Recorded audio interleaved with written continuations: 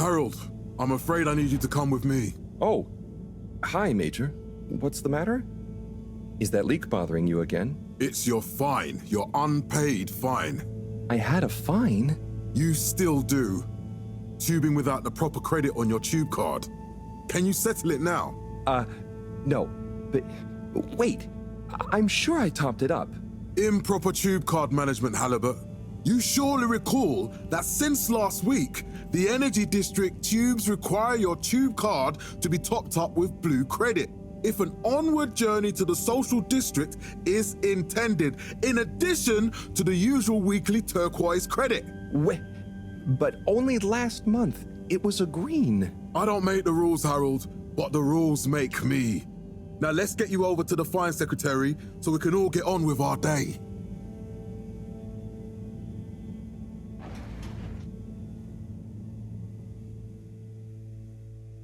Fell foul of the end-user insufficient funds clause. I'm afraid if you really can't pay, you're going to have to think of someone who can. I guess that means you'll have to wait for the professor again. Who knows what she sees in you? Right, I'm needed elsewhere. There's a disturbing rise in the number of people traveling without the appropriate tickets recently. I hope for both our sakes not to see you again soon, Harold. So, what are you in for? Oh, I'm just here for the great company. Aren't you a little young to start working for Allwater? What? No, I meant because it was a joke, doofus. Oh. Yeah. Could you let me wait in peace now? Oh, sure. Will do. Have fun. Perhaps known more commonly as Felix? Hi, Ma. Look, before you say anything... Whatever your excuse is, it'll have to wait. Busy, busy times. Mr. Secretary, please charge whatever Felix's fine is to the company tab, please. Of course, Mrs. Van der Vaart. Have a pleasant day. You too, Master Van der Vaart. Freedom! Have fun, Harold! and we hope the recent local waters probe will get that up to 90%. We reluctantly interrupt your daily business for some important information for all inhabitants of the Fedora 1. Dear people, crew, and company, we seem to have discovered something super cool. Please do consider to congregate tonight at the Agora Theatre for some important information. Think next time. Oh, Harold, here you are. I've been looking all over. Get your buns to the lab, if you please. I do beg your pardon, ma'am, but there is still the matter of an outstanding fine for Mr. Halibut to find a proxy for. A completely reasonably priced and fairly applied fine, if I do say so myself. Sir, please do not cause me further consternation. Just put it on my tab as always. Come on, Harold. Water Clarification Agency to All Water Corporation. Mr. Halibut, you'll need this before you go. A ticket home? Yes, and only home. It's not valid for any other routes. Okay. Thank you, Mr. Secretary.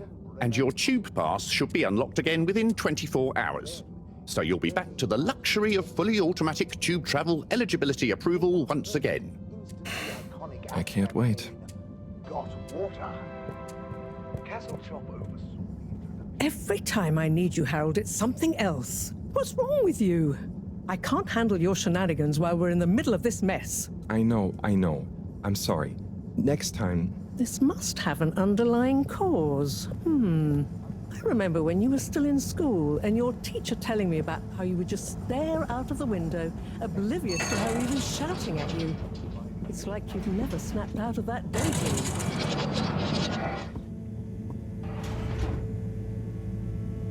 I was never in a daydream, just... the other stuff was boring. Harold, I'm not sure which is worse. The idea of you living with your head in the clouds or never being excited by life. Only boring people get bored. Eesh. I'm sorry, Professor. I know I drift off a bit sometimes, but Allwater raised the tube fares again, and they never announce it properly. This time it really was an honest mistake. Plus, there was this woman who... Quiet, Harold. We don't have time for your flights of fancy right now.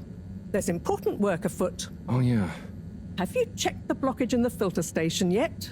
And did you need to feed the fish too? Yes. Those two. I'm on the case. Bye, Professor. Aren't you forgetting something? Oh, I'm sure those are all my tasks for the day. You seem to have waylaid your PDA. It really is a wonder you get anything done around here. Ah, thanks, Professor. It's got a life of its own. Strangely enough, I noticed you hadn't added your daily task list to it. And I don't want to have to remind you about them again. Oh, thanks. Let's see. So I access the list. It'll come back to me. Just go to the 4 selection buttons. Okay. Where were they again? The upper right of the pad. Ah, yeah. Top of the 4 buttons, right?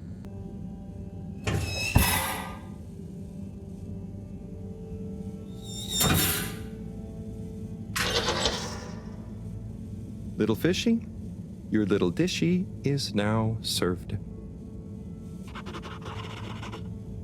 Okay, Harold bot diagnostic report. Scanning.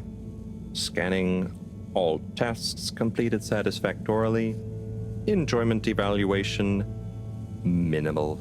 Energy levels depleted. Recharging required. Next destination, Agora Arcades. Hey, Chris. Ticket not working. Mind if I watch the announcement with you? Well, be my guest. Not that I actually live here. Oh, it's starting.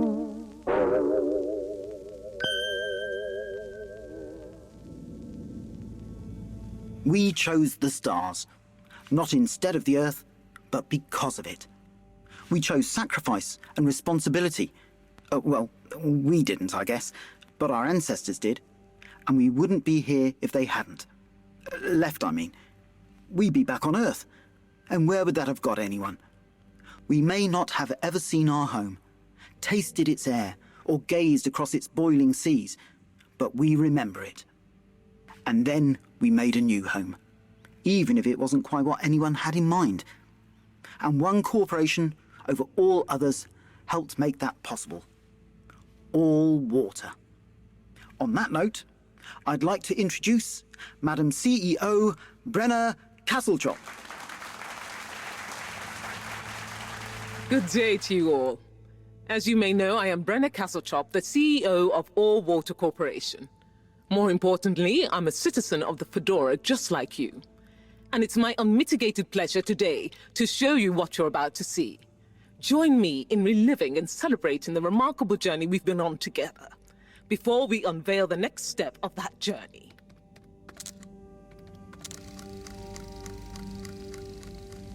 It may have started with one man, but it took the hearts and minds of many more to make the dream a reality. That dream began at the height of the Cold War, when the world was on the very brink of annihilation. He conceived of an ark-like spacefaring ship, financed by the wealthiest countries, families, and private institutions such as the Schlipmeyer Foundation, as a gesture of global care for the human race. That ship journeyed for 200 years, was home to 5 generations, and sailed past many solar systems, making fascinating discoveries along the way, like the bacteria that are now responsible for our energy supply, or the mineral samples we took from planets along the way that allow us to build new materials. We had difficulties to deal with too, such as surprise asteroid fields, periods of hopelessness, and the unpleasant albeit brief alien infestation. And of course, 120 years after launch, our last message from our beloved Earth in its final moments. After 200 years, we finally arrived at our destination, only to find that the promising, watery planet contained no habitable landmass and dense, toxic gases in the atmosphere. Hardly the second Earth we had hoped for. It wasn't long into our new search that the solar winds came. Maybe our ancestors couldn't have possibly known, or maybe they could, that they would cause our ship to crash, just like Icarus, but with worse luck. Either way, we can be thankful for a soft landing and good waterproofing. Wasn't that a wild ride, huh? We've achieved so much aboard the Fedora, but we've never stopped thinking big. We had the idea to make sure we weren't missing out on anything going on outside. We're in a whole new galaxy, so we should be listening to see what the local news is. So we hatched a new plan. A state-of-the-art, deep space radio buoy capable of keeping itself afloat and slowly circumnavigating our watery new home while scanning for signals and interesting cosmic gossip. And, wait for it, yes, we're delighted to announce it's floating to the surface right now. That's right, the buoy will be in position in another few hours. Big congratulations and thanks to All Water for making this possible. I'm excited to see what we pick up. That was some announcement, huh? Sure. Makes for some nice gossip. But I think they should fix the tube system or upgrade the TVs, eh? Before this fancy boy drama, eh? Yeah, that'd be nice. What if there really is nothing else out there? Exactamundo. We should be focusing on inner space before outer, huh? Yeah, man.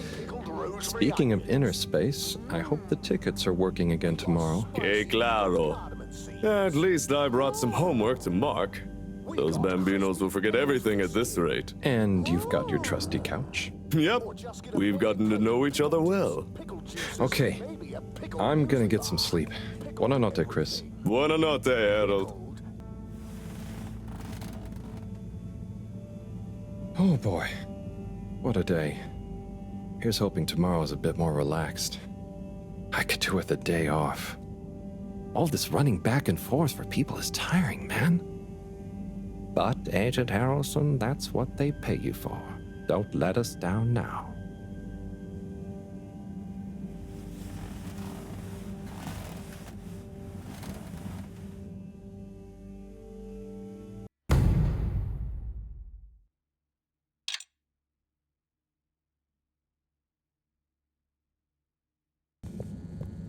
Morning, Harold. Hello, Professor.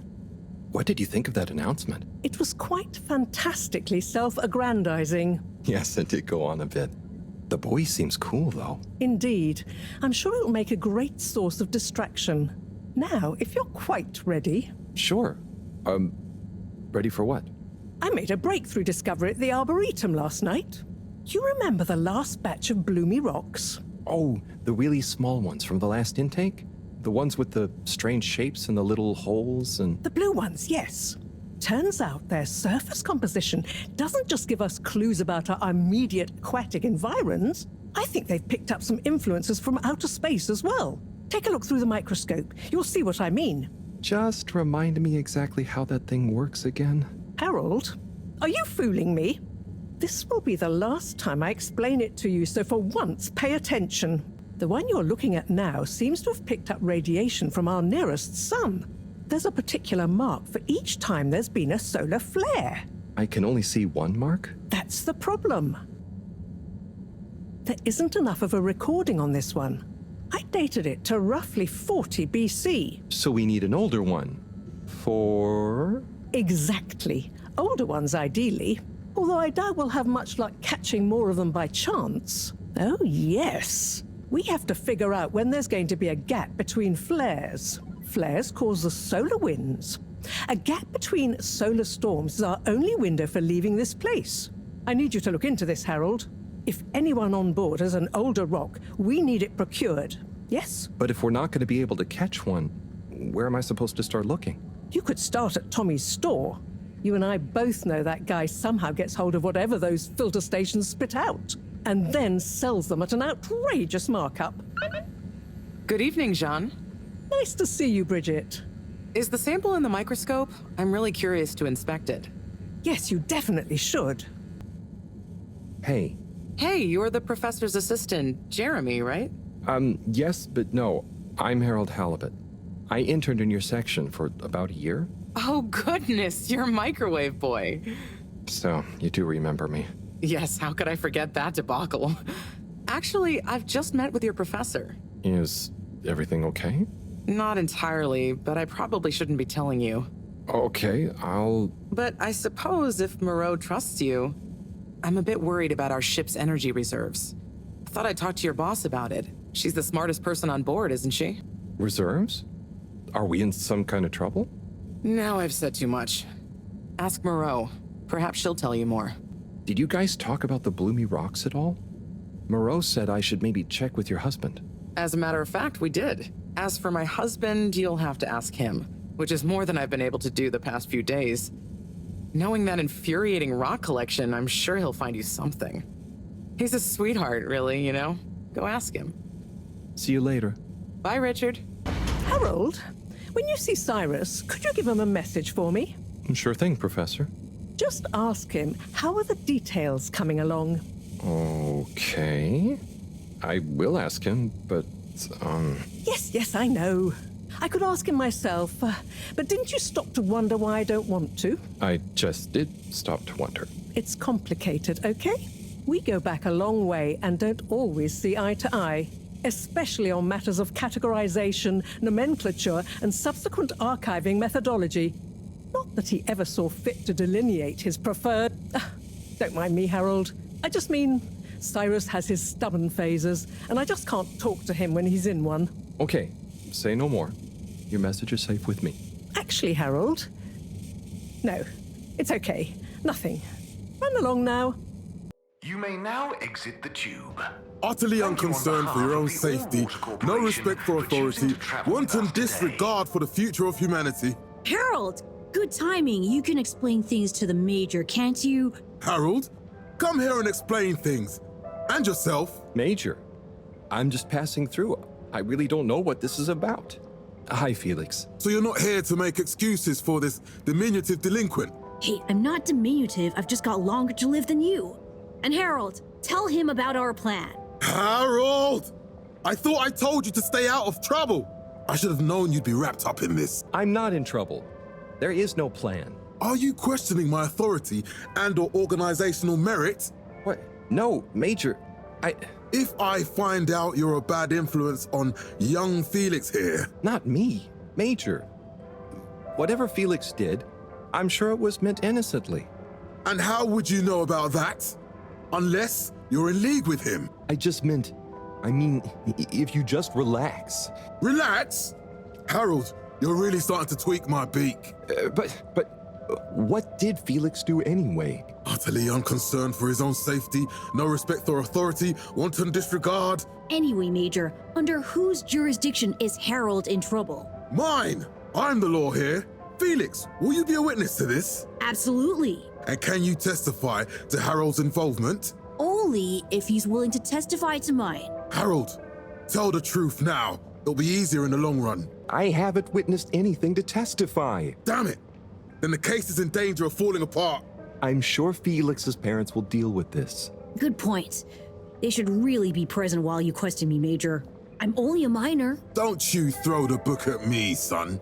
Where are they anyway? I don't know. And good luck finding them. Oh no, Felix, have you lost them? Harold, leave this to the professionals.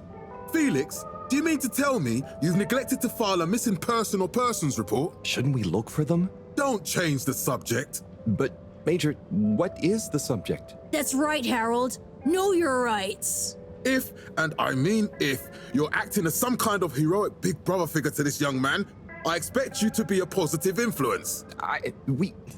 There's no... Come on, spit it out, man. Just leave me alone, Sandstrom.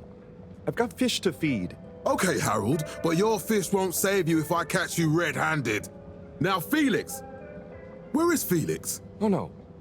Felix? Harold, you've lost him. Gah! Hello. How's business? You're an everyman, right? I've made a new ad, and I need your opinion. I mean, I think it's great, but maybe it's too high concept. Oh, well, I'm not really qualified to... Nonsense. Just watch. I was trying to read a book in the comfort of my own home, but my own home wasn't comfortable. It was too hot to concentrate. Will I ever be able to read to my children or enjoy the adventures of the Fedora 4 from my armchair again? Why, yes, of course you will. With my patented, tried and tested aircon system, you'll always be able to keep your brain, books, and body sweat-free and as cool as Jimson Jameson himself. Please note, Slippy's aircon system is not officially endorsed by the creators of the Fedora 4 or their likenesses. Sometimes I just can't get cozy. How's a man supposed to look after his family with cold arms? My family are depending on me. What am I going to do? Clad yourself in one of our triple insulating cozy jackets and matching thermal underwear, of course. You know what they say, warm hands, warm heart. Slippy's means heritage. I'm the latest in a long tradition of winter sports enthusiasts. Slipmeyers throughout history have kept everyone from royalty to the common man warm and cozy in their pursuits of the great outdoors. Slippy's means social responsibility. The Schlipmeyers were one of the most generous sponsors of the Fedora 1 project, giving back to the people, sharing their knowledge of insulation technologies and considerable wealth to keep humanity warm and cozy among the stars.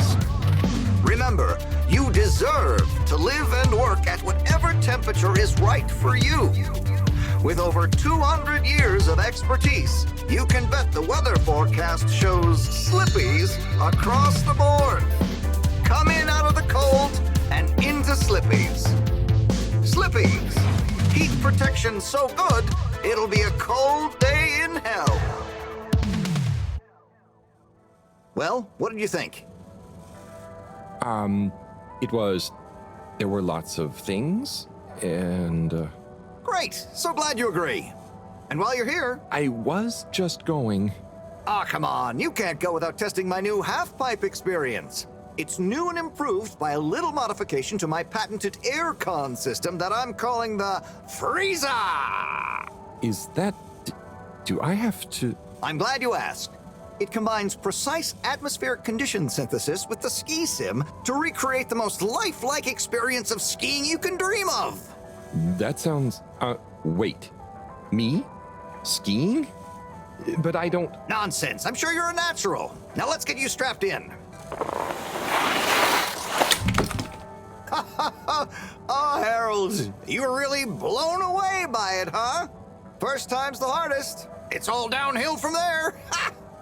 I guess I'm Slippy by name, but you're Slippy by nature. I guess so.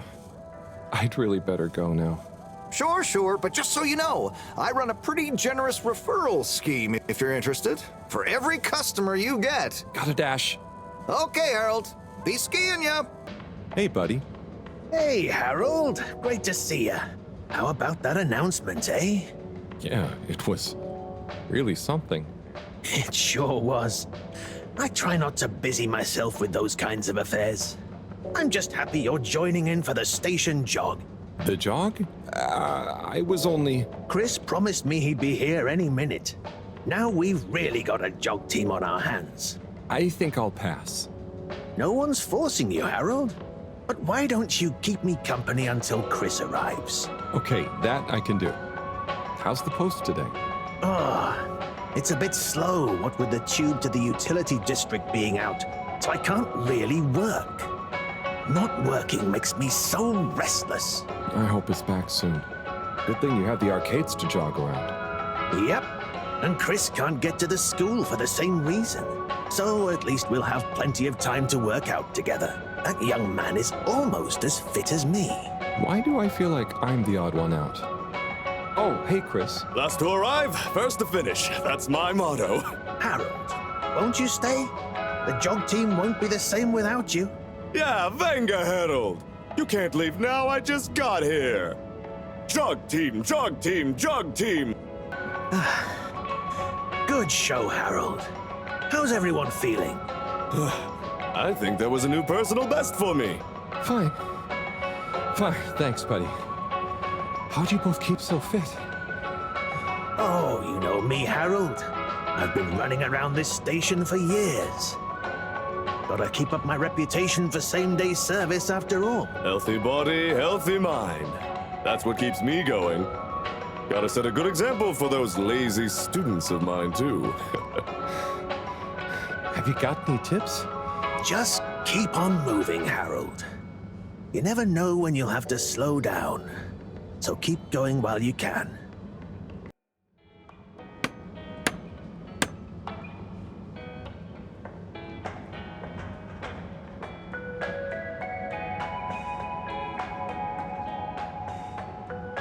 I'm gonna go freshen up a little. Might even put on a different outfit now that I think of it. Will you go and look for Bridget for me? My dear Bridget, I'm sorry we haven't been able to spend much time together recently. So I get how you might be attracted to the man-machine with the flowing looks of an angel that you call your friend. But I do beg you to give me another chance. Please, Bridget, will you let me back into your heart and take this monument to our love as a sign of my great affection? Tommy, of course I love you, and I would never betray you. I just wanted to give you some space. I saw you working so hard on your new sign, and I just wasn't allowed to tell you. Couldn't tell me what? Oh, what the heck. The ship's facing some issues with the energy budget. I knew you would need a lot of light for your sign, and I just wasn't allowed to tell you. Ha! No way we've got an energy problem here. That was it? No helping Tinnerbomb with his spray tan? That was it. No spray tan. I'm so sorry, Buttercupsy. I love you. I love you.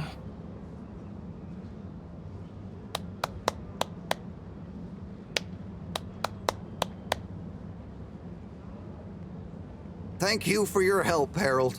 I was hoping you'd accept this stone as a thank you. Ah! Oh, no. Moreau won't be happy to hear about this.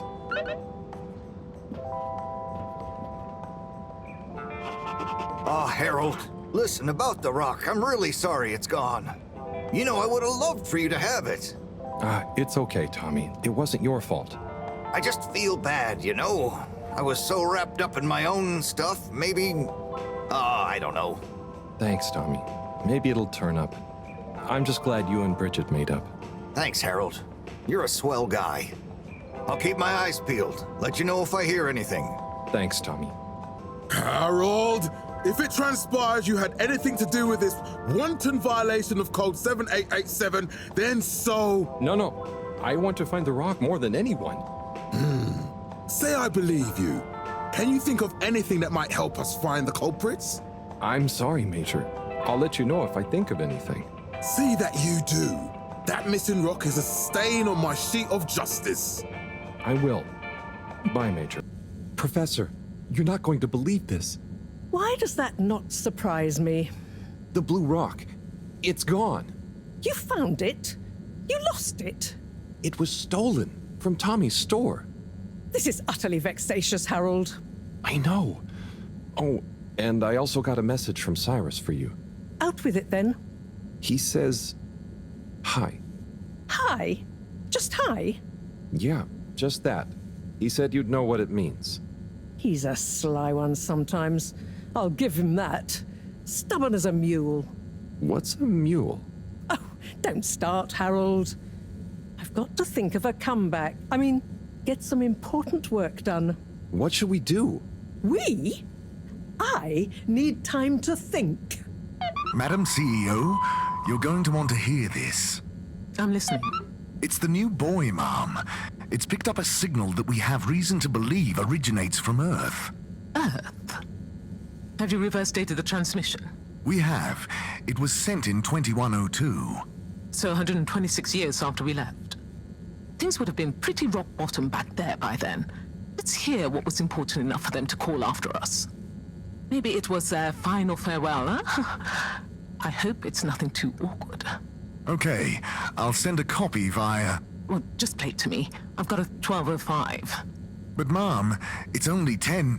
And one of those. Okay, playing back now. This is Earth. Earth to the Fedora.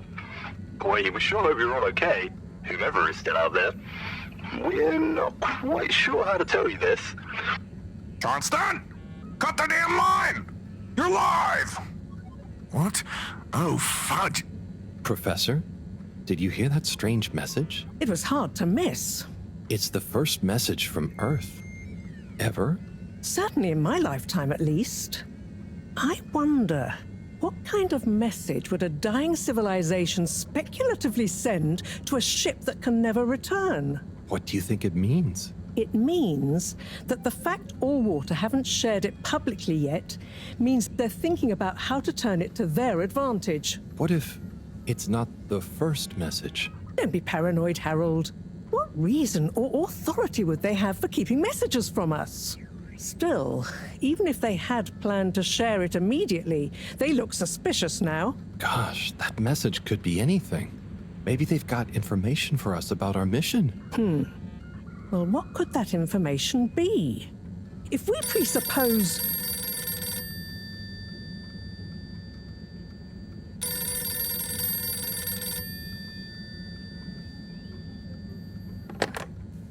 Yes?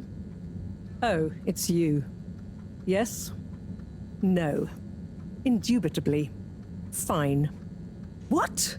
15%? Out of the question. Okay, sure. See you shortly. Harold, I want you to come with me. Huh? To where? What? Who was that? Why? It was the CEO of All Water Corp, of course, asking me to jump. What for? How high? Indeed, Harold, indeed. Well, unfortunately for my bath, she was adamant we went there immediately. She even unlocked our tube tickets for emergency night travel. But why? What does she want with us? Well, we'll soon find out, won't we? Come on, let's not keep Her Highness waiting. Crisis control. We need to get out there ahead of the turn in public sentiment. First move advantage and get this working for us, not against us. Yes, come in. Now, as you both know, time is of the essence. Sorry, where are my manners? Would either of you like something to drink? I suppose I might like a coffee? There's really no time for coffee. Time is of the essence. Professor, would you like to sit? No, thank you. I prefer to stand. Oh, a woman of action, I love that. Anyway, we must act. Due to the unfortunate Communique incident, we've been forced to move up the schedule. It's imperative we deliver some good news about the start procedure. I suppose that wouldn't hurt. To that effect, Professor. And, you there. I'll need you to supervise Cyrus directly. We can't afford for any unforeseen delays. Cyrus, he works best undisturbed. The man is a stubborn buffoon, but there's no doubting his thoroughness. Professor, please. It would do this old heart good to know that you were keeping a watchful eye on him. Or maybe your, protege here could do it. I'll hang out with, watch Cy, sure. If it makes you happy, Madame CEO, we'll make sure Cyrus delivers. Great. Music to my ears. Thank you both. You've done All Water and the ship a great service. We're ready. Go live and stay on schedule.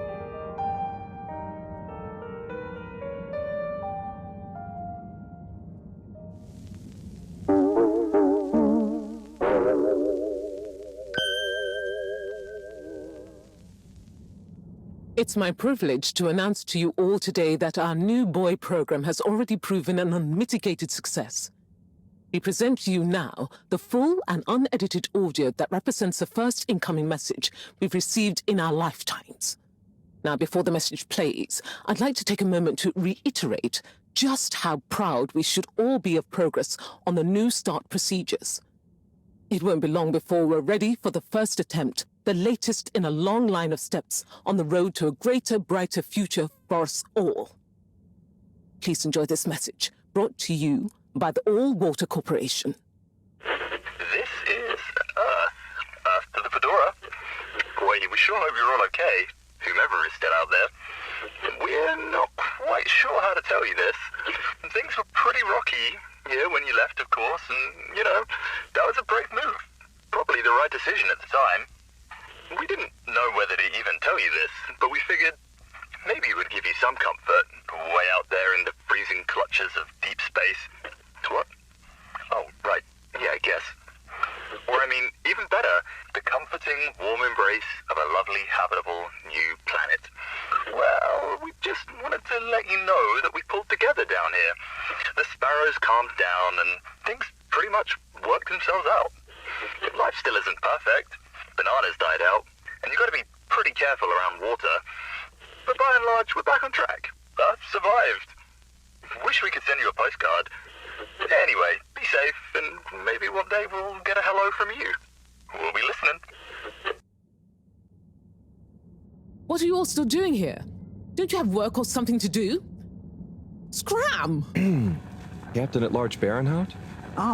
Hello. How are you, I'm Harold Halibut, sir. Yes, I'm sure you are. Harold, tell me, have you ever felt lost? Oh, I always get lost around here. No, Harold, I mean, feeling like you have no purpose. I know my purpose, but sometimes it doesn't seem very important. You heard the leak, I presume? Yeah, of course. That leak, that one message, it's undone me. If my whole family, this whole mission, the ship, my captaincy at large, what if it was all a mistake? Oh, I see. Well, maybe Earth didn't get as bad as people thought it would. But we're still us. And you know, it wasn't us that chose to fly away. I suppose. Speaking of which, have you ever lost someone, Harold? Have you? Yes. Someone important. She's gone, Harold. Oh, I'm so sorry to hear that. What happened? Coco has taken an unscheduled leave of absence. Oh, so she's not lost forever? No, I'm sure she'll return eventually. But every moment without her I spend in longing and despair. Is it anyone I might know? My beloved? Her name is Coco. Oh, not sure I've ever met her. Do you want to see a picture? Coco is a bird. Harold, you're such an understanding sort. Could you try to find her for me? I'd look for her myself, but in these uncertain times, I think it's best I don't leave my post. Are you sure you want it to be me looking for her? Whatever are you implying? I'm sure you're perfectly capable, and I'm thoroughly and otherwise engaged. So, about Coco... Yes. Such a loyal first mate. Does she maybe have any favorite hiding places? Not that I know of. I did find her once in a broom closet trying to hatch a sea sponge inside my hat. I promised to keep an eye out for her. Oh, Harry. I hope she's okay. I'm not sure she has another friend in the world. Bye. Hey, Professor. Oh, are those the new teacups? Come and see for yourself. Oh, I promise I ordered them. Harold, just look.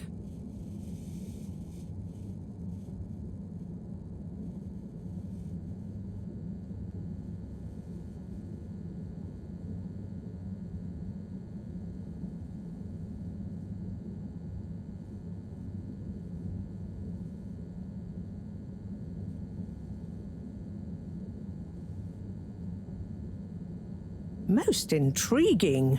Highly irregular. So, if the Lightkeepers could get the rock, and they knew we wanted it, that means that, they must be someone who... Harold, it's late, and we've had enough excitement for one day. Let's leave the theories until tomorrow. Sure. I'm just happy that whoever they are, they're on our side. So it seems for now. Good night, Harold. See you in the morning. Okay. Night, Professor. Gosh, whoever made that leak must be feeling pretty terrible right now. I'm glad it wasn't me messing up for once. Let's see what tomorrow brings.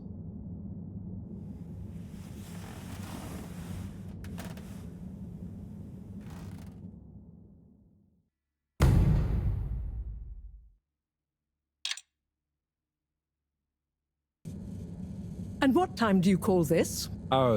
Good morning, Professor. The time is... I know what the time is. There's lots to be done. How are we going to find out who the Lightkeepers are? I'm just as curious as you, Harold, but we have better things to do. I suppose you're right. How can I help? You can start by taking the rock to Bridget. She'll make the necessary preparations for analysis, which you should be able to handle. Okay, great. I'll get right on it. And Harold, try to remember that whoever the Lightkeepers are, our jobs here are to make life more stable for the people here, not less. I know. I'll get going. Hey, Harold. Hello, Sai. How's the start procedure going? So, I've got an awful lot to get through and no one to help me with it all. That's not true, Sai. Madam CEO asked us to keep an eye on... help you. What do you mean, asked? And I? Just that, she was concerned about you, I guess. Wow, she must really trust me. It's not like I'm one of the ship's foremost experts in molecular sciences. So, what is your procedure idea exactly? So, there are a couple of stages to it. The first stage is all about our current stasis. As we all know, the ship's weight and the fact certain sections are full of water gives us a stable buoyancy, and because of the tide, we're on a very slow and long orbit. So, we start by pumping some of the water out through the ship's thrusters, accelerating our orbital trajectory. Then comes phase 2. Once we reach a certain velocity, we pump more water into the unused core, letting us sink deeper toward the gravity well, which will tighten our orbit but keep the speed, thus building greater momentum. Yeah, like those ice skaters when they crouch down in a pirouette. Oh, those videos are great. When you get Slippy to let you borrow them, anyway. Ooh, is that where you got the idea from? No, my idea came from much less frivolous scientific principles. But yeah, they are good vids. As I was saying, once we reach max possible speed, here's where it gets fun, we pump out all the water. But not all water, that would be mean. At the same time, and use the sudden extra buoyancy to break free of our orbit on an upwards trajectory towards the planet's surface. Oh, a bit like an ancient cephalopod. Yeah, exactly. How on Fedora did you know about that? Oh, I found a book lying around in the lab called Masterminds of the Deep. I kind of hoped it was going to be an adventure novel. Ah, interesting. But anyway, here's where it gets tricky. As the Fedora is still going to be denser than the surrounding water, our velocity will slow down the closer we get to the surface. But if we time everything right, our initial slingshot should create just enough momentum to allow us to break free the ocean surface for about a minute. Like a flying fish. It'll be so weird to see the sky. Focus, Harold. This is the most crucial part. We must launch the thrusters at exactly the right moment if we wish to achieve escape velocity. Too early, they'll be waterlogged. Too late, and we'll crash right back into the sea. Wow, Sai, that's an amazing plan. Think it'll work? Oh, in theory, absolutely. But there's something in my calculations that seems off. I've checked everything, but I can't pin down the variable. Like the timing? Kind of. If I didn't know better, I'd say time itself. Okay. Anyway, what did Maro say about what Madame CEO said? Oh, she said she trusted you and that there was no need. Did she now? Yeah? Knowing her, she did it just to spite the CEO. Anyway, you seen Sunny recently? No. Not for a long time, actually. Since you two went your separate ways? Mm-hmm. She said she needed to find herself. Well, I'm sure she'll turn up eventually. Were things all right between you? Yeah, it was, we're two different people.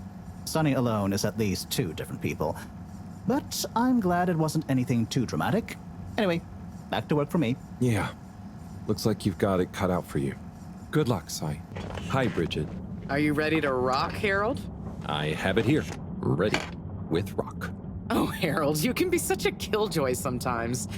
Anyway, it's going to take a while to analyze this little guy, so I'll send for you when it's ready. Oh, okay. Great. Thanks, Bridget. Oh, Harold, while you're here, maybe you could help me with a little something? Maybe, but don't you think... Now, you'll do quite well. There's a little experiment I've been wanting to run. The remote control of the conveyors isn't working right now. My theory is Cyrus and his mugs of tea that he always forgets about before knocking over. So I need your help to manually control them. Can do. I'll be in here recording and analyzing the data. Right, see that button over there? The big one next to the conveyors starts and stops them. I think I can handle that. Yes, well, don't get cocky. I'll give you more detailed instructions over the loudspeakers as we go along.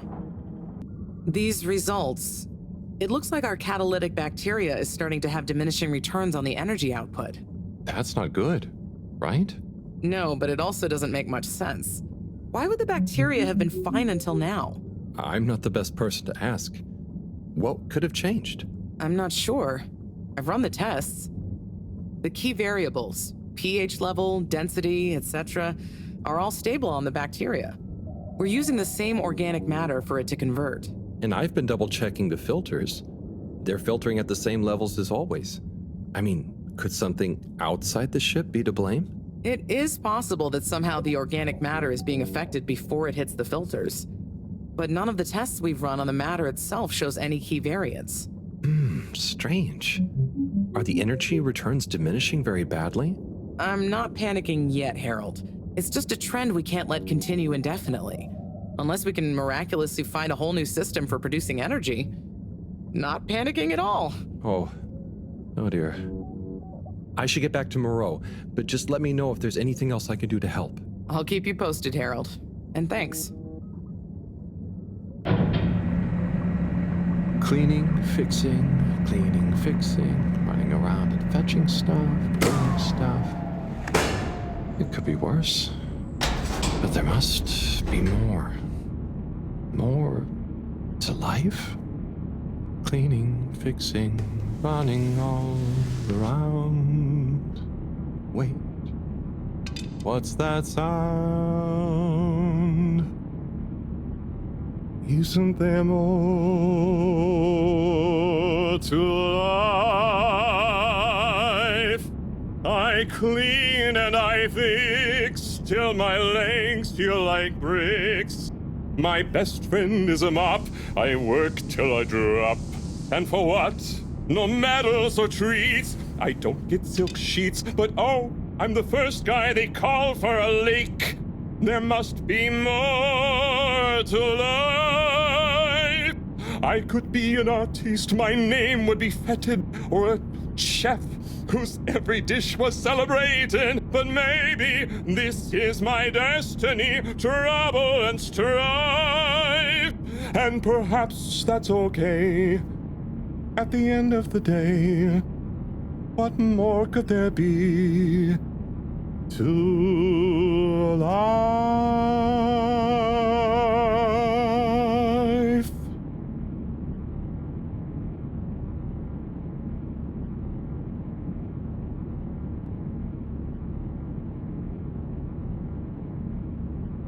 Oh, sorry, Harold. Hey, Tommy. Sorry, you startled me. I'm a bit startled myself. What brings you to the filter station? Just, I should probably be going. But you just got here. Anything I can help you with? I was just looking for Filter Frankie, but I guess he's not around. That guy can be slipperier than a jellied eel. Yeah, I've never even met him. Righto, I'll be going now. See you, Harold. Oh, okay. Bye, Tommy. Righto. Let's take a look what all the fuss is about. Oh, yes. I see. Very big marks. A dense rockiness. Troubling, strata. Implications huge for origin of it.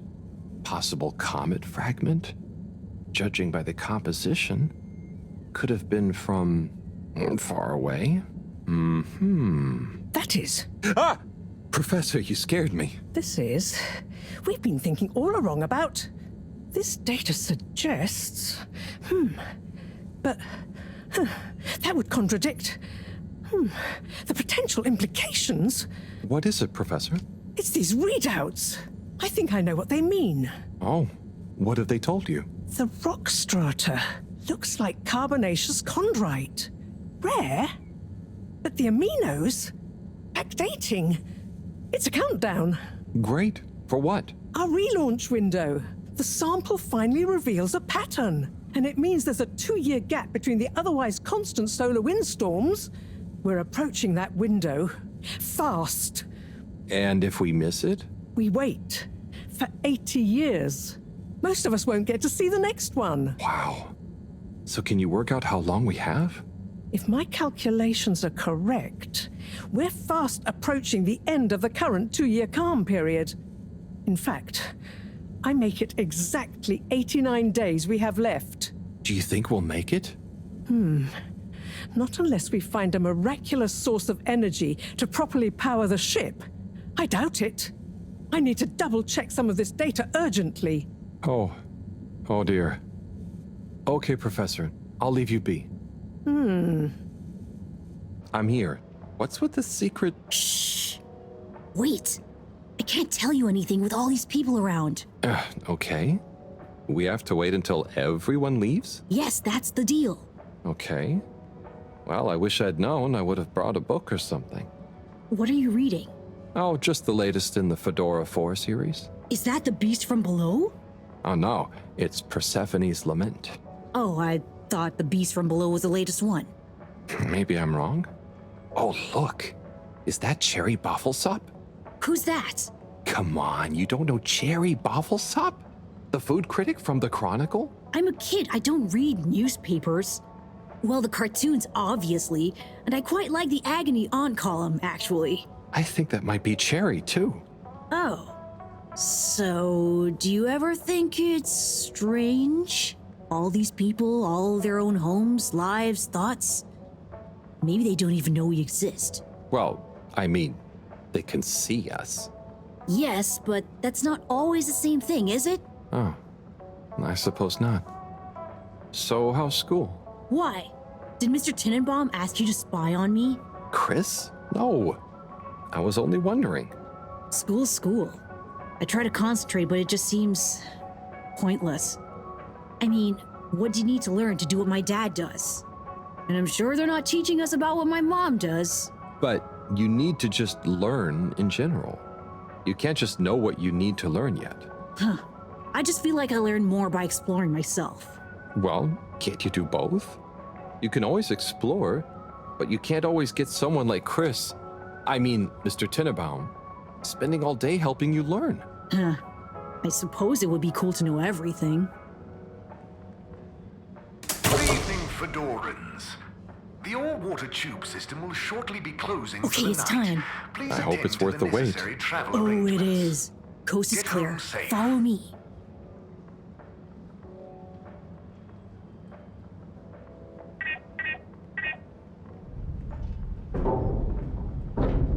This, my friend, is the Tunnel of Secrets.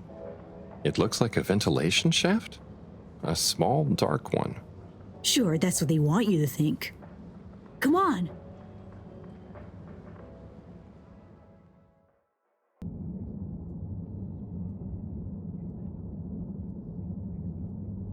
Oh. I know, right? I've never looked at it this way before. We only had the same stuff to look at, mostly. Gotta try find new angles. Huh. Did you read that somewhere? No, I don't think so anyway. Here. Not for me, thanks.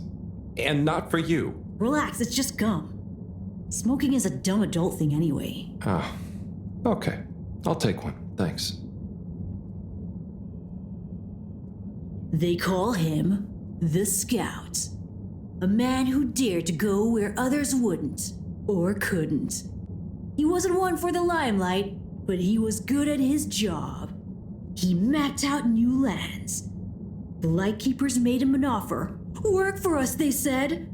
A lesser man would have taken the money. But the Scout works best alone. He can't be bought. Only the Scout sees things for what they really are. Looks to the watery horizon while everyone else stares at their shoes. If only they understood. The Scout is a legend. We've been trying to track him down for years. If anyone can find him, it's you, Agent Harrelson.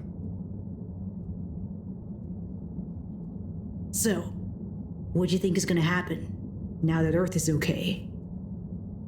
Everyone wants to go back, but...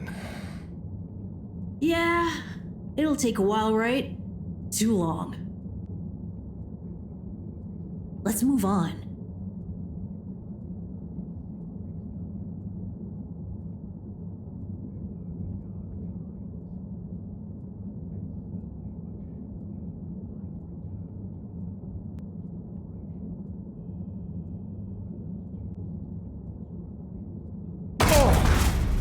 Harold! Are you okay? I think so. But everything is going cold. You probably landed in a condensation puddle. Where am I? How do I get out of here, Felix? I'm not sure, but good luck and we'll meet up later. And don't let anyone see you. We can't blow our cover. Okay, Felix. You take care now. Ha! Says the man who dived into a shallow puddle. See ya!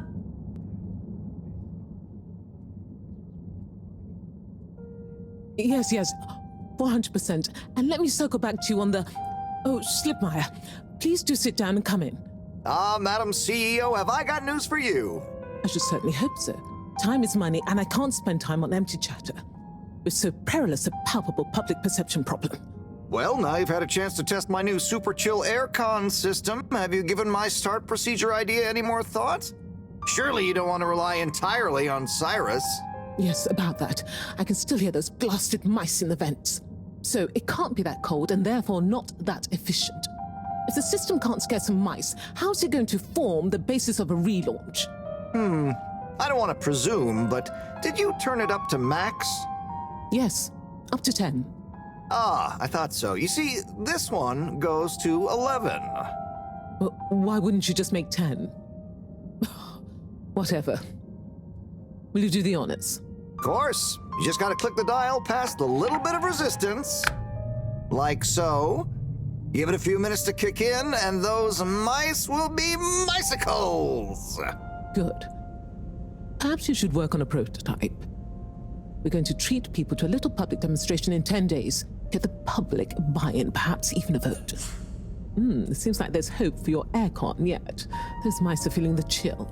Yes! I'd love another day or two to tweak the cooling coefficient. No extra days. This has already gone on long enough. We need to be seen to act. You know me, I'm all about moving fast. But not too fast.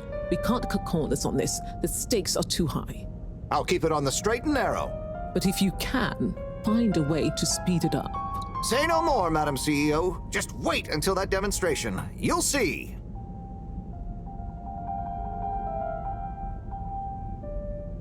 Now, about those all-water co-branded mittens we discussed.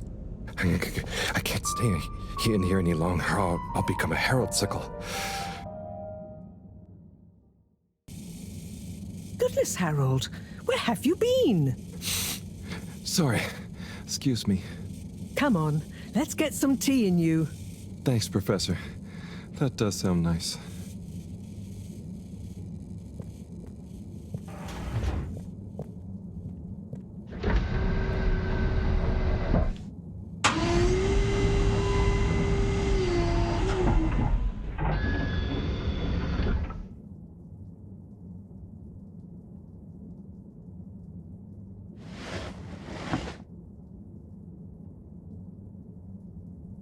So, where have you been?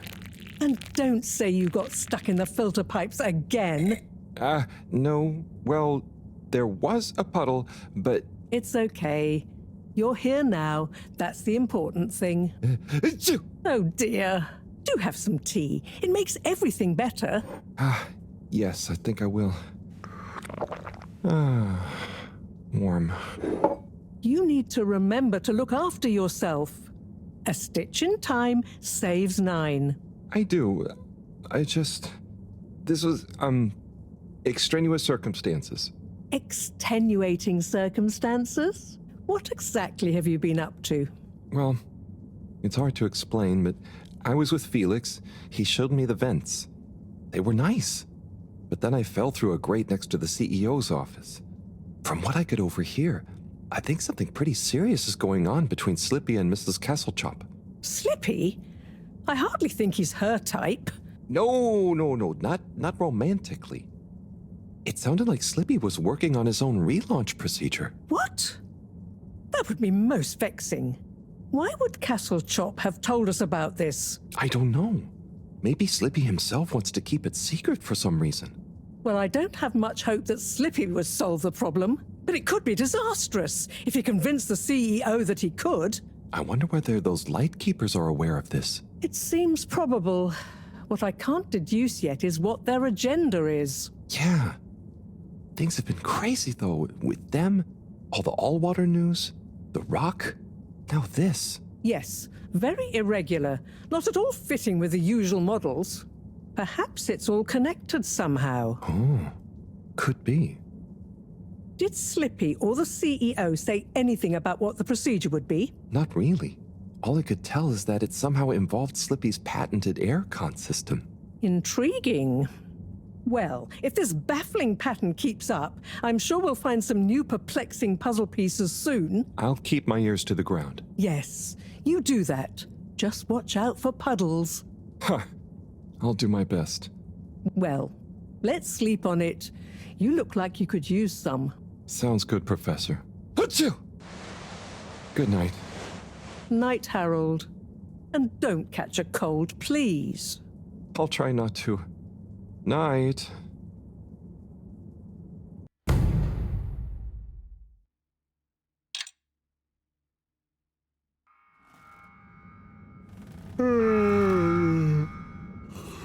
What's that? Oh, that darn alarm, waking me up from my swimming dreamies. Maybe it's just a test. Seems like something is up. Better go check the lab console and see nothing has exploded.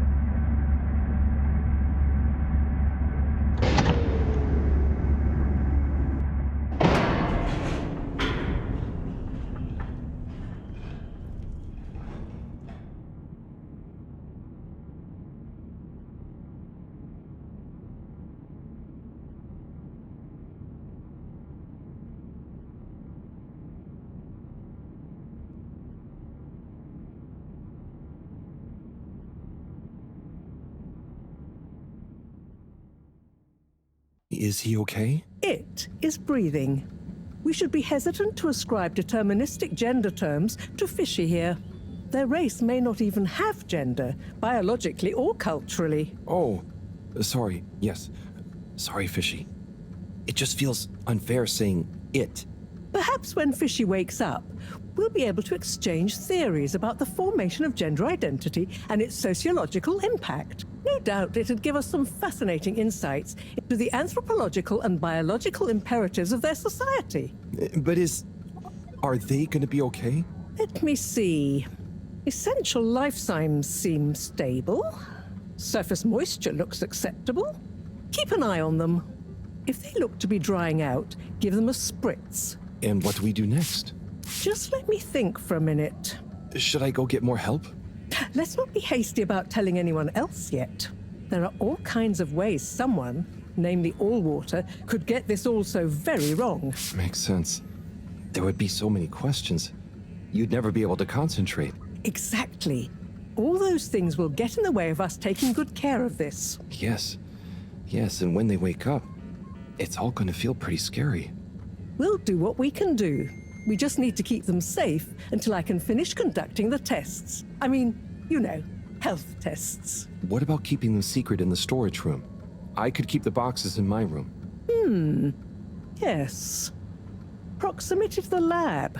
Humid environment. No other access. Yes, that should be suitable. Good idea. Let's move them in there. Gosh, I'm no expert, but they look really poorly. Don't worry, Harold. You did well to bring them to me promptly. They're in the right hands. Now, let me concentrate. Okay, I'll get to clearing up the storage room. Okay, think I'm done with the box room. Wait, let's move them in there. Harold, can you get that? Hold it up and put it on speakerphone for me. Will do. Enjoy your new home, Fishy. This is Marrow. No, it's Cyrus. What? Cyrus? I'm Marrow. Yes, I was trying to call you. You've succeeded, perhaps unfortunately. Yes, well, just for once, listen to what I have to say. I'm listening. Good. You sound faint, though. Am I on speakerphone? Yes, I don't have time to stand still every time you need me, Cyrus. What is it? So, Slippy is here. One moment I was all alone working on the hydrofusion coefficient machinations and thinking how interesting it was that... Sigh. I really do hate to interrupt you, but not as much as I hate not interrupting you. You were saying about Slippy? Yes, well, the next moment he was here. He's rootling around, asking me all kinds of questions I don't want to answer. Can't you come and, I don't know, scare him off? I'll see what I can do. Give me 5 minutes. Okay. See you soon, I guess. Thanks. What was that? Nothing. Bye. Harold, as you've heard, I've got to go and babysit. I've taken a blood sample from Fishy. Can you rush it to the pharmacy? Get it analyzed, then get some suitable transfusion based on the results. Can do. I'll go right away. Is it looking okay for now? Just fine. It's stable, and hopefully the results will help us with the missing pieces of this little fishy puzzle. Hope so. Thanks, Professor. Good luck. Harold! Well, hello, it's been a while. So how's life after Sunny? What have you got for me? Oh, it's, different, but okay. Same old. Just a few, and just this, can you run an analysis? Same old Harold. Sure thing. Hand it over and I'll take it for a ride in the QT. The what now? The QT. The quick test, silly. Yeah. So, you still hanging out with my dad? Yeah, sometimes. Same old Cyrus, huh? Reckon the QT will be much longer? It only takes a minute. How long has it been? Like a few seconds at the most. Anyway, don't you have something you want to ask me? Okay. What have you been up to since then? Oh, I must stop you there, Harold. Looks like the QT's all done. Let me just see. Oh, wow. Yeah, that's interesting. I'm sure it's nothing. Really, just... I'll be going. Hey, not so fast, Sonny Jim. This sample has definitely been taken from something odd, cool, or on a very radical cocktail of drugs. Spill the beans. I really can't. I have to get back. To your new alien friend? What? No, nothing like that. Just an experimental fish. Cyrus made a new fish, but it lost some blood when it accidentally got its fin trapped in a filter. Dad is always so boring about hybridization theory. I don't even want to know. So, you need an aquatic craniate blood replacement, huh? Yes, exactly. It's a valuable specimen. And it was kind of my fault. I'm thinking a solution of granulocytes and sodium chloride-rich plasma should do the trick. I think we've got some left in the cooler. Yep, here we go. Thank you, Sonny. No worries. Peace!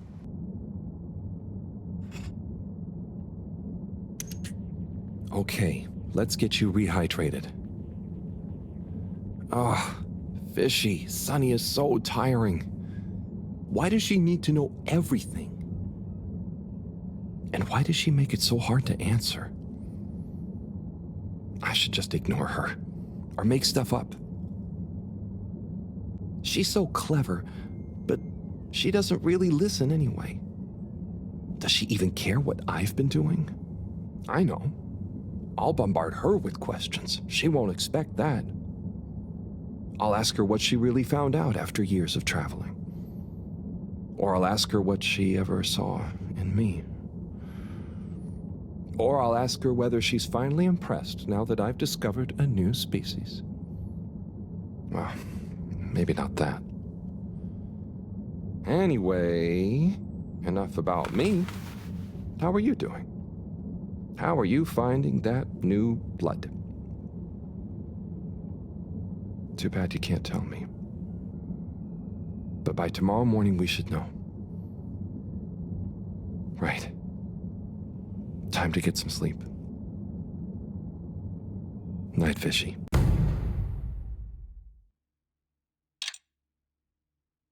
Hello again, my alien fish bud. Let's see how you're doing. Uh-oh. Not so good, huh? You're starting to run a temperature. Maybe the solution was wrong. Or something is infected? Or maybe you need some special kind of fishy food. I'm guessing the stuff Cyrus makes isn't gonna work on you. If this temperature keeps up, I'm gonna need to... Drat. That means another trip to see Sunny and her questions. I promise you, I won't get so flustered by her this time, though. Stay calm, Harold. It's just Sunny. You don't have to worry about impressing her anymore. You see, Fishy? I'm okay, aren't I? You're a good listener. Maybe that's why. I wonder if you can hear me. Not that you'd understand me. Maybe the sound of my voice is calming. Or terrifying. Oh God, I hope I'm not freaking you out and you can't tell me to stop. Twitch if I'm freaking you out! Okay, good. Off I go. Sunny, I need some antibiotics. What for? Me? Oh, yes, your strange life form. How's the condition of it? Has it undergone any unexpected metamorphosis? Not that I've noticed. It really is just a fish, and... Displays of aposematism? Not lately? Sunny, I don't have long. Can you please just... I'm not just supposed to hand these out, you know. I know, but the professor, and it has a fever. Well, take these. They should reduce temperatures and fever symptoms. And I hope you get better soon. Not that you should be taking fish medication. I appreciate it. So, what are you reading? Oh, this? It's the new novel from Montmorency Spengler from the Physical Expression District. It's an allegorical treatise on the Fedoran post-scarcity politics. Is it good? You know, it's better than his last one. Oh, Harold, we should start a book club. Maybe? Anyway, I'd better get back. Yes, yes. Do keep me posted, Harold. For old time's sake. Thanks, Sunny. I will. Hi, Fishy. I've got something for that temperature of yours. Sticky situation you're in, huh?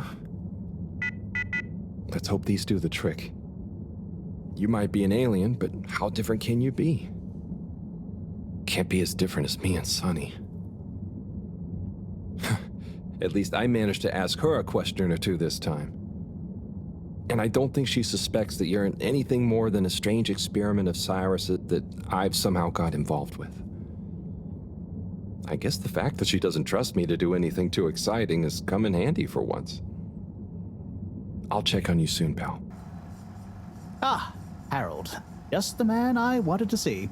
Oh, thanks. Always nice to see you too, Cy. So nice, because you've got a solution to fix the 3D printer at last. Oh, but I thought... 3D printer problems, eh? Let's slip by and take a look. Oh, if you're sure, Slippy. I'd be shocked if a man like you can't figure out what's wrong. Quite so. I'm away with machines. They're just like winter sports, you know? Go on? Well, electricity is like a skier, and it's all about helping it find the right route with the right equipment. Are you okay? I'm fine. Ha! I mean, yeah, sure. I guess I like machines, but they don't like me, eh? Ha ha! Well, looks like it's working again. Thanks, Slip. we know who to call for next time. Thanks for swinging by, Harold. You remember the drill? Yep. What's the test we're doing this time? It's basically the same procedure as last time, but we're adding 2 new variables that Cyrus suggested, in the hopes they'll have a positive influence on the bacteria's energy output. Great. What were Cyrus's variables? Playing music to them and giving them some sugar. Before you say anything, I know, but Cyrus has measured both as having positive effects on his herbs, so why not, eh? This bacteria's lucky to get so many treats. Yes, well, I'm not sure they have much awareness of enjoyment, but fingers crossed. Okay, are we all done? Yes, thank you so much, Harold. I mean, neither classical music or sugar or talking softly to the bacteria, per Cyrus's plant-based advice, helped its mitosis ratio, but it still helped me narrow down a few variables and factors. Ah, good. Glad I could help. You know, Harry, you've helped me a lot recently. Let me treat you to dinner.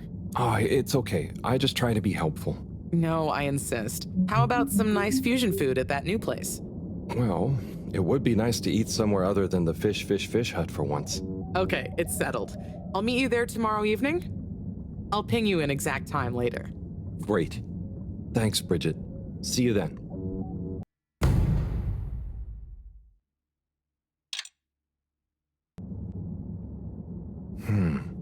No change. I'm no expert, but I think they'd have kicked in by now. Like when I got so sick after secretly eating that filter fish. Ugh, those were bad times. Never been able to look at fish the same way again. Must be something else we can try. Should I ask Moreau? No, she's too busy. Sunny? Oh, Fishy, can't you just get better right now so I don't have to go see her again? I mean, I will. For you. Hey, Sunny. Listen, those... Still struggling with your secret life form and/or bizarre personal health issue? Yeah, a bit. I mean, the life form. You know, Harold, there's no shame in admitting you need help. I mean, sometimes it's a spiritual illness. Sunny, I'm sorry, I can't tell you. But it's urgent. Didn't the antibiotics work? They didn't seem to. Nothing works like it should with this. Well, I'm not a doctor or a vet, but there's one other thing we could try. Does your pet have antimicrobial proteins, any autoimmune disorders, or any kind of history of compromised transferrin levels? It's hard to say. Harold, think. I can prescribe this floxifene, but it'll only work on a totally non-compromised immune system. I get it, but I want to try. It might help. Okay, are you sure you're sure? I mean, I also have Isogerm, which is similar, but it's really dangerous to use on anything with high histamine levels. Let's go with the floxifene. I'm sure it'll help. Okay, Harold. Here you go. Let me know how it all goes. Will do. Thanks again, Sunny. Professor? Ah, Harold, just in time. Hold this, would you? Sure, but... Oh, what is that? It's just a swab. Samples are important. Important to us or them? One and the same. I know you're feeling protective of Fishy here, but the more we know, the better. So what will that Fishy swap tell us? Understanding of their biology could shed light on our own human physiology, advance philosophy, tell us how alien life came to be. Oh, okay. That does sound kind of cool. I just hope it tells us how they're feeling, too. Knowledge is power, Harold. Keep an eye on them. I'll be back soon. Roger. Hey, Fishy. Moreau is a bit obsessed, but I'm sure she won't forget about making you better. And I'll be helping. For all the good that will do you. Hang in there, buddy.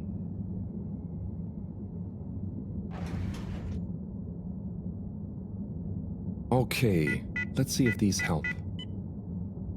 The things I do for you, Mr. Fishy. Well, Sunny was confusing as ever. Do I miss her? No, not really, but, you know, we had some good times. She taught me a few things. Oh, about life and stuff, I guess, and what culture is. Do you have someone special? Do your kind even have special people? I wonder if you all look the same, or feel emotions. I wonder what it'd be like to not feel emotions. Harold! Huh? Oh, Professor! Oh, beeping! Professor! What are their vitals? Very squiggly. What's happened here? Speak clearly now. I'm sorry. The antibiotics weren't working, so I went to see Sunny, and she asked me a bunch of weird questions, and then gave me something else to try on him, and... What did she give you? It was... I think she said it was called Fluxogerm? Did she mention antimicrobial proteins or histamine levels? Yes, those things. Okay. Well, there's no such thing as Fluxogerm, but I think I know what we're dealing with. It was Fluxa, or germ, something. Oh, Harold, move. It's going to be okay. Just let me... Okay. They're going into anaphylactic shock. Harold, there should be some adrenaline on the shelf. Hand it to me quickly. Okay. This should stabilize them. Professor, Fishy, I'm so sorry. Harold, I know you were just trying to help, but Fishy isn't a duct or a filter you can just whack around until it works again. I know. Look, you told me enough information for us to save them. No harm done, it seems. Fishy is stabilizing. Oh, thank goodness. Thank you, Professor. There's no point in beating yourself up, Harold. You live and learn. Go and settle your nerves. Yeah. Okay. I'll try. Ah, Harold, there you are. Look, I got us the best table in the house. Ah, hey, Bridget. Thanks, it looks tasty here. Sit down, come on. What are you having? I hear the fish is very good. Which fish? Actually, I'm not sure I feel like fish anymore. Oh, you had a bad experience with it? Kind of. So, Harry, how's life been treating you? Keeping fishy. What?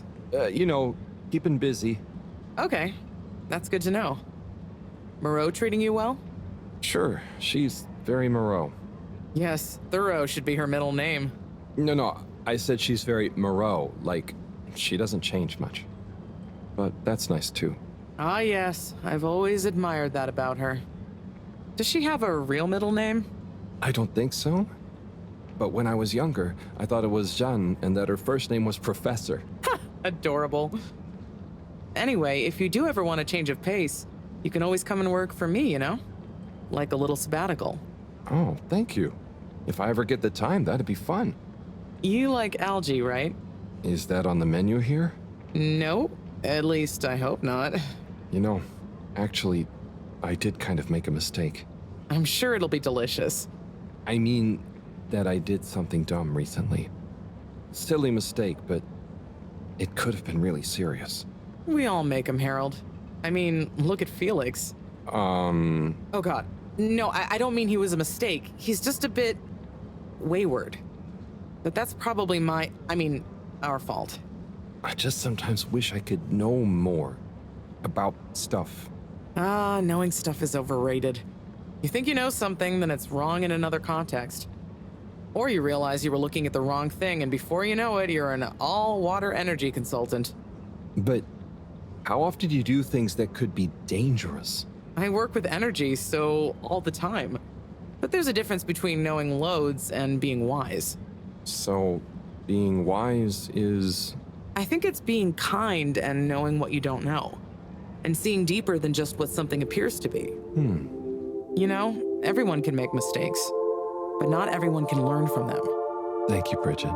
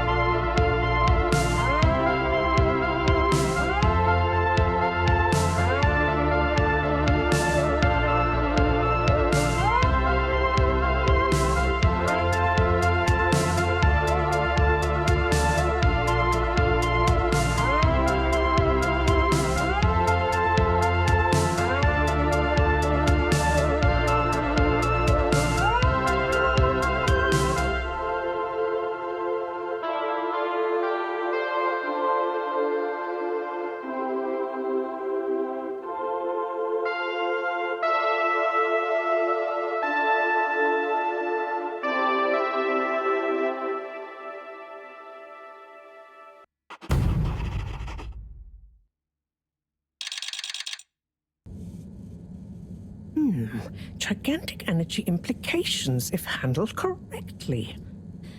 Exposed to the right level of radiation. Or heat activation potential. Professor? Yes, Harold, yes? These glowing particles I swabbed from fish's skin might not be that spectacular on their own, but they do have their own kind of beauty, you see? Please slow down. I don't see it all. You will when you inspect them under a microscope. They seem to give off an inner light, and since I've been looking, it's not dimmed at all. So they're a light source? More than that, they might be our miracle, our only hope of relaunching on time. Whoa, so they're a power source. Quite so. Light is an energy, so I thought about testing their effect on our bacteria cultures. Watch this. Look, when the particles interact, the cultures undergo massive mitosis and give off enough radiation. Ah, it's growing. It's going to outgrow the dish. What if it never stops growing? Not to worry, it does. And you can, discourage the growth, like so. Ah. Whew. Okay, that's very cool, but isn't it dangerous? Only if someone much less meticulous than I tried the same little experiment wrong. Ha! Yes, you'd be chasing down rogue bacteria for hours. So keep this to yourself for now. You don't have to ask me twice. So, the particles clearly have fantastic proportional kinetic potential at even a moderate temperature. And crucially, their rate of radiation is highly regulated. Now we need to know more. Okay, well, soon as Fishy is awake again, I'll ask. See that you do. Now, let's get over to the arcades. We don't want to miss the new start procedure presentation. Assembled Fedorans, it is my almost incalculable pleasure to introduce these two demonstrations today. Each will explore a different potential relaunch procedure in model form, giving you all a realistic look at the science behind it all. Not that it will affect our decision on which to prioritize in any way, but please do cheer for your favorite. Without further ado, please welcome Cyrus, Soleil, and his representative computer model simulation of the factors involved in a relaunch to the stage. Okay, hi everyone.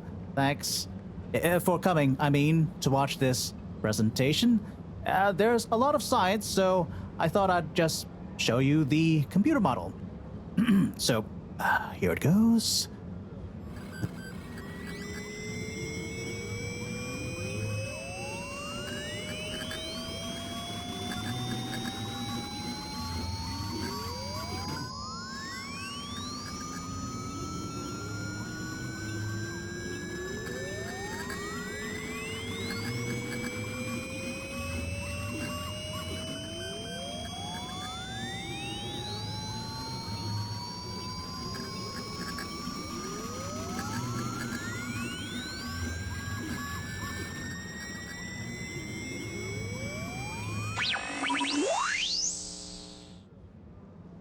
This is not supposed to. But you see, in a way, this proves the importance of considering every angle. And with just a few calibrations, I'm sure... That's quite enough, Cyrus, thank you. Moving swiftly on. Slipmeyer, will you please present Flow and Go to the audience, please? Absolutely, Madam CEO. Please witness the future of Fedora. A launch plan not just to the stars, but for the superstars you all are. The following presentation is brought to you by the Slipmeyer Foundation, putting trust in humanity's dreams for hope. In partnership with All Water Corp, making life flow. And sponsored by Slippy's Winter Sports Goods. Chill times all year round.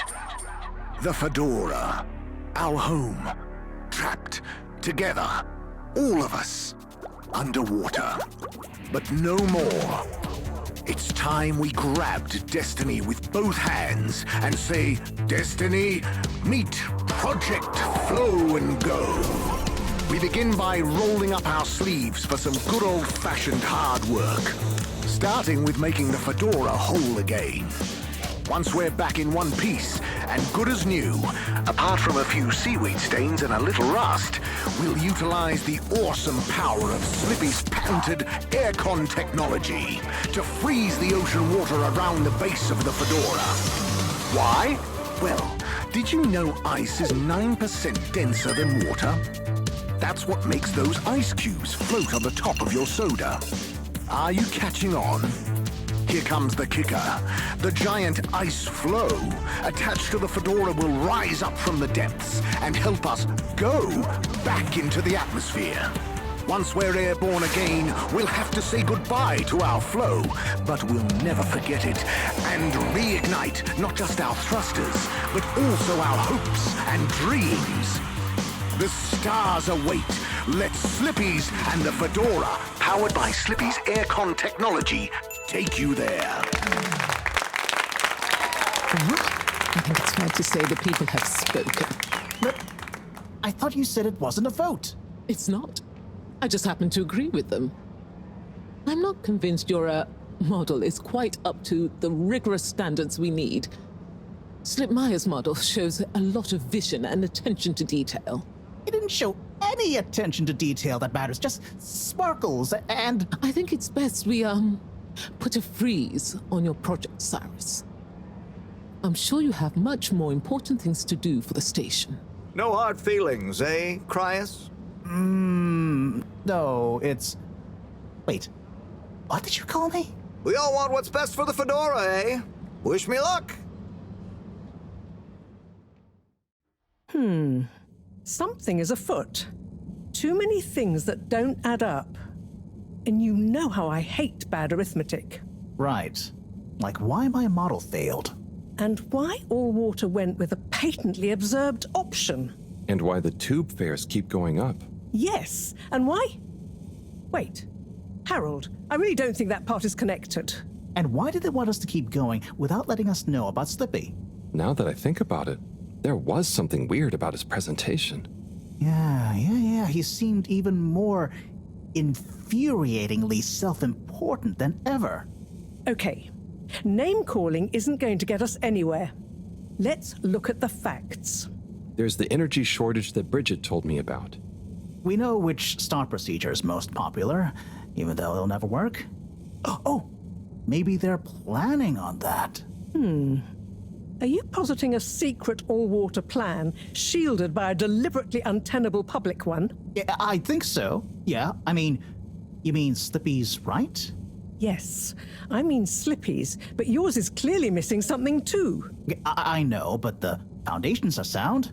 I just need to pinpoint what went wrong. Did you double-check the velocity correction? Of course, but the power differential... Yes, I know, but that doesn't mean anything without a variable energy diffusal. So you keep saying, but unless we run the model enough times... Psst. Ah!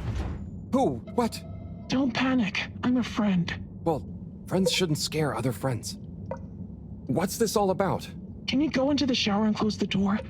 This is a strictly off-the-record conversation. Okay, I'm in. What's happening here? Okay. Listen. We need a man we can trust. Who is we? Oh, right. Yeah, the Lightkeepers.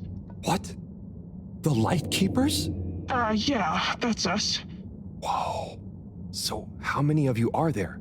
Well, it's just me in here. But, I mean, there are lots of Lightkeepers. We are Legion. I'm one of them. An important one. Wow. So, how do you know you can trust me? I mean, you can, but how did you know that... I guess you have eyes and ears everywhere, secret informants and... Yeah, all of that stuff. You came recommended by a secret source. Right. Wow. Okay. So, what do you need? What we need is proof. All water are planning something. We know it. We just can't prove it yet. Yes. How can I get proof? I'm not very, actually, detective. Actually? When... Oh, just listen. The shaft above here leads to the CEO's office. And we know there's going to be an important meeting happening there shortly. Ah, yes, that shaft is freezing. Thanks to Slippy's new and improved AC. We know, but we planned around it. First, you'll need to procure a small camera. Our intel has narrowed the location of one down to Moreau's lab. You'll need to distract her, steal the camera, and make it back to us undetected. Oh, okay. I think I can do that. Good. Time is of the essence. Meet me back here as soon as you have the goods. Will do. How do you know about the meeting, by the way? A network of hidden informants? No. We just snooped in the CEO's diary during one of our open door policy days. Oh, okay. I suppose I'd better get to it. Godspeed, Slippery Fish. Wow, I get a call name? Yes, and good luck. Okay, here you go. Let's see. Yes. Perfect. Let me just make a few quick modifications. What's all this? Motocam. Huh? What's it going to do? Mobile secret reconnaissance, of course. Come on, let's get going. We don't want to miss anything important. Okay, so what should I do with it? Start by placing it in the shaft. Then you'll need to use the remote controls to navigate it to the CEO's office. Then you'll need to find a good view to record it all from, drive it back out of the shaft and into our welcoming arms, all in the name of truth. Right. Okay, I think I can do that. You don't want to drive? I would, but, I'm not so good with remote spatial awareness, and, you know, someone like you has experience with control panels. Oh, well, if you're sure. Righto, Motocam. Let's take you for a drive.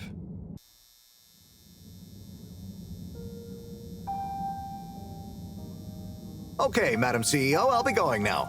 Yes, I believe you shall. Godspeed, Schlipmeyer. Godspeed. Yes. Is that Dr. Computer? What? It's me, Castlechop. The password? Oh, for goodness sake, must I?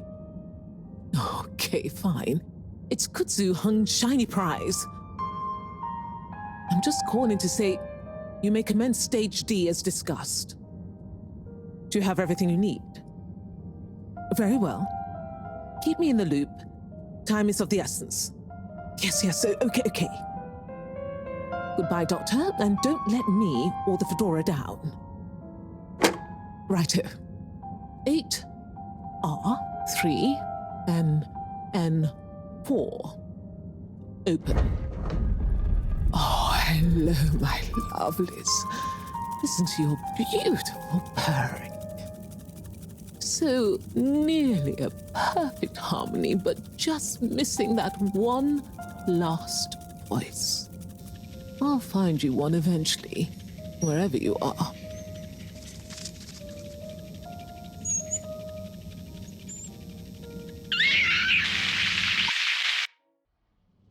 Oh, wow. Oh, gee. What can you see? Don't shut me out here. Tell you later. Gotta get to the lab. Slippery Fish, wait, what about the mission? Professor, Sai. Oh, hey, Harold. What's got you more jumpy than a caffeinated frog, hmm? Wait till you see this. I'll just get it hooked up. Okay, I'm waiting.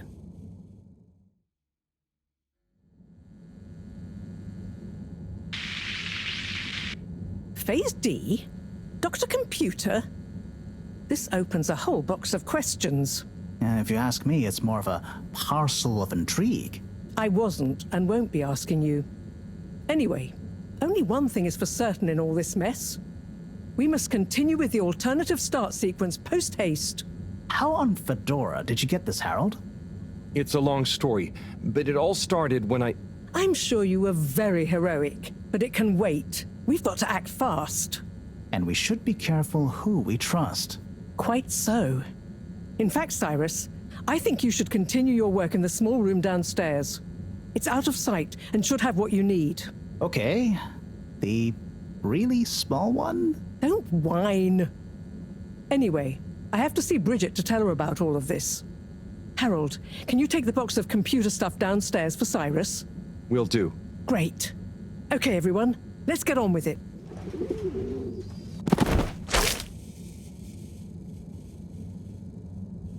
Good shot. I'm not just a pretty face, you know. Now, do you have any idea what this feathery menace is doing here? He could have damaged all sorts of sensitive equipment. Yeah, I think I might have an idea. I'll deliver her back to her rightful owner. Okay, if you say so. Just see that she doesn't get loose in here again.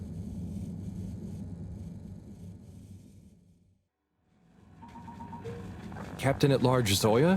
Hello again. Coco! Yeah, I found her in the lab. She seemed very excited about something. Is she okay? Yep, I think so. Moreau had to help me catch her. Hence the net. Ah, Coco, you mischievous little thing, you. Causing your captain to worry and making trouble for everyone. Don't ever change. Well, I'm glad you're back together. Thank you, Harold. If you ever want to come and visit, please feel free. You should see her peeling a nut. It's hilarious. And the way she dances when I put music on. Thanks, Zoya. I might pop by another time. Hey there, Tommy. Ah, Harold, you came. Sit down, let me get you a drink. Thanks, Tommy. I'll have whatever you're having. A man of fine taste. So, how's life? Oh, nothing out of the ordinary whatsoever. Definitely just the same as always. Okay, then. So, hey, I wanted to say about that blue rock. It wasn't your fault, Tommy. I know, but boy did I feel like I had egg on my face. Those darned light keepers, always messing about in other people's business. Yeah, but I don't think they're so bad. I'm sorry they smashed your window, but they seem to have good stuff in mind. Well, you've got good stuff at heart, and you didn't need to break my window. But hey, what do I know? How is the shop going? Just fine. The sign has given things a bit of a boost, but new stock has been a bit slow. I'd love to scale back the time I spend there a bit, Spend more time with Bridget, especially now she's working so much again. Yeah, it must be hard. Life has definitely become more busy recently. You got that right. It's good to have someone to talk to. Someone who doesn't mind my grouching. No way do I mind, Tommy. Grouch all you want. Thanks, Harold. I'll get back to grouching soon, but hey, how about you? Those filters keeping you on your toes? The filters? Why? Have you seen something? What? No reason at all. I got no special interest in the filters. Just making conversation. I haven't heard from Filter Frankie in a while. Guess he's taking it easy. Oh, sorry. Well, the filters are also totally normal, just like always. Okay, good. Well, here's to the filters, Long may they remain at optimal capacity. Cheers. Cheers. So come on, you must have something you want to grouch about. Well, sure, but I try not to, focus on it. Come on, it's your turn. Don't make me do all the grumbling. Okay. Well, the tube tickets are pretty annoying. The rules change faster than I can keep up. I swear they do it just to confuse you into making mistakes so they can fine you. And it's not like they work all the time anyway. So what are you paying for? I just wish it was easier to get around, without worrying all the time.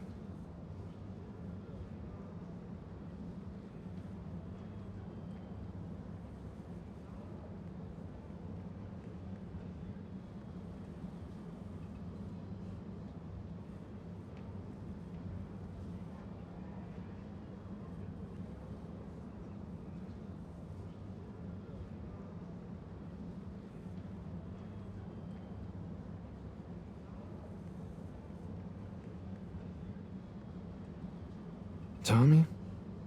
It's gotten late. I think I should get back home. Okay, Harold. Sounds like a plan. Thanks for sharing a few drinks with this old grumbler. Get home safe.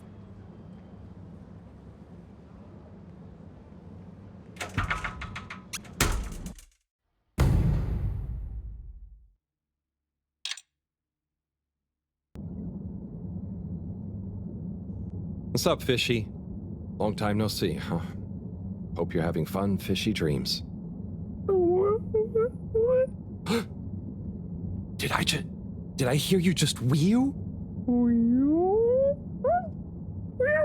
It's okay. We're not gonna hurt you. God, of course they don't understand me. What can I use? A pineapple. No. What else? Don't panic or die. Please. Just wait. Come on, Harold, think. What's on these papers? Just Moreau's notes. Nothing I can use. Harold, what are you dithering over? Awake! He said, "we you." What? They're awake and attempted to communicate? Yes, I'm trying to tell them what's going on, but... They seem to have fainted again. Harold, you said they said Wii-U. Anything else? And some skis? Skis, pineapple, notes. Professor, I've got it. Pineapple Helga the Mountaineer. Harold, are you feeling okay? Maybe it's something contagious after all. No, Moreau, I could use a picture book to talk to Wii-U. I mean, communicate with Fishy. I'm sure Chris will have some at the school. Not a bad idea at all, Harold. I'll fetch some recording equipment too, in the meantime. We're going to need plenty of samples if we're to decipher an alien tongue. What? You can't take their tongue? You klutz. I mean their language. Okay, but what if they wake up again? Life signs are stable, and I don't think they're going anywhere quite yet. Go on, go! Oh, Harold, what brings you here? Chris, I need some pictures. Of anything in particular? And you do know I'm not an art teacher.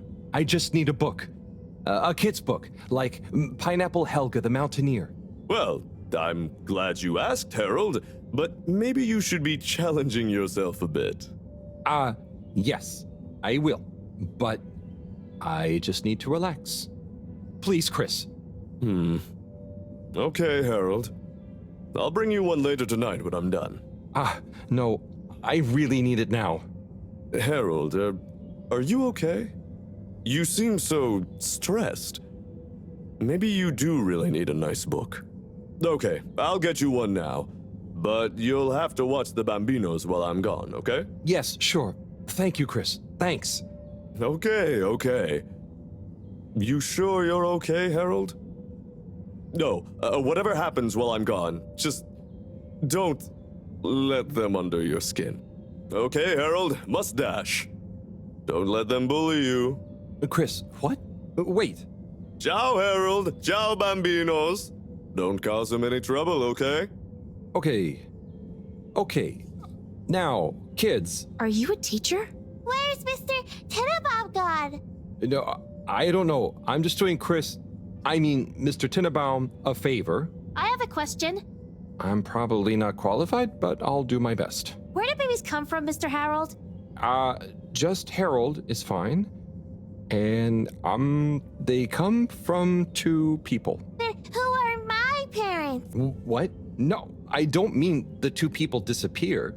They become your parents. So, it could be any two people? I think it's like, two people grow you and they give you to whoever's assigned to be parents? Yeah, that's it. I mean, the growing part, not the... When will I grow up, Mr. Harold? Felix, you'll grow up soon, but don't rush it. I mean, enjoy your youth while you... Why aren't you a teacher? For many reasons, but mainly because... Why does flammable and inflammable mean the same thing? If you're not a teacher, you're a stranger, and I've always been told not to talk to strangers. Is today's lesson going to pick up from Cartesian dualism or move straight into Neoplatonism? Everyone, please slow down. Okay, now, who wants to learn about filter maintenance? Here you go, Harold. Thanks for holding down the fort. Thank you. This will do great. Hope they didn't give you too much trouble. No trouble at all. Great! Everyone say ciao to Mr. Halibut. Ciao, Mr. Halibut! Hello? They've gone back to sleep. Okay. Just stay calm, Harold. Radiate calm. Show them the book. Show them you're friendly. Start teaching an alien how to speak my language. Fishy? Wake up. I'm back. Wake up.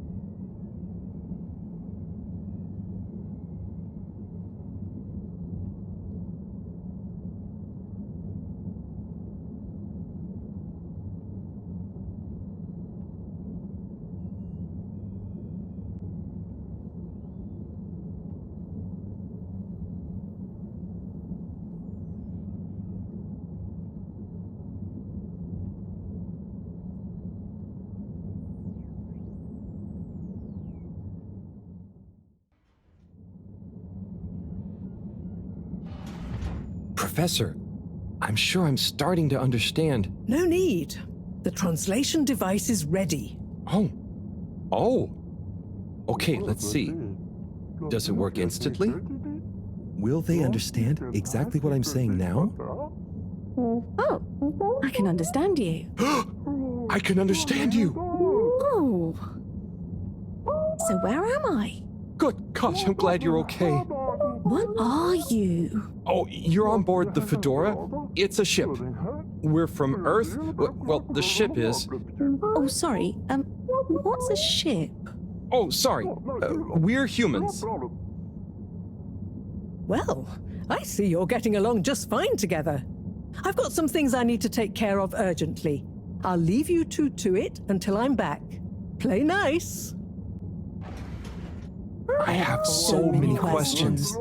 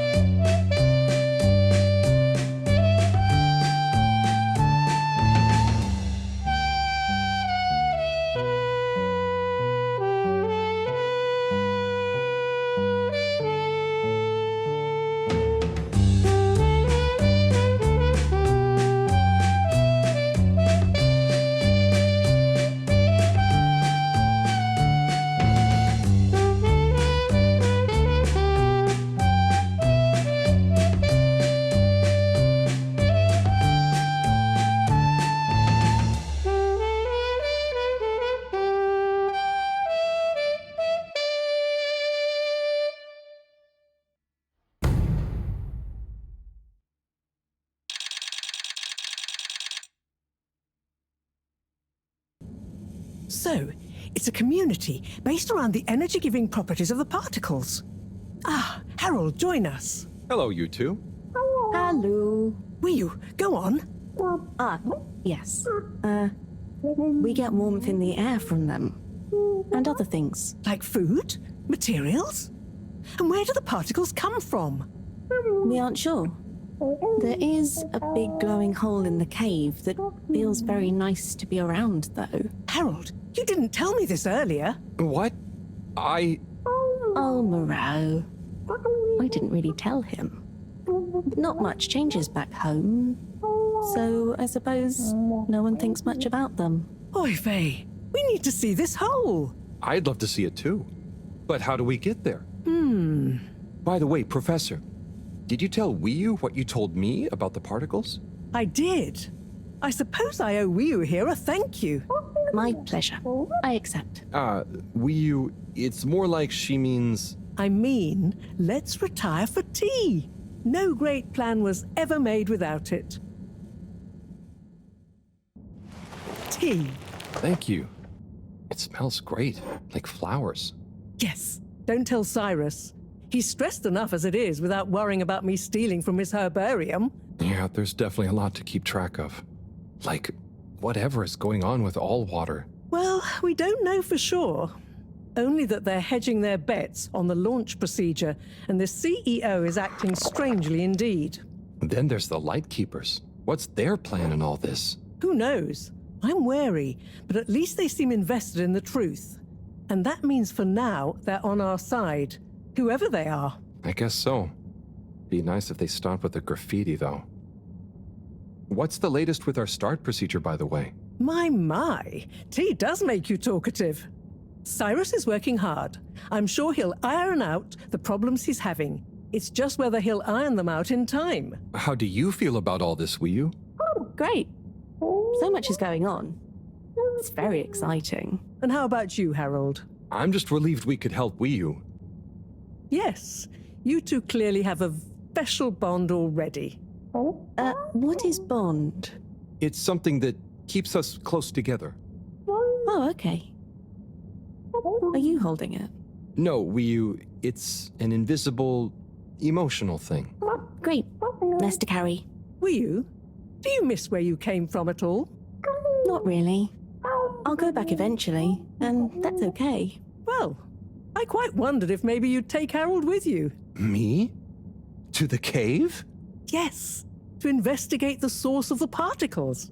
Of course, I want to go, but I can't just drop everything and people would notice me gone. But me? And me. Don't worry, my boy. I'll be in close contact. And after all, haven't you been craving some adventure? Oh, sure, but what if I get the adventure wrong? You'll just be observing, taking readings, letting Wiyu show you how things work. You trust him, right, Wiyu? Sure. There'll be lots of Flumilim to meet. Plenty of Malgaraha to see. What are Flumilim? Oh, that's a hard one to translate. It means things you can talk to. Like everyone back at the cave. But I suppose it also means people like you. Oh, so it's the name for your kind. Well, it's all kinds. We've not needed any more detail before. And no one will mind if you don't call them Flumilim. Cool. It's just a bit confusing otherwise, don't you think? Not for us. You all have so many classifications for everything. Even a person can be male or female. Now that's confusing. I suppose that's true. So, do you not have, two kinds of person? Not like how you're thinking. Don't worry about it. Just call us friends. Or our names. Okay, will do. Great. Then it's settled. Wiyu, you'll take Harold to explore the cave and meet the rest of the Flumilim. I can't believe it's gonna be me that sees it all for the first time. Yay. Oh, but I can swim. How will come with me? Ah, just follow me. I have a little something to show you both. Oh. I'd like to introduce you both to Jetsam, a little hobby project of mine. Used to be a space buggy meant for short-range planetary surface analysis, and now it will be your means of visiting a very different kind of world. It's amazing. I'll look after it, I promise. Now, before you go, I've uploaded new firmware to your PDA. Oh, what does it do? Well, I developed an update to the translation software based on your discussions with Wiyu for use with the PDA, so you don't have to schlep that huge machine around. Oh, neat. I call it Omnicom. Also, you should both take one of these. Where does this go? In your ear. It's an earphone. It connects to the PDA, so you can have real-time translation. Plus, it allows me to stay in close contact with you. Very cool. And it'll work at long range? It should do. I developed a super efficient transmitter and new batteries for it all using some of Wiyu particles. Glad to help. It'll mean that whatever happens, you can stay in contact with me in some shape or form.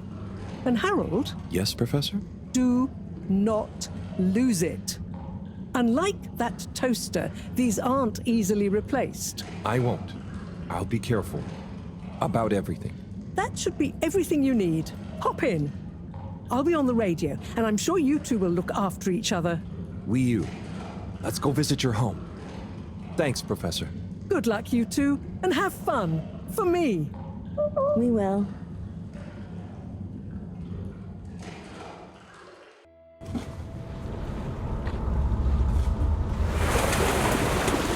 We're here? We're really here? Yep. This is the place. Good job, Howell. Now we just have a short swim. Oh, I hadn't thought about that. Very short. It'll be fine. Let's go.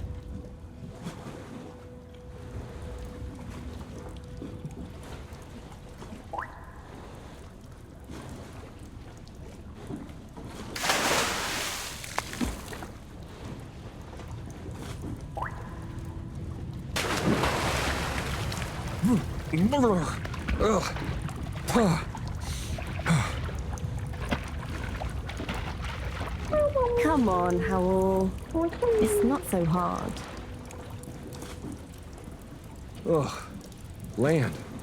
Finally. Land. Wow, I'm on land. Real alien land. What do you mean? It's just a bit of rock. Come on up. It's so cool to finally be here. I still can't quite believe it. It's exciting not knowing what I'm gonna see next. It could be anything. And I'll be the first human to see whatever it is, and what... Are you okay, Howell? This is your home? Well, not my. Our place. Come on, we're not there yet. More to see.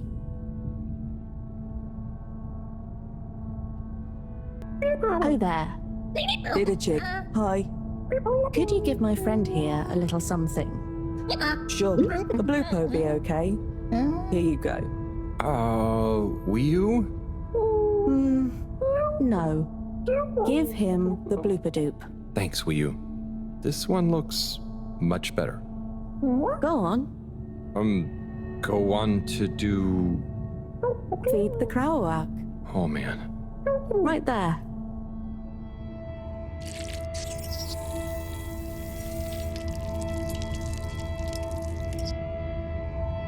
Great. Come with. Now watch. Oh, trust me, I will. So we tie the koizi like so, and then bubblefish. Wow. That's how you fish? Yep, bubblefish. Oh, but, I mean, isn't it a bit weird that you... What is weird? Never mind. So, Wiyu, I have a question. And I have an answer. But you don't know what the... It's tidemo. Not this time, it's not. I don't get the purpose of using a fish to make a rope to then catch another fish with? Aha. You can see why, right? Yes, but things just work like that here. It's not always how it looks. So what is going on? How to explain? Things work in cycles. Maybe having a fish isn't the same as getting a fish. When we turn something into something else, it's not just the old thing and the new thing. There is a thing that escapes. We call it the Newman. It is a something that is nothing, but it's important to have. Right. So something is also nothing, and nothing can be a something? Tidemo. Just like I said. Ah, what's this one? Well, the Zoop Soup, yes. Are you hungry? I'm a bit peckish, yeah. Is there somewhere nearby? Yes, you see. What's happening now? Well, it's... the result is lumberly-gloob. Oh, right. Of course. Very tasty. Let's enjoy. Oh, I will. But shouldn't we pay or something? Dadachum. No, we don't really pay here. The food is free? It's not free, because it's all free. We help each other, and eventually it all evens out. No one really keeps track anyway. Wow, that's such a simple system. Didachik, glad to see you enjoy. Always good to Didachik with a new limb. Oh, I'm not actually a fish. I'm human. By the way, he's saying he's a human. Fish, human, lumberly-gloob. I see. Thanks. I can't wait to try it. Bye. Let's eat. This looks surprisingly delicious. Yes, it's very healthy because of the minerals in the pond. And the blah blah blah. And then... What? Yes.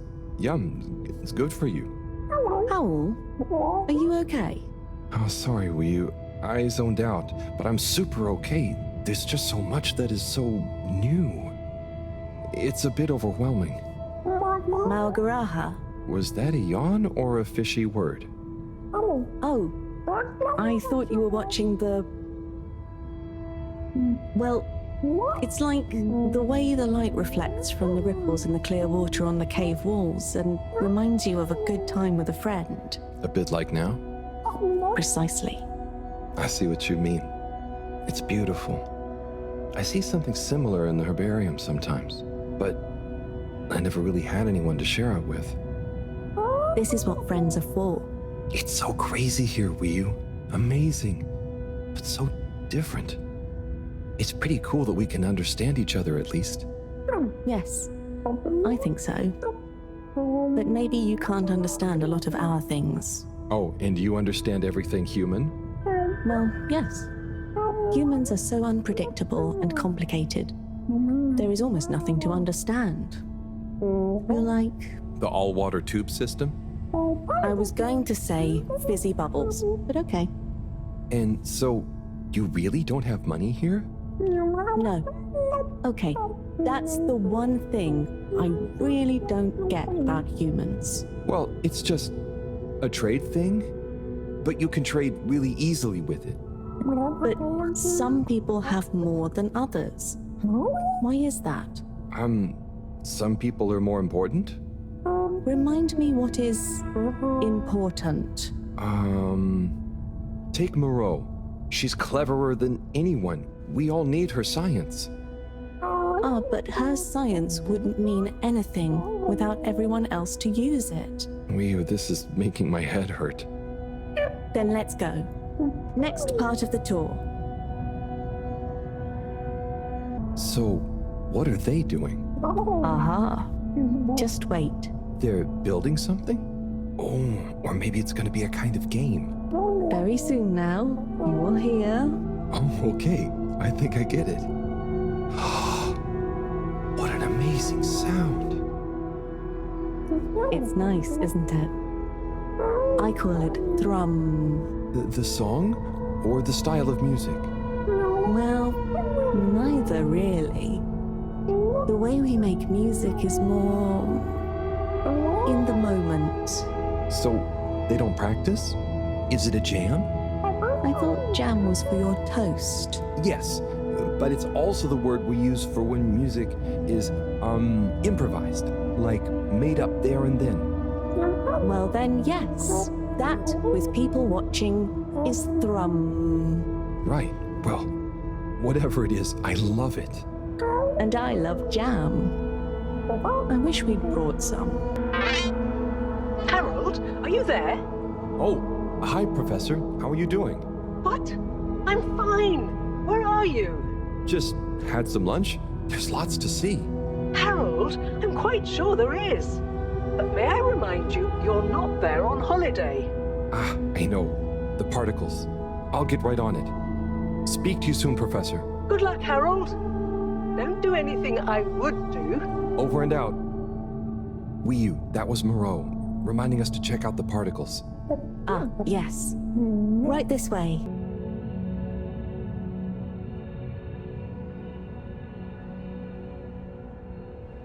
So, what happened to the other Flumelum that tried to go down there? Others? What do you mean? Well, hasn't anyone tried going down there before? No. It's just there. We know the particles can be used for energy. They come up. Why would we go down? To find out what's down there.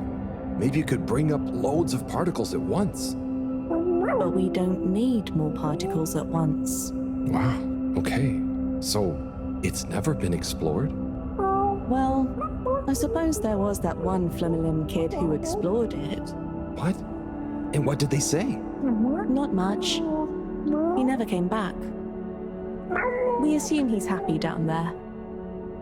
And now that I think about it, there was one older Flumelum who went or fell down. Maybe they're still down there together. Okay. I think I'm gonna call Moreau now.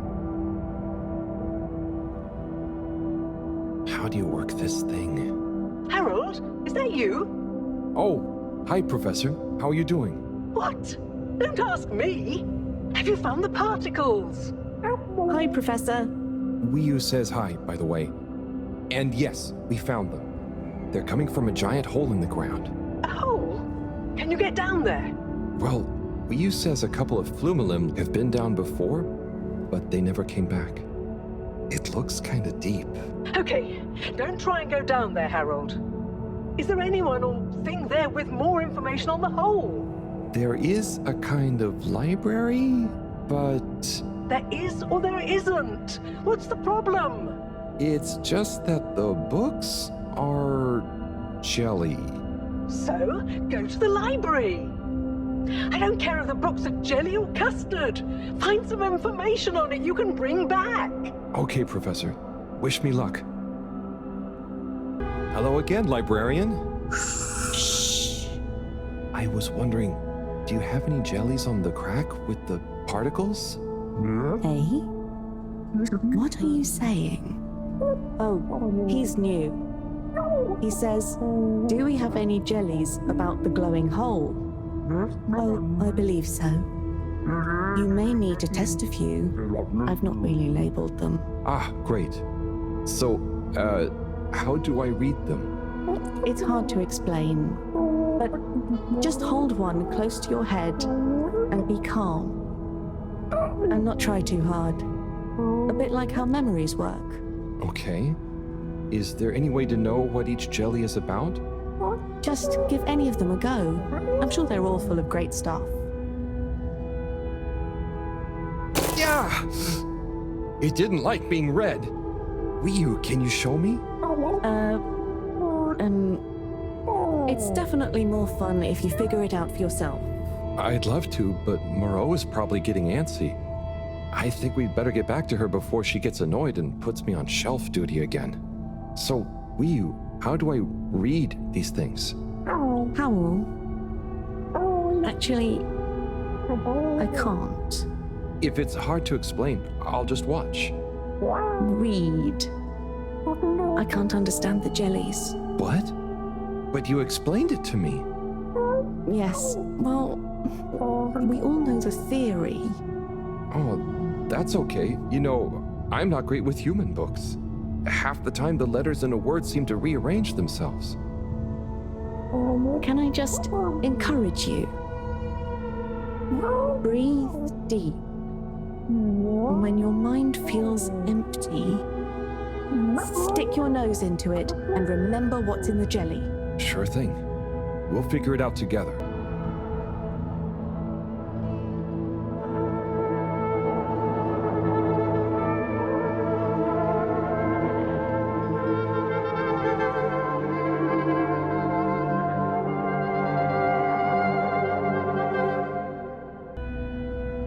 Yu, do you want to try and explain? You should try.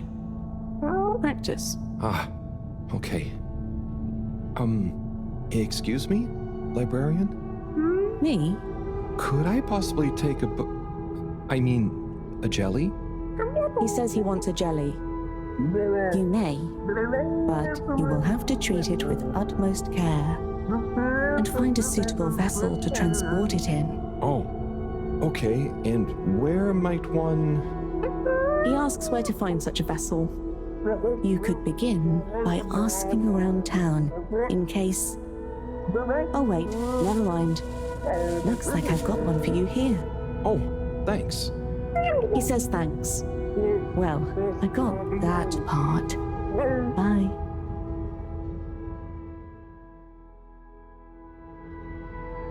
Hello, Harold?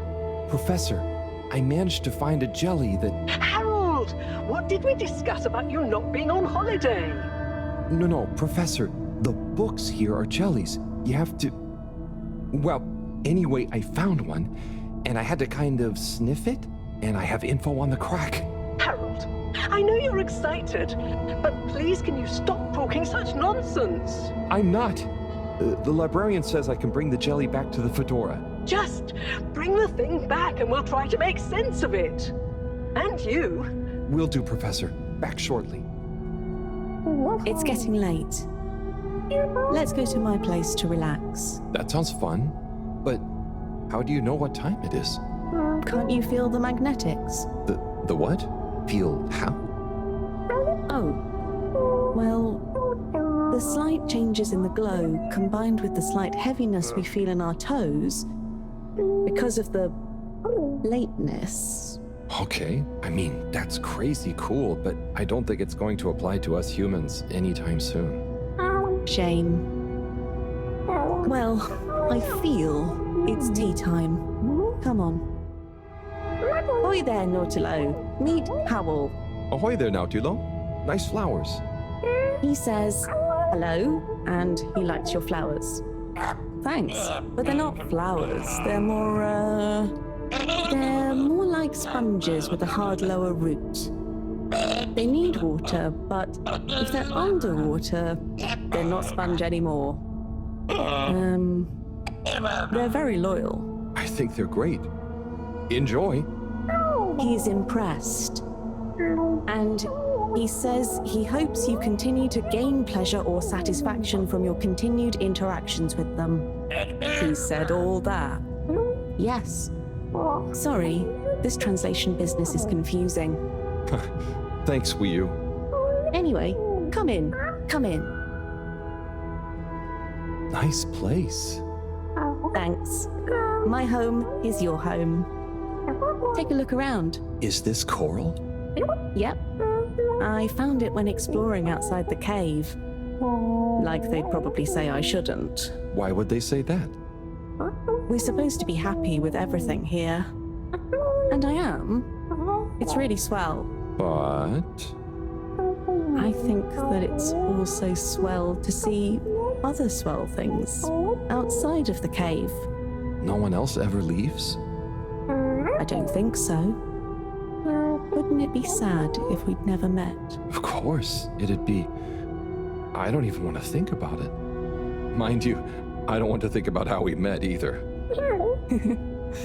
And what is this? That's Juna. It's a skull?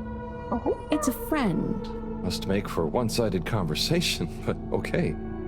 You should say hi. Hey there, Juna. Is that a sneaker? Sneaker? Is that what it's called? I've been wondering for ages. It's what made me want to explore further. I wanted to know where it came from. Yeah, it's a sneaker. You wear it on your... well, not your feet. Human feet. Oh. Do you want it back? I don't mean it's mine. Did you show it to anyone else? No. They wouldn't even have cared. For them, nothing exists beyond the cave. But where did they come from? Maybe, long ago, from far away. Sometimes we need to get into the waters just outside, but never to go far. They just sit around and stay happy. I mean, that doesn't sound so bad. I know. But once you know there's more, happy isn't the same, is it? True. I guess I haven't been happy for a while.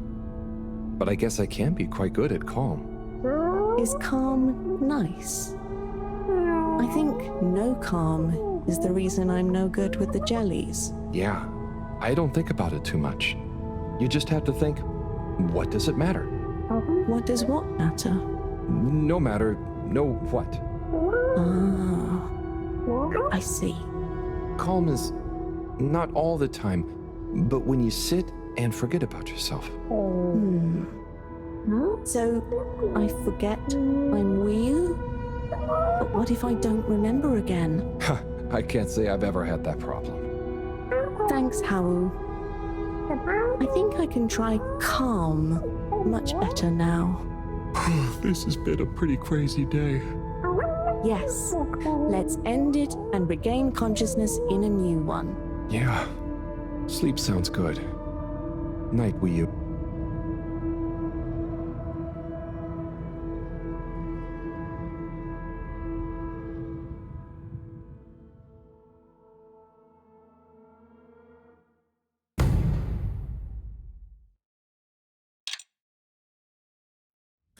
Wakey, wakey, Howl. Morning, Wii U. Well, you probably don't have mornings, do you? Not like on the Fedora, but there is still a right time to get up. How long have you been awake? A little while, but then I had a wander around and a nap. Did you sleep well? Yeah, surprisingly well. Feels so peaceful here. Yes. Always something clanging on the ship. Anyway, come on. Submarine time. It's going to be strange getting back to the Fedora. Yeah. It'll be nice to enter it not through a filter, though. Yes. And we'll be back soon with the others. What do you think the others will think of it here? Huh. The others. Yeah.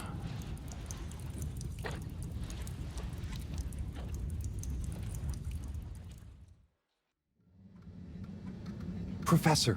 Professor! Yes, Harold, I know you're excited. It's more than that. It's wow. Everything. I mean, the jelly books, the beautiful lights. But we used to... And then there were his neighbors. Everyone was so friendly. They had this great way of making bubbles. You don't pay for anything. Please, my boy, you must. I know. But they weren't freaked out by me at all. They were just content with whatever. You could easily just move straight in. Harold! Interesting. Interesting indeed. What? Who? When? That, Harold, is what I was trying to tell you. Oh. Oh no. I didn't mean...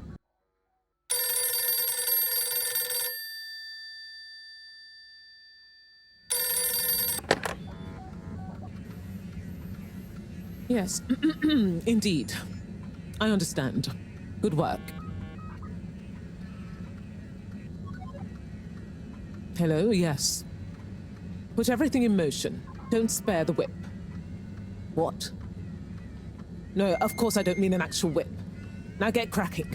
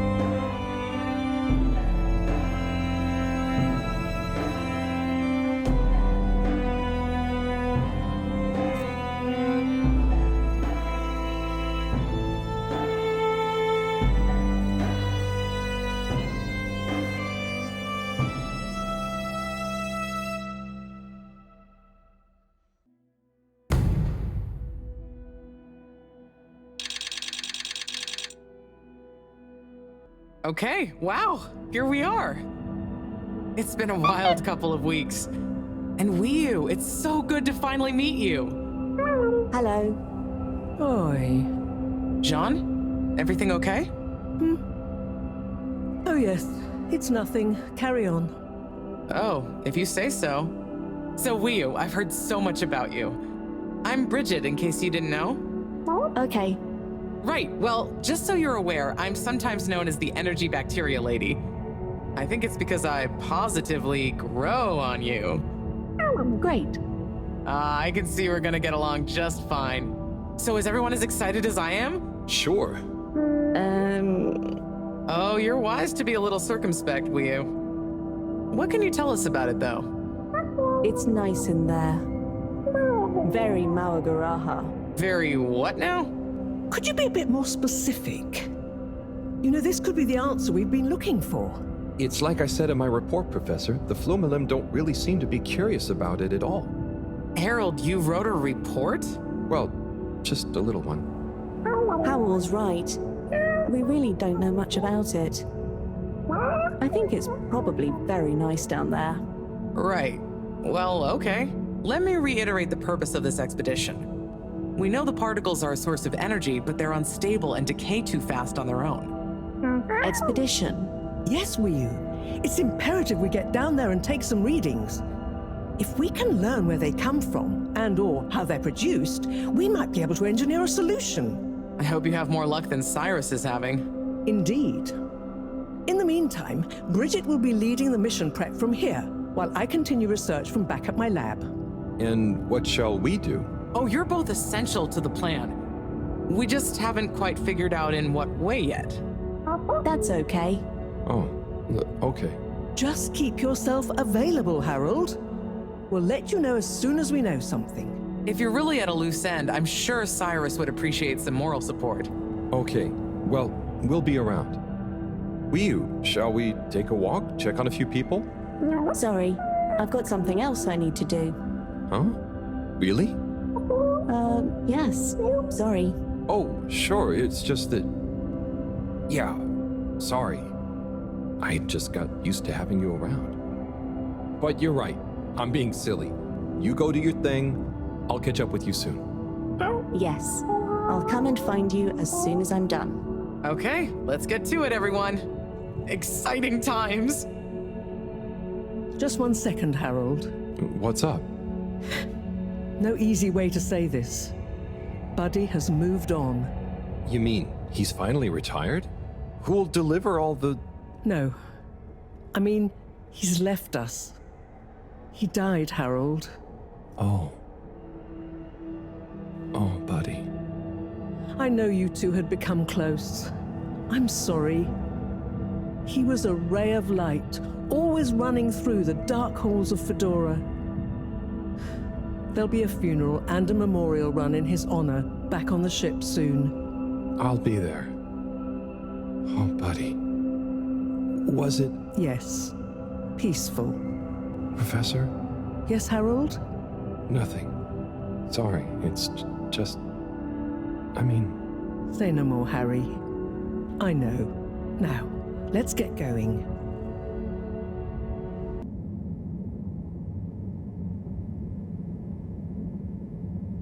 Hola, everyone. It's fallen to me to say a few words. Buddy and I would often share a jog together. And despite his age, he would always give me a run for my money. On our jogs and often afterwards, over a refreshing fish soup and cold beer, I came to realize something. Buddy was like the lifeblood of this station, surging up and down its corridors, delivering information, keeping everyone connected. It's gonna be a colder place without him. Buddy left me instructions that I shouldn't ramble on at his funeral. But instead, I should play a video that he'd prepared for the occasion. Is it running? Yep, you're good to go. Hi, everyone. If you're watching this, it means I'm not around to deliver your mail and whip you all into shape in person anymore. I didn't want to trouble anyone with writing a long eulogy, so I recorded my own. My life wasn't much to write home, or to anywhere about. I grew up while we were still floating around in space. Life wasn't much different, really. If anything, there's more to see out of the windows now. After we crashed, I think people felt sad that we weren't going to see new worlds. But as I got older, I realized that each person aboard the ship was a world of their own. So I became a postman, and it meant I got to visit lots of new worlds every day. Of course, back then we didn't have the tube system, so I had to be a bit more creative with how I got around the ship, especially the broken bits.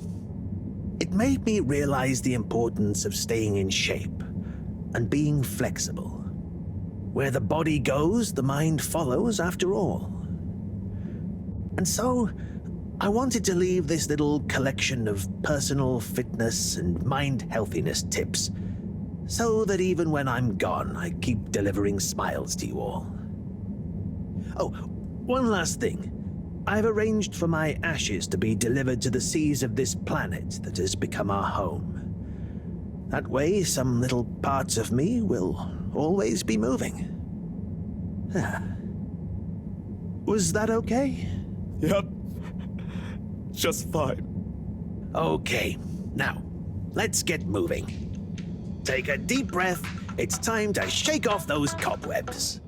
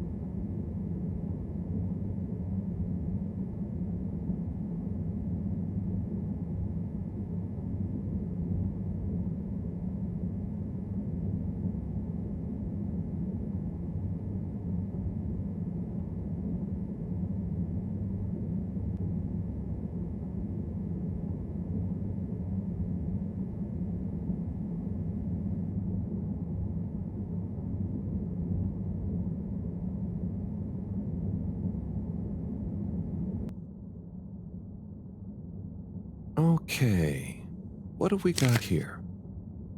Dear Harold, me again. Always when you least expect it, right? Well done for delivering all the letters. Very diligent. I'm not surprised, though. I always saw something in you. Similar to me. An inability to leave things undone when you know doing them will make someone happier. You might not be Chris's personal best in the station jog, but you'll always be a buddy champion to me, pal. And maybe you feel like you understand people a bit better now. You learn a lot about people doing this job. Well, I did at least. I mean, I spent pretty much my whole life doing it, and I don't regret a thing. I hope you did anyway. I sensed that someone like you, who chose to spend their time reading old letters with an old geezer like me, probably felt like they had a bit of a tough time connecting with people. But I'm glad you did.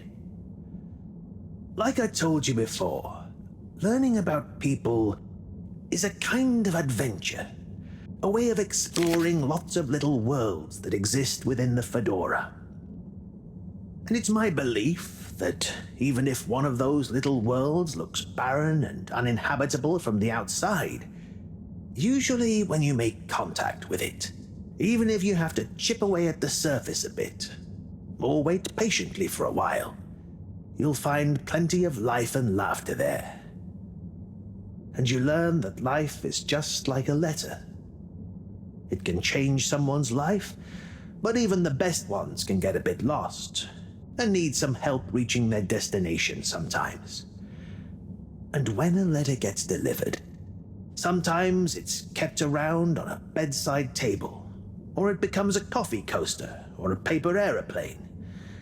The message becomes a smile, a laugh, a scowl, a memory. And the physical form transforms into something else. Like me, I suppose. Anyway, don't feel you have to hold on to this letter. It's the message that counts. And unless you really love my workout video, this will be the last time you hear from me. It was a pleasure, Harold. Buddy. Oh, P.S. If you do decide to keep hold of this letter, maybe make it into a paper aeroplane and make Chris race against it. I'd love to beat him one more time.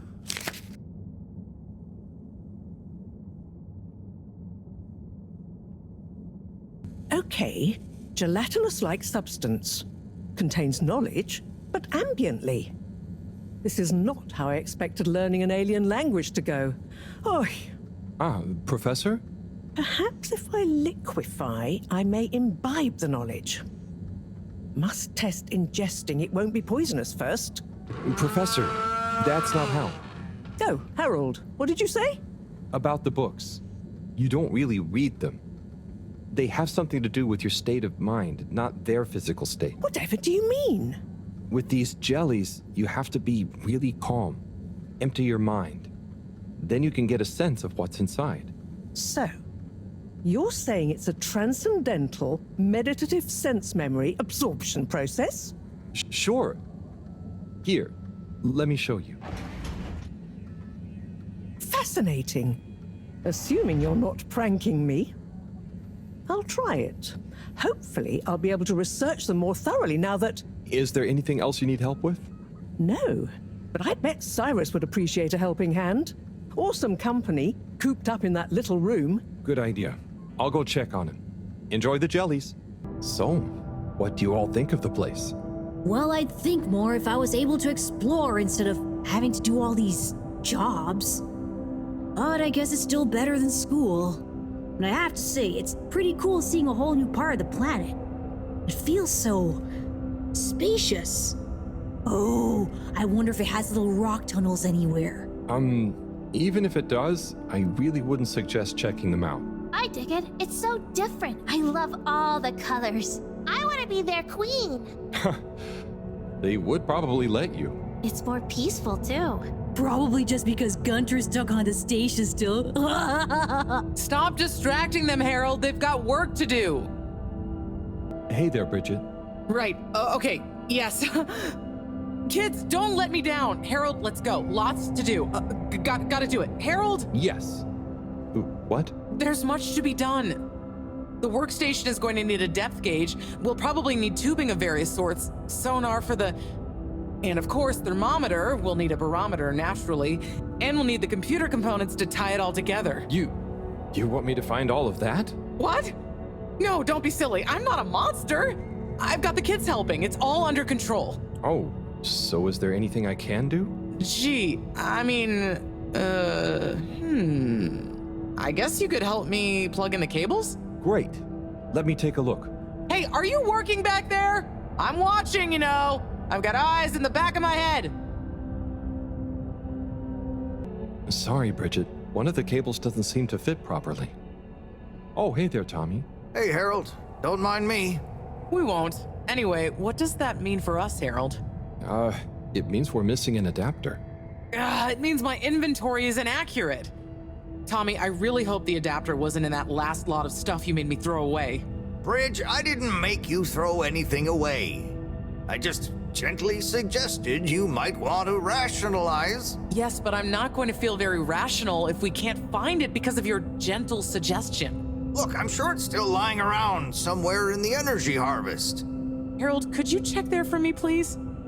It's where I packed everything up, so it's our best bet. Sure, I'll head over. Positive attitude. Love it. Oh, while you're there, actually, we've been having some connection issues with the data transfers. Packet loss and the like. Could you look into setting up a better connection? I can try. It's not really my area of expertise. Where's that positive attitude gone? But, maybe you're right.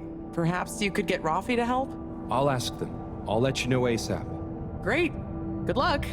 Cool. See ya, Tommy. Laters. Harold, my boy, come here. How's it going, Slippy? Good, good. I'm nearly done. And it's looking great. Say, have you seen an adapter lying around? Harold, I'm sorry, but does it look like I have time to be looking for adapters? I suppose not. In fact, I could do with some help. Oh? I need to finish hooking up these tubes for some tests. Right. So, are you going to help me or just stand and watch me suffer? Well, good job. Thanks, Harold. Glad to see I'm not totally in this alone. No problem, Slippy. Good luck with it all. Oh, and can you keep this little episode between you and me? I don't want Madam CEO breathing over my shoulder thinking I need help, okay? Chris, you got a minute? Oh, hola. What's up, Harold? This is gonna sound a little weird, but Buddy has challenged you to one last race. What? Harold, come on. What are you saying? Look at the end of this letter he wrote me. Oh, yeah. How could I refuse? Fold him up and let's have one final station jog.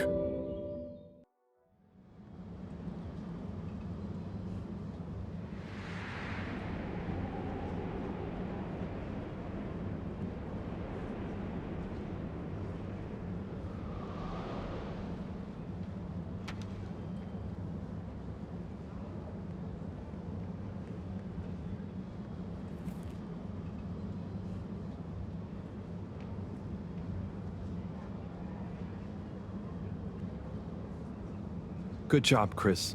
You nearly had him there. I gave him a real challenge, eh? You okay? Yeah. Thanks, Harold. I mean, really. Same to you, Chris. That was very entertaining to watch. Buddy, making us both smile even now. What's the password? Flatfish? Bad luck, no dice. Wait, what? But Felix told me... What? I'm the password setter for today. I made it Flatfish just this morning. Well, you didn't tell me. Just let him in, it's Harold. I can't do that, it's protocol. Okay, well, as this week's password setter, I'm telling you it's Flatfish. Okay, password updated. So what's the password? Flatfish. Nope. What? But... just messing with ya. Come on in. Welcome to the Lightkeeper's official headquarters. Huh. What? You're not the Lightkeepers. We are. That's us. Pretty cool, huh? All the graffiti? The stuff with the rock? That was all you kids? Hey, we're not kids. We might not be quite as old or as tall as you, but we know what we're doing. Wow. Is this all of you? Pretty much. You're the first older member we've invited. Well then. Thanks for inviting me to the club. Ahem. Not a club. We're an anarcho-syndicist hacktivism collective. Oh, of course. Anyway, how can I help? Well, whatever you do, just bear in mind it'll probably go unnoticed. Yava, what are you saying? That's no way to motivate the new blood. I'm just saying, that time in the toilet cubicle, I was there for hours and no one ever... Wait, that was you? Hey, everyone, can we get back on track, please? Sure. I'll just suffer in silence as always. Yes, we've uncovered some pretty crazy facts recently. Normally, we'd handle it ourselves. But unfortunately, this time we require the help of an adult. One we can trust. Not one of them. That's you, Harold. Me? Yes, you. Our time has come. Too long have we been overlooked by the older yet no wiser of the Fedora. Yeah, so let's watch back the footage Harold helped us record. Everyone shush! Look, this is the important part, Harold. Freeze it there, Felix. Now, enhance. What? And begin the image. Zoom in. Okay. Is that? Precisely. Well, it's not very precise, is it? Well, what's important is that we believe the time on the watch to reveal the true time. That is to say, all water time, as shown in the video, and true time do not agree. Hang on a sec. How do you know the watch on the shelf isn't just broken or something? Ha! We thought of that at first. But look at this. See? This one also shows a different time. It must be this watch she's looking for. Why do you even have that? My grandfather gave it to me. He hung on to it during the big watch exchange. He used to say, "What's mine is mine. Ain't no corporation gonna take it away from me, whether they all, part, or no water." And here we have... Yeah, we really don't know what this bit means. But surely it has something to do with the whole conspiracy. We've been had. They've been pulling the wool over everyone's eyes this whole time. Well, now, let's not... What other conclusion is there, Harold? Come on! We thought you were cool! Don't side with the man! We need to reveal this betrayal for the greater good of the station. If we can uncover their motives too, even better. I reckon they're doing it for control. First they'll steal time, and then they'll steal... And then... Well, I think they're planning something at night. And they need more secret time to finish their dastardly plan. Or maybe they're just... Enough theories. Look, here's the plan. We'll split up into 3 groups. Due to our long-term relationship with Captain Zoya, it shouldn't be an issue to get him involved. Corey and Eve, you'll go up to the captain's cockpit and take care of getting him on side. Roger! Roger! Your mission is to convince him to put out a diversionary message over the PA. We should get him to say that there's a giant meteoroid heading our way. What? An underwater one? Yeah. I'll leave the detail to you two. The key is to get Miss CEO Busy Chops out of her office. Felix, you'll dash in, grab the package, slip past the... Felix? No, you'll be holding the secretary's door with Harold to stop him from getting involved. Me? I don't know if I should get involved. You're the only grown-up. You're stronger than us. It's a key part of the plan. Don't betray us now, Harold. Lise, you wait in front of the door to Castle Chop's office. When she steps out, do your "Where are my parents?" routine. I'll hide behind the plant by the door and slide through like a cool gust of wind while she's distracted by your cute misery. Yay! I haven't had a good tantrum in ages. Everyone clear? Roger. Roger. Roger. Roger. Roger, but will this really work? You got any better ideas? I'd probably better not have. Then it's decided. Operation Trident of Truth is go.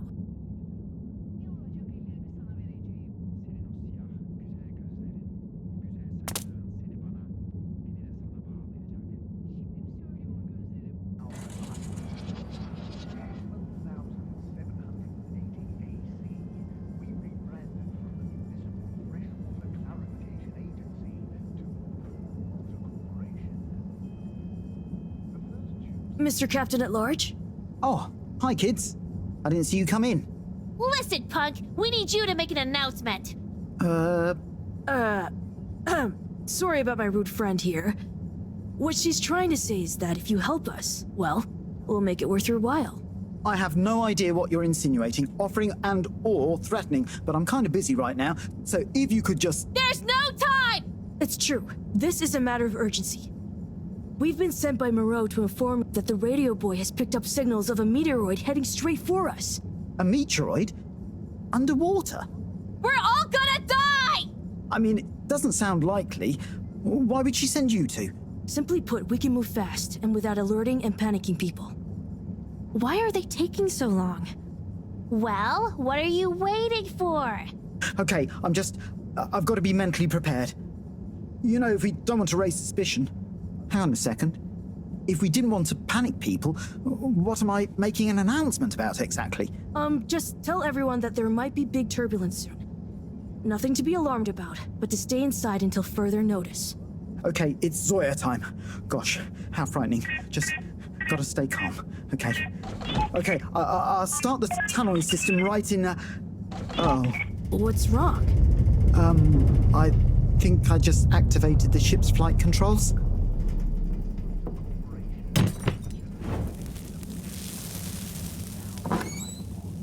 What is going on here?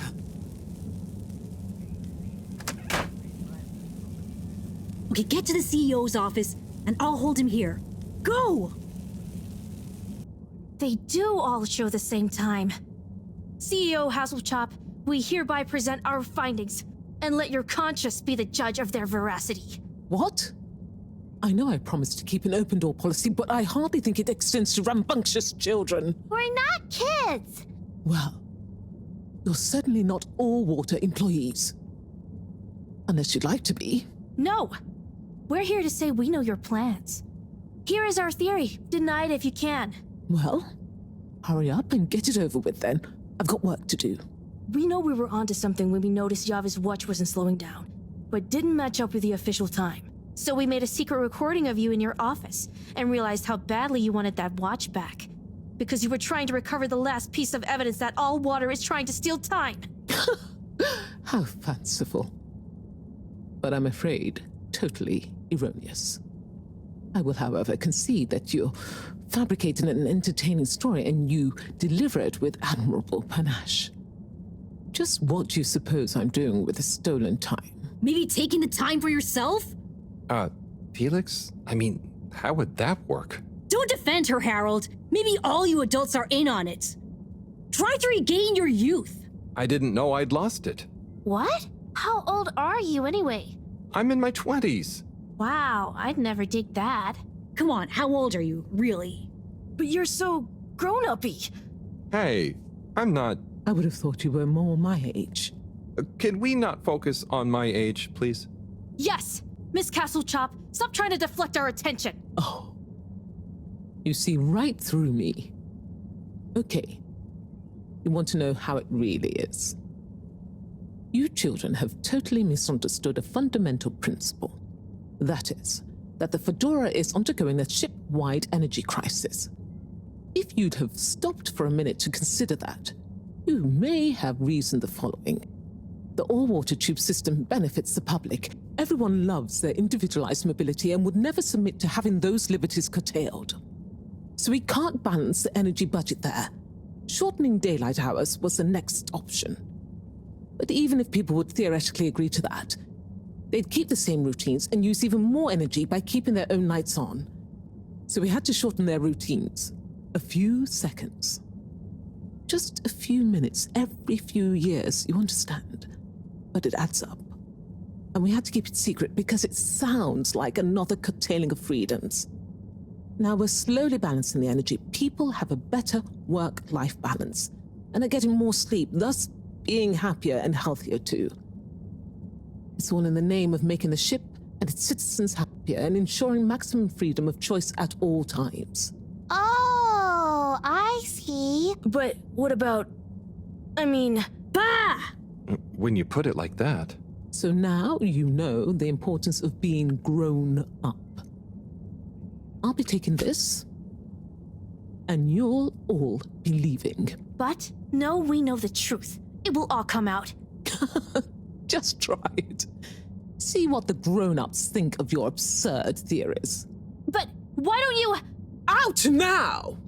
Secretary 24? Whatever are you doing? Oh, nothing for you to worry about, Madam CEO. We had a small incident. It's all taken care of. Order! Order! Now that we're all here, we need to decide on our next course of action. We've got to expose them. Whatever Castlechop's explanation, people need to know. Yeah, man. Let the people make their own minds up. Information wants to be free, you dig? But what can we do? I'm not sure. It's not like people listen to me. We gotta go big. Bigger than ever before. No. From what I've read about such matters, a small, well-placed anonymous suggestion is more powerful. We need legitimacy. What if we mount another secret mission? Yeah, because our last one went so well. What about pamphlets? Oh, we could tell the truth through catchy bee poetry.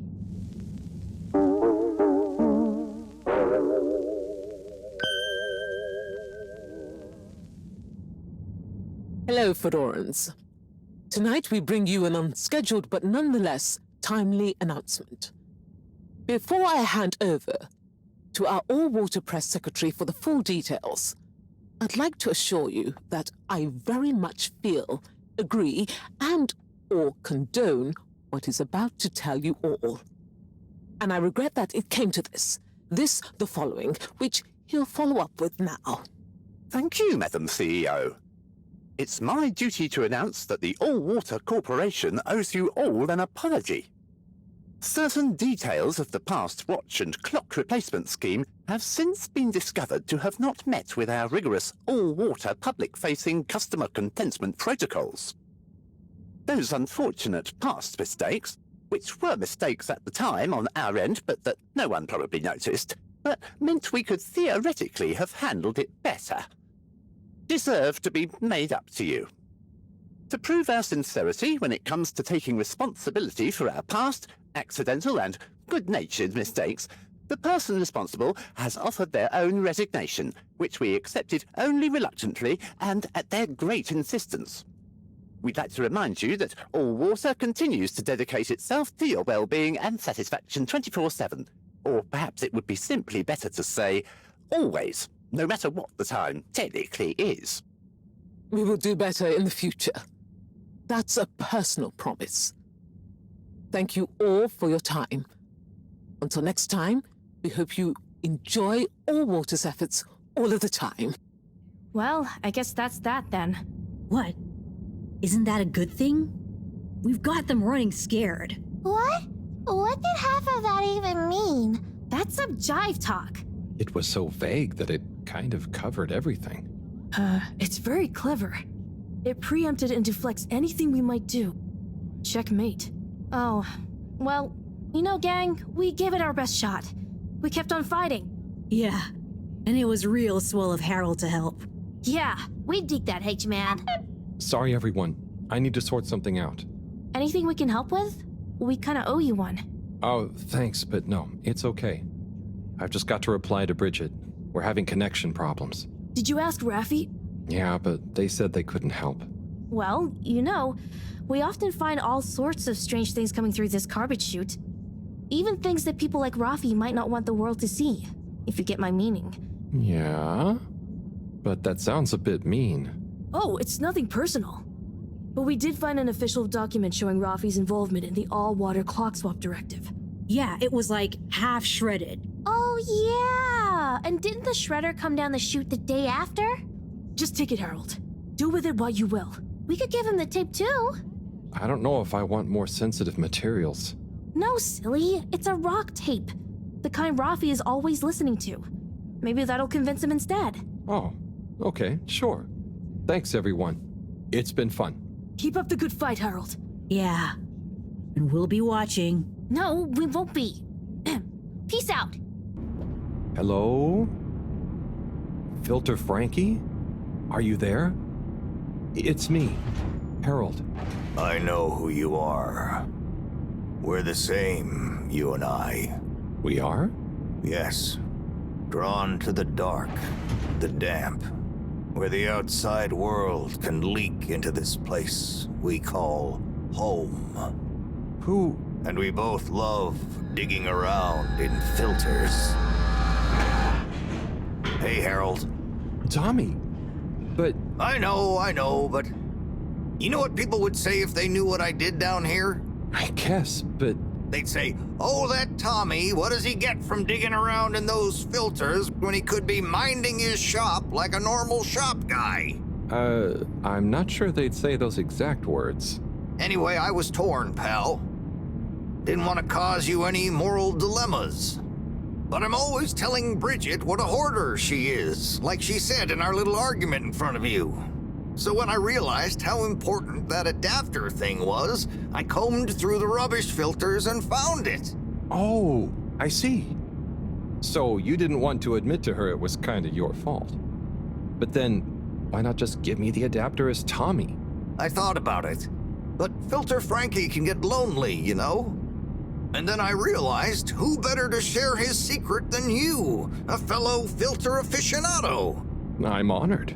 You've kept his identity secret for so long. But it got quite tiring, sneaking around, acting shocked at the rumors. There were a few times you nearly discovered me even. Still, our little secret, eh? Filter Frankie technically operates in the shady side of the law. Tommy, Frankie, your secret is safe with me. You're a good lad, Harold. Filter Frankie remembers his friends. Here's the adapter. Just don't tell Bridget where you really found it, huh? Thanks, Frankie. Tommy, I won't. See you around.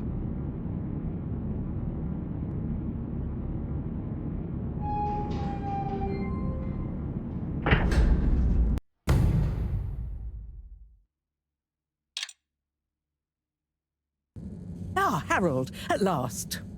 Professor, you're never gonna believe what I discovered about... Harold, I hate to interrupt you, but I have serious matters to discuss. I know, but really, this is cool. I mean, important. If you hadn't overslept, perhaps I'd have time to listen to your stories. I came as fast as I could, Professor, honestly. Yes, as fast as only you could be. Anyway, our preliminary external readings and evaluation is complete. Oh, about the crack. What are they? The crack looks promising. Is that it? Of course that's it. It's an alien origin source of a potentially miraculous energy. What more do you want me to tell you by just looking at it? Now, we need cold, hard data. Oh, I suppose we need someone to go down. I know I'm not that technical, but I've always wondered what it'd be like to explore an alien world. Wasn't it you that made contact and saw the habitat of the first sentient alien race humankind has encountered? Well, yes, but it's really just a cave, and the Flumelum are so nice, I don't really see them as aliens. It could be really alien down the crack. What is it? Nothing, my boy. I'd love to send you down there. I think you deserve it even. But not without a probe going first. I don't want you to come back as gas or some other state you shouldn't be in. And if I know you... Here is a probe. Would you do me the honors? Definitely. Can't wait to find out what it tells us. Rafi? Yes? I've got a little something that I think might persuade you to help. Harold, I'm sorry, but didn't I tell you I wasn't interested at all? You did, but that was before I got this. Yep. The famous live recording of Mega Twitch at Werribee Sewage by the one, the only Kutsu Hong Shiny Prize. The only record of it on the station. How did you get this? Let's just say with a little help from my friends. I guess one of the original Fedora crew also had friends in high places to get this on board. Come on, Rafi. You get the record, and Bridget is cool. I promise she won't shout at you. Okay. Fine. Okay, my sweet. I'll be back for you soon. Bridget, good news. I spoke to Rafi, and they're happy to help, more or less. Oh, great! I knew we could rely on that silver tongue of yours. Well, it was touch and go for a while. But they should be working on it right now. Good work, Harold. Oh, and Moreau gave me this probe. Ah, lovely. She mentioned she'd be working on it.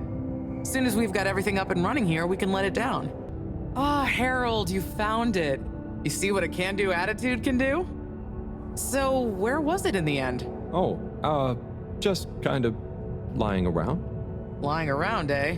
Come on, tell me. My organizational pride depends on it. So weird, but I found it on one of the conveyor belts. I don't remember packing up around there. Are you sure?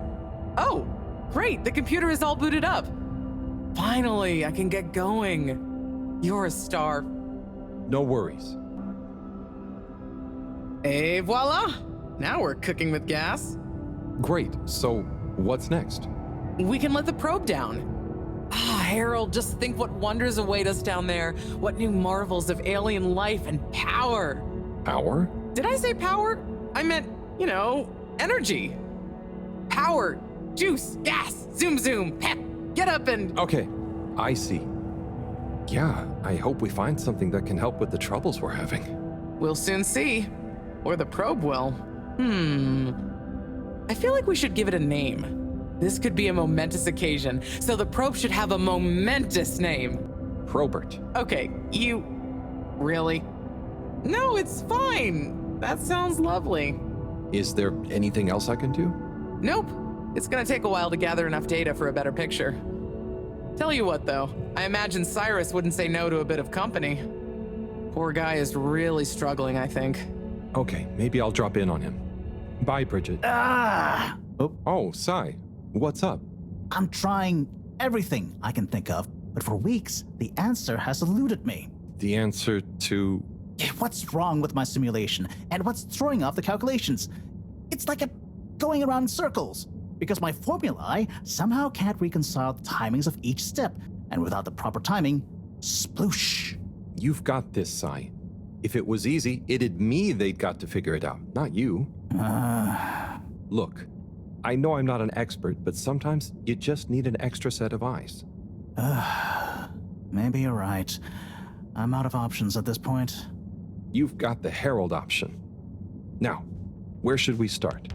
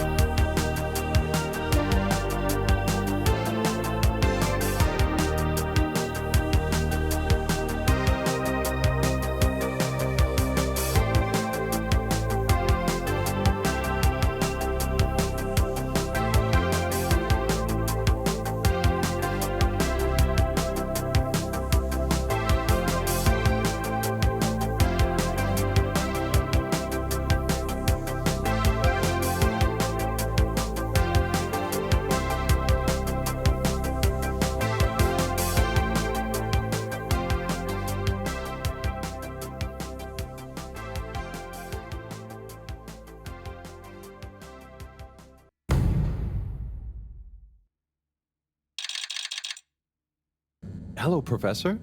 Any chance there's been some news? Harold, come here. Did you find something down there? Oh, yes. We found particles, non-normative with fascinating variegation of valency and all sorts. Thing is, deeper you go, denser the particles get, and with enough density, something starts to warp the video feed and probe data recording. Oh, their combined energy gets strong enough to mess with the sensors. Precisely. We can only see past a certain point by measuring the velocity of the energy spikes, but it doesn't tell us much. What does it tell us? Get this. The particles lower down in their original individual form before they interact and bond are utterly unlike anything we've seen before. And when looked at as a group, they resemble the particle structure of pollen. Oh, Cyrus will be pleased. Yes, you're right, actually. Cyrus might be just the right man for the job. He's always been good with flower stuff. Also, do you think he maybe needs a bit of a change of scenery? Perhaps a change would be as good as a rest for him. A rest he can't have, I must add. So, did we find anything else down there? Harold, what's gotten into you? Not like you to be so interested in my scientific observations. Well, this stuff seems real. Well, since you ask, it seems as though the atmosphere down there contains a number of elements that we've never encountered. Alien elements? Well, yes. From what I can tell, they wouldn't kill you, but there's no telling what other effects they'd have on human physiology or neurology. Is it weird that I want to try some? Yes, very odd. Anyway, we must all get together again near the crack to discuss next steps. Go on, boy. I'll see you shortly. Hello, Rafi. Hey there, Harold. What brings you here? Oh, just trying to make myself useful. You seem cheerful here. The cave is great. Even though it's busy, the Flumilim mostly leave me alone, but they're still friendly. Nice. Yeah, they're easy to get along with. And they come in so many different shapes and sizes. Yeah, they're a cool bunch. It's like, even though I'm not like them at all, well... You'd never feel like you don't fit in. Yeah, that's it. I feel like I can relax here. I can tell. And I know what you mean. It'd be good to get a few of them into rapid fly zone force, though. Those kids were annoying, but they were good competition. Huh. Well, I'm glad you like it here. Thanks, Harold. Kind of a shame we'll have to leave. I know that feeling too. Yeah. Well, see you around. And sorry about, well, you know. No worries. Enjoy. Thanks for coming, everyone. We've much to discuss. Yes, much. And plans must be made. We've got to do this by the book, measure everything. The calculations must be exact. I mean, sure, but isn't time of the essence? We'll never get anything done unless we just start and see what happens. If you let me just... Oh, Cyrus. Always with the, if you let me just. Well, maybe if you ever did let me... I was just thinking, if these particles really are alien, then we won't be able to properly measure everything anyway, right? And if these particles really are alien, like you say, Professor, then we're never going to be able to properly measure everything anyway. Yeah. But if we don't make sure we've measured what we can... Don't let can be the enemy of is. What? That isn't how the saying goes. Anyway, look, let's start again. Evaluate our first principles. We think the particles will be the solution to our energy issue. The books were a dead end, sadly. Little more than some poetic interpretations. Jean, did the probe data reveal anything new? I'll send you the full data set. This is only a vague hypothesis, but I believe the particles might have some plant-like properties. But the probe couldn't tell us much about what it's like down the cave itself, right? Correct. There may be hazards we're unaware of, and we have only the most basic idea of the cave and the connecting tunnel's formation. So, What can we do next that will be a reliable investment of time? Hello, all. Sorry I'm late. We were just recapping everything we know. Everything? Won't that take a while? Oh, no, just about the cave and stuff. Oh. Phew. Anywho, if we want a closer look, we're going to need to get down there somehow. That will involve measurements, a platform, or a hoist. It's systems thinking. Sounds like a job for me. You sure you're happy taking all that on? Sure. Oh, Bridget, we'll need a rope or cable that's durable enough to withstand whatever the particles might do to it, and cope with lots of weight either way. Got it. How hard can it be? Well, we're going to need a certain amount of flexibility in it. No, I mean, don't worry. It'll be fine. Cyrus, you take over the probe data. With your botanical expertise, maybe you'll find some details I missed. It'll have big implications for the equipment for capturing and keeping the particles safe. That's what I'll work on. Definitely. Won't whoever goes down need keeping safe too? Yes, that is a sticking point. Let's all bear in mind and come back to it when we have more data. Maybe the Flummerlim will remember something useful in the meantime. What if I go down? What? Harry? I think we can all agree that isn't going to happen. Yes, Harold, it's too dangerous. Lots of other fun things to do instead, Howell. Yeah, come on, buddy. Don't be crazy.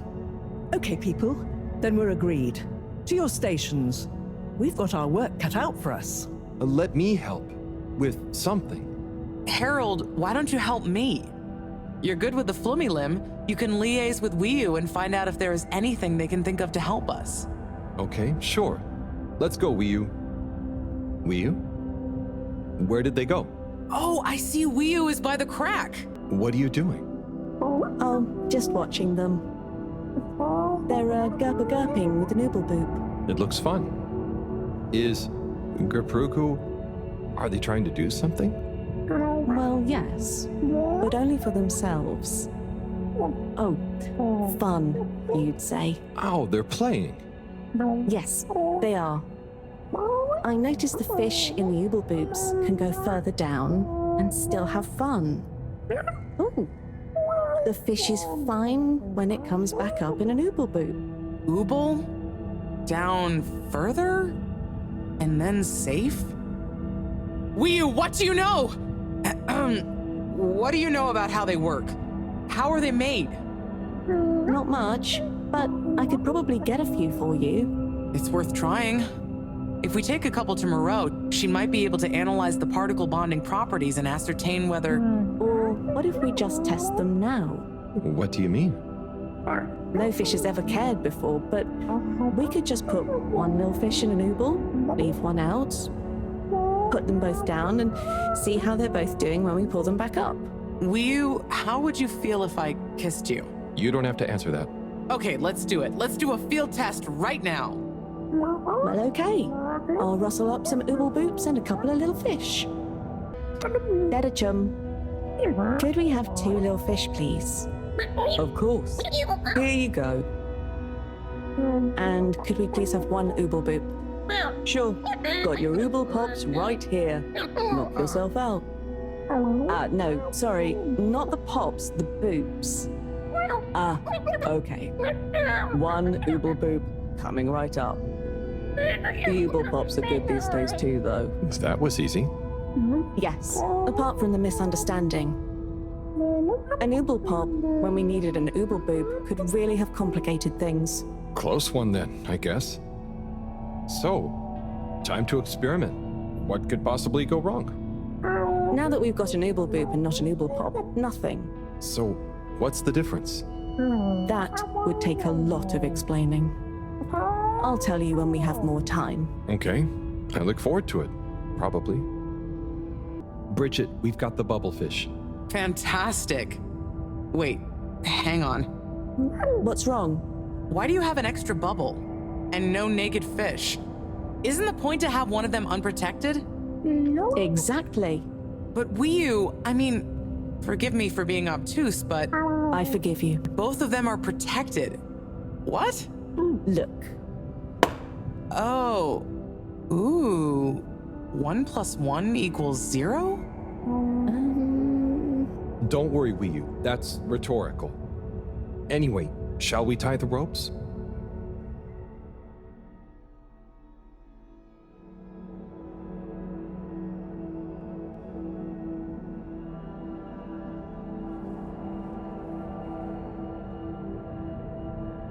Okay, let's pull them out and check the results.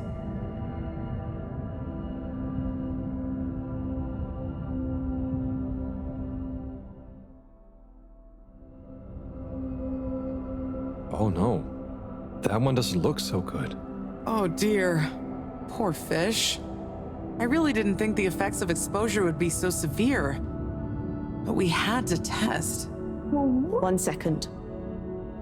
Little fish is pretty dazed, but I don't think it's unfish. Yes, it's coming around. Ah. Good news! Well, like Moreau and Wiyu said, going down there doesn't look like it kills, but we don't really know how fishy feels right now. True. I suppose we should keep a close eye on it. But it means the experiment was mostly a success, right? I'm happy. So now we can create bigger bubbles that we can go in. That would be awesome. But we, present company excluded, can't breathe underwater. Cyrus is going to be the best person to make use of these new findings on that front, I think. But then there's the mobility issue. We need to be able to get, stay, and maneuver down there. How about our ropes? Ooh, that would be great. Can you work with me on creating the right stuff? Of course. Great. I suppose I'll start construction of the hoist at the same time. Things are really happening. Hey, Cyrus, just me. We've got a great idea for the helmets. Shh. Do you hear that? I hear a lot of fuzzy static? Yes, sure. But below that... Cy, what should I be hearing? Just let me listen and follow my instructions. We'll get to the bottom of this in no time. It's beautiful. You hear it now? Like those particles are singing together, harmonizing. It's choral. I've discovered the choral particles. Particle choir? Particulars? Do you know what this means, Harold? Whatever is down there, that's the evidence that it has lots of similarities with a plant that I researched in my youth. Didn't you read the book I gave you? You gave me a book? The one I wrote. Phonetic Identities in Adolescent Seedlings. Provisional title, by the way. Just ended up sticking. So, you know that by hearing this choir sound? How does that relate to... It's all connected. This very specific sound pattern, this melody, music is math, math is nature. John will be happy about these results. Awesome. I can't wait to tell her. Oh, hi, Professor. Hello, you two. What's going on? We were just talking about Cyrus's new findings. The music is plant math. What? Marrow. Yes, I discovered that the audio samples actually reveal an even greater affinity between the particles and sentient plant life. It vindicates my earlier theory, too. The one in my book. That is interesting. So, what's your opinion on the energy container's necessary properties? Well, it makes me think the container will need the option for water flow or some kind of nutrition bed. Might need light control and something to attract the particles into it, too. And, given that we don't know the energy potential and given that pollen can... Sigh! That's enough to go on for now, I think. Good thinking, though. I'll handle it from here. Maybe asbestos will do the trick. Say, Harold, didn't you want to tell me something earlier? Before we got swept up in the excitement. Oh, it's the water bubbles. Our experiment was great. We found the bubbles to have protective qualities. The bubblefish came back totally happy.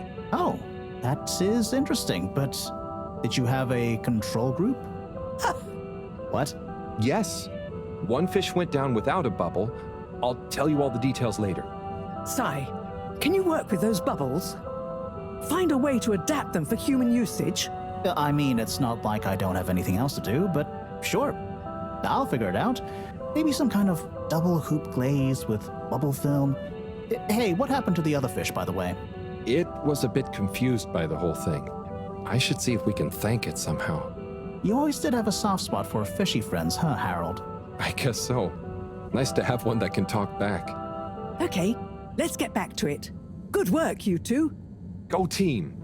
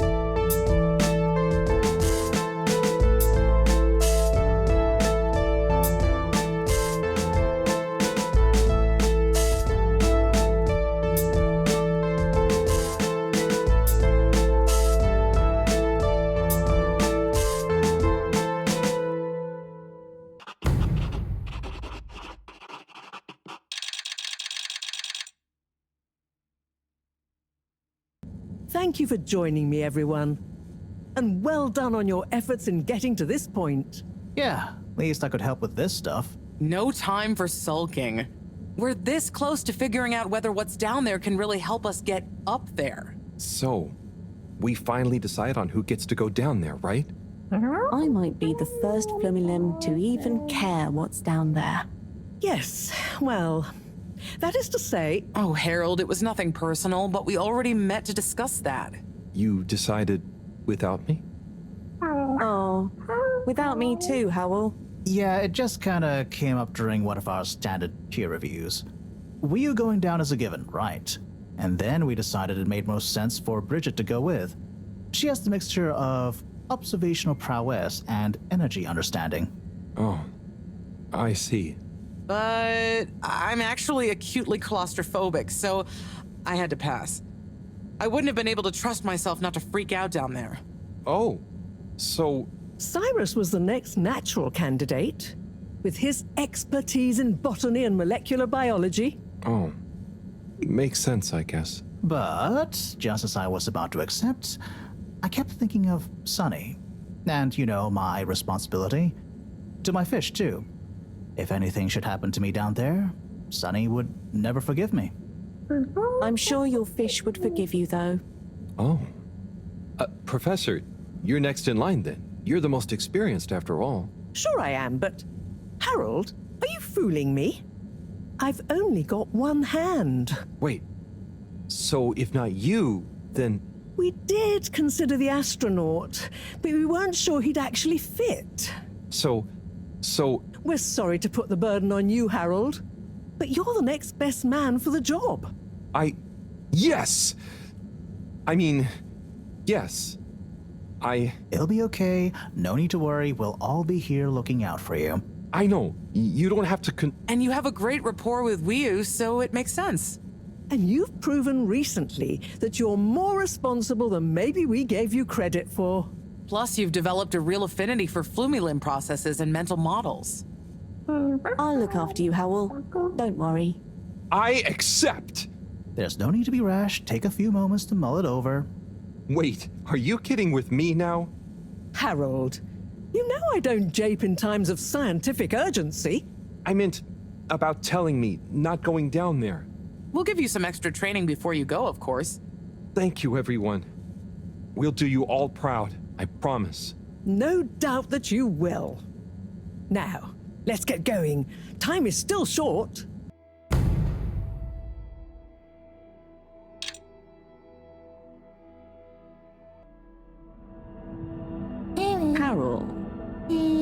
really understand why you're going down the crack with Wii. But we think we appreciate it, so we got a few things together for you. Hopefully you'll find them useful and or delightful. As a human, yes. We're still not really sure how your kind thinks, but we've tried our best. Oh, wow. You all... I'm so flattered. You shouldn't have. Go on, open it. Oh, okay. Let's have a look-see. Oh, this looks great. A nice little fish. Is the fish not big enough for you? No. It's perfect. Thank you. Okay. Up next. Some hairpins? Yes. We were told by Chris that these things come in very useful. Where are you now? I mean, thank you. Oh, there's something else in here. I think you're gonna love this one. A rubber hammer. In case I see any moles I need to whack. I'll have it if you don't want it. No. It's all great. Thank you. Now I'm prepared for anything. Good luck, Harold. Thanks, everyone. See you soon.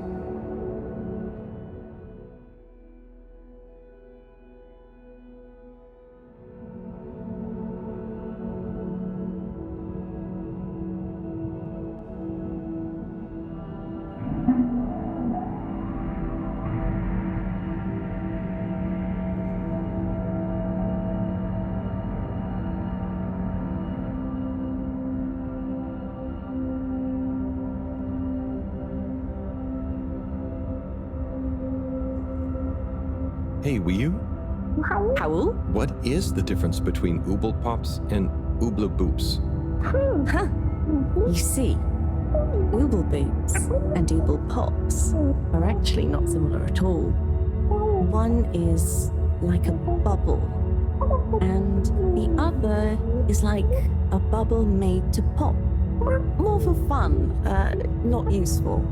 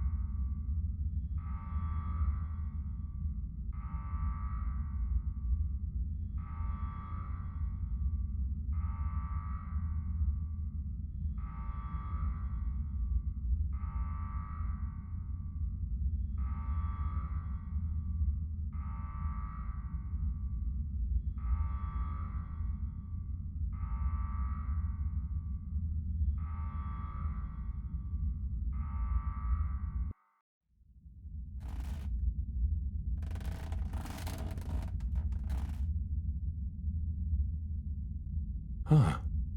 Home at last. Wait. How did I get here? I don't remember. And I don't remember leaving it like this. Has someone been in here? It wasn't me. Felix, what are you doing here? I could ask you the same thing, bub. This is my room. But how do you really know that? Felix, I don't have time for your shenanigans right now. I feel like there's something important I should be doing. I need some space to think, okay? Sorry. Nah, it's okay. You're right, Harold. There is something important you should be doing. I'm glad you agree. Wait, what? Do you know what it is? Nope, that's for you to find out. All I can do is point you in the right direction. The right direction isn't through a load of ducts, is it? No, no ducks. Just go through there and follow your heart. Okay. Yeah. Don't feel sleepy anyway. Thanks, Felix. Good luck, Harold. Hope I never see you again.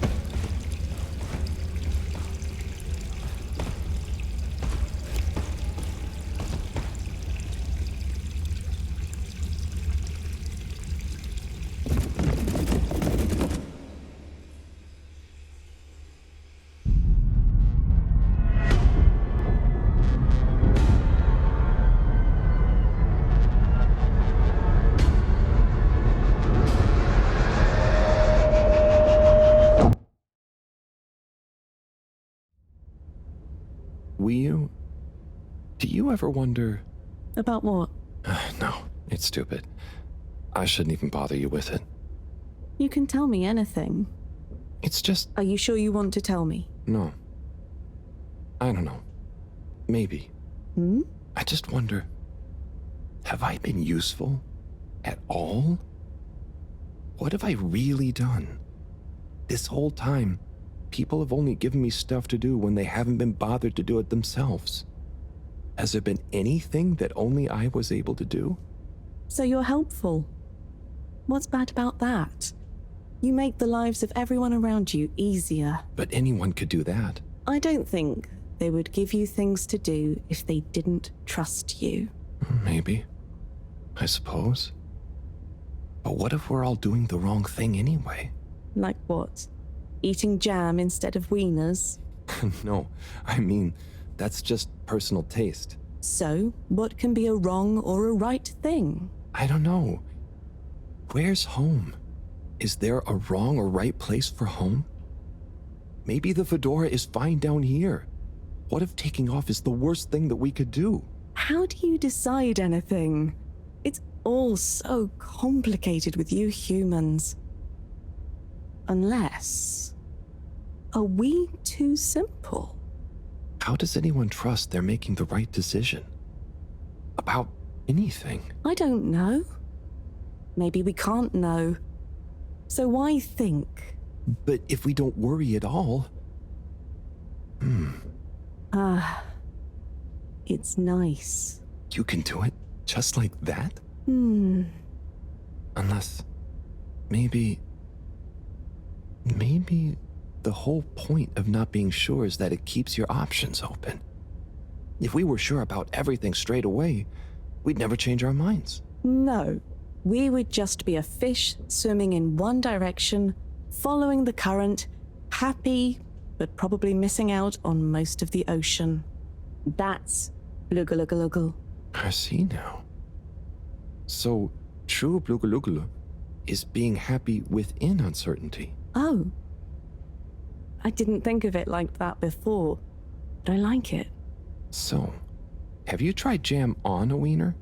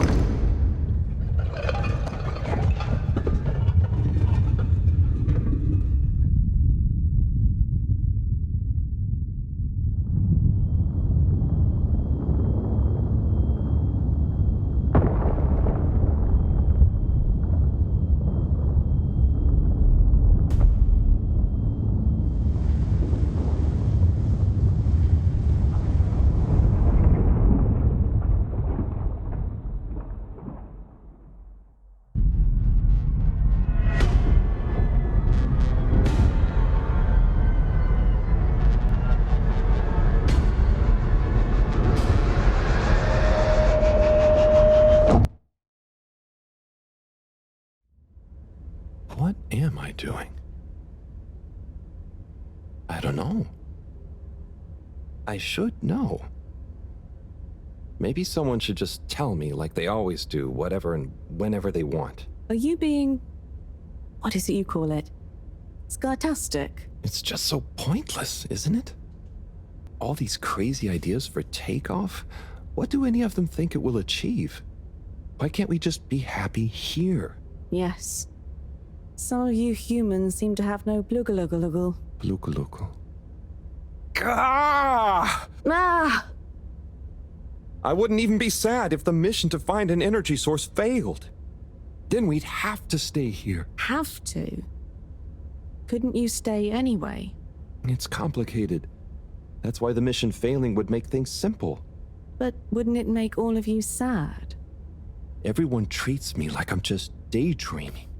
I mean, what else am I supposed to do when I was born onto a spaceship? The same one I'll die on, with no options. A mission that is probably pointless, decided on by people I never knew before I was born. Who could have spent the money and energy on staying and helping instead. Who probably made half the problems on Earth. Who made my parents. Who... Gah! I'm angry too! Gah! I'm angry with myself. I didn't consider that. Sorry, what are you angry about? It's okay. I'm not sure. I just feel your anger, and it makes me angry that things are making you upset. And I really hate the tube system. The access card is a dumb shape, it smells weird, and it doesn't work properly half the time. Howl, if you had a fish for a long time, and then another fish came to visit, and you could only keep one fish, which fish would you choose? What?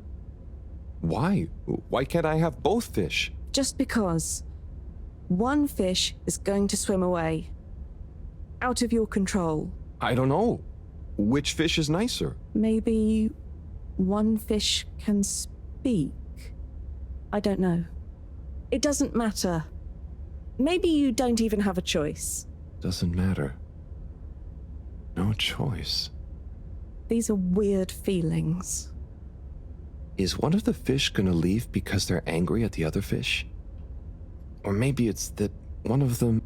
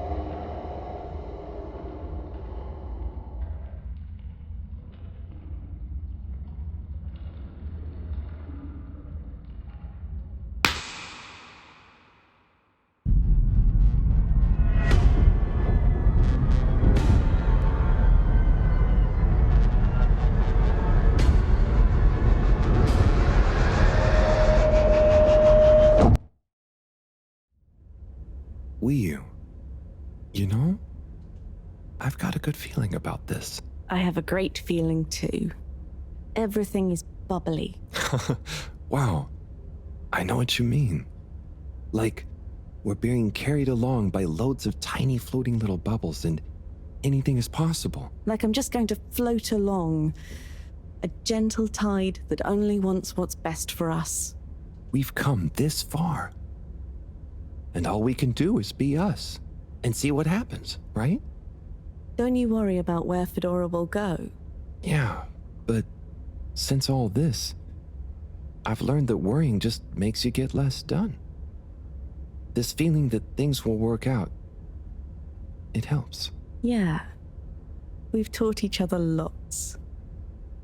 Humans are funny, but I think life will be more interesting now we've met you.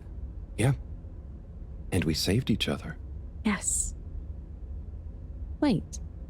It was only me that was hurt. Now there's an exciting future for both of us. Lots of plans. If we explore and find new things, wonderful. If there is nothing else, wonderful too. Definitely. Good things ahead. But something bad might happen one day. True. I hope no bad things even happen to start with. Me too. But it'll be okay if they do. We'll deal with them together. I want to try even more strange human things. And I'll get good at Caracal and the arty performances. We could make a garden, like size. Yes, and make new kinds of jam. Oh. I hope so. I really hope so. Whatever happens to the Fedora and everyone, I just know it'll work out okay. And I think okay is enough.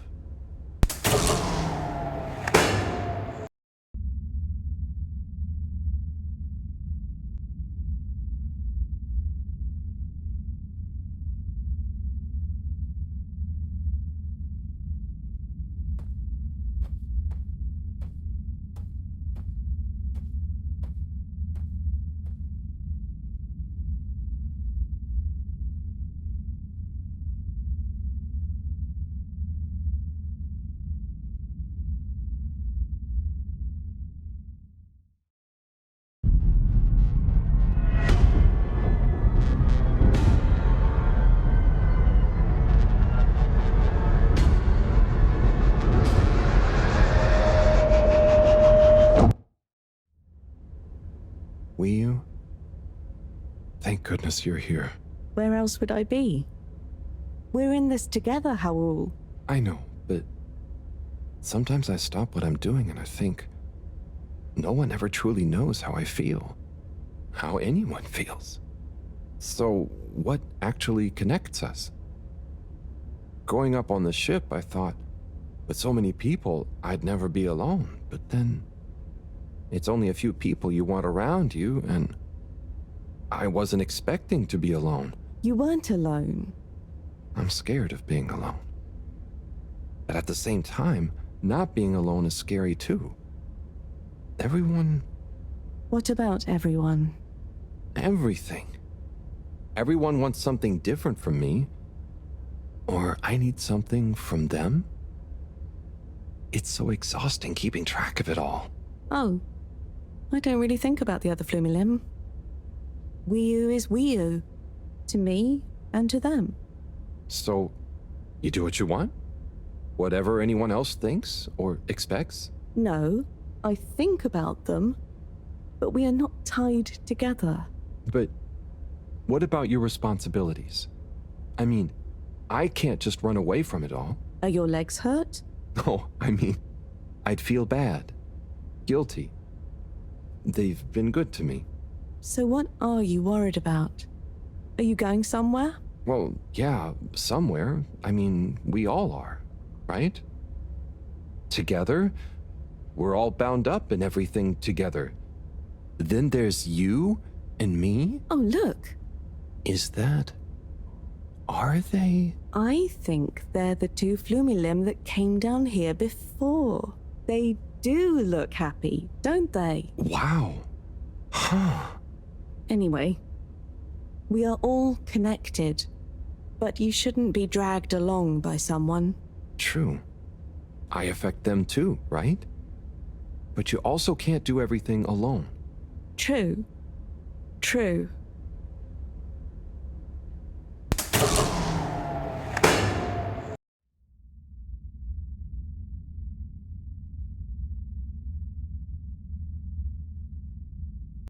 Wiyu? Wiyu, are you there? Howl. Ah, it's you. What is going on here? I was so worried. Me too. But I also somehow knew I'd find you. Looks like the dream team is back together. But where are we? Not sure. But I have a feeling this is the right way to go. Lead the way. We don't have much else to go on. Do you think we are somewhere? I don't know. I don't think we're nowhere. Wherever we are, we're together. And this will make a good story. I hope so. Let's find out how it ends first. You still feel like this is the right way? Yep. Don't you? Actually, yes. It's strange, but something does seem to be pulling me along. Go with the tide. I'm going.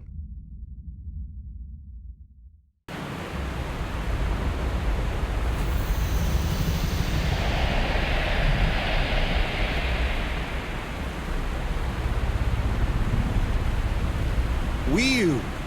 You see that? You mean the giant floating flower beam? Yeah, more or less. It's beautiful. It's making me feel sparkly. Howl, take my hand. Sure. Are you scared? No.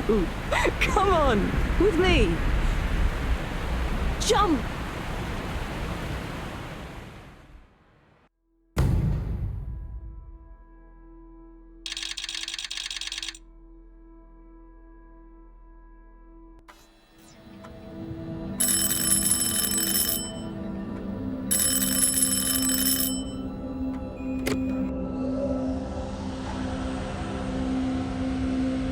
What's that? Am I seeing things? Oh my god.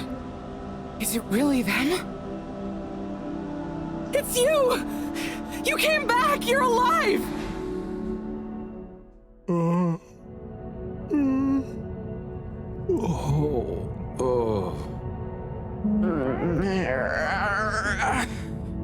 We came back.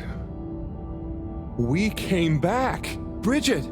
Hi, how are you doing? Phew. We came back. And you've got the energy source? Oh, this thing. Yeah, I think so. This is, how am I doing? Do you realize how much of a scare you've given us? We didn't want to think the worst, but what were you doing down there? We chased a dragon. Oh, this is gonna be pretty hard to explain. Hey, how long were we gone anyway? Oh, not very long. Oh, that's good. Just about 2 weeks. 2 weeks? It felt just like a few hours, didn't it, Wiyu? I wasn't really keeping track. Sometimes it felt like I'd been down there for a long time, and others it was all new, like we just arrived. Look, I'd love to hear all about this, but it's going to have to wait. Me and a few of the others have been stranded since the tube system and the broadband connection just stopped. The Fedora is silent. We're on our own out here. Oh no. What are we gonna do? We could go to my place for tea. Thanks, Wiyu, but I have other ideas. I'm sure we'll figure something out. If we just work together and... Harold, do you think I've been just twiddling my thumbs? The Flumilim, Rafi, and I have built a new submarine. It just needs an energy source. What kind of energy? How about the one you're holding? Follow me! Let's head to the entrance lake! Et voila! Our new ride. Super. It looks great. I never knew you were good with machines too. I had some help from Rafi, but this old gal has some surprises left up her sleeve yet. Mind if I drive? Sure, I'll handle the systems and help you navigate from the back. What can I do? Oh, you get the fun job.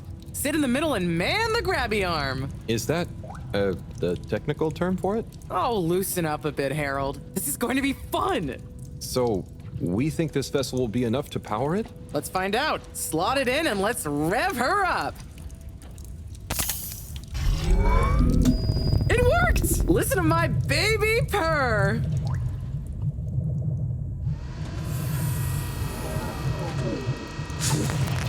Okay, let's see. What do we have here? It should all be pretty intuitive. Just don't press the eject button. Okay, navigation lever. Got the sonar display here. Throttle handle. Depth adjuster. And... oh, what's this button to? Oh, that must be the... Yep, the wriggle control. Buckle up, everyone. Let's dive.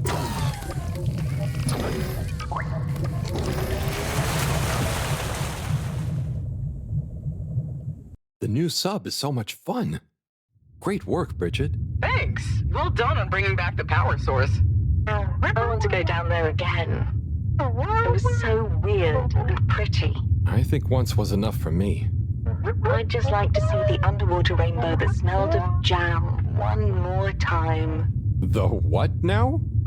Still nothing on the radio from Fedora. Why do you think they've gone silent? Could be anything. I'd say it was just all water cutting costs again, but it was so sudden. Something bad happened? Could be. Yeah, trying not to think about it. Maybe we should take our minds off it. Oh, can we play fish impressions? I'd love to, but now probably isn't the time. Oh, hang on. We've got a tape back here.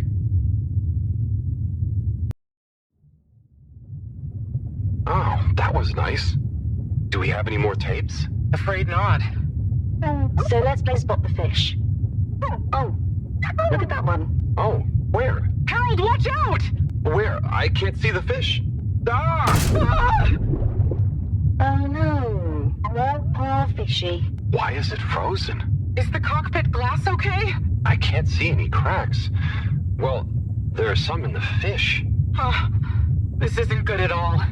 For the ambient temperature anywhere near the Fedora to have dropped far enough for this.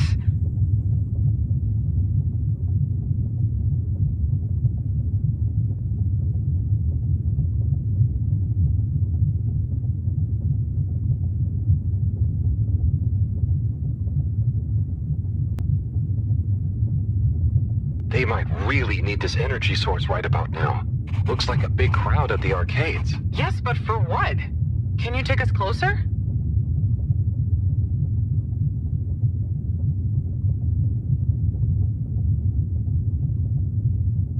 They see us. But what's going on in there? Not sure.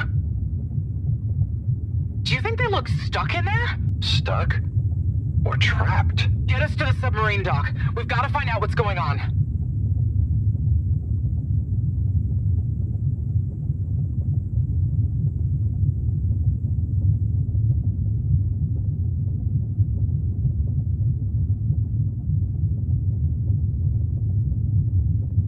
Oh no. The ice is spread here too. There's no way we're going to be able to dock. We'll have to find somewhere else. Let me think. Yeah, that should work. Okay, we need to make a detour. We'll try docking at Biosphere 4. There's a hull breach from the crash there. Maybe the ice hasn't reached it yet. Where to? I'll direct you. Just keep going around. Okay. Say, I don't think I've ever been to that part of the ship. Well, as you know, the core consisted of two main sections. The engine modules and the agricultural district. Bio 4 was the name of the latter. Apparently, it even had living fields and livestock during transit. Imagine having all those real animals around. Yeah. But like I said, it was damaged in the crash and deemed too expensive to maintain. I just hope it's still connected to the rest of the modules. Hang on, we'll get you warmed up soon. Okay, keep going this way. It won't be too long now. Oh, I wish I knew what's going on in there. Me too. It's starting to feel pretty strange. What'll we do once we get in? Our best bet will be to try and find a security monitor station, so we can get more perspective on what's going on. Gosh, I hope everyone is okay. Wow, when you see the core from out here, it's pretty impressive.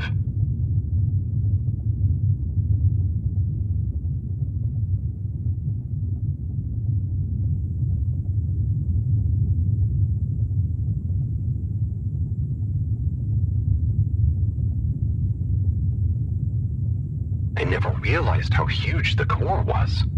It's like its own cave. It really is a shame we couldn't do more with it.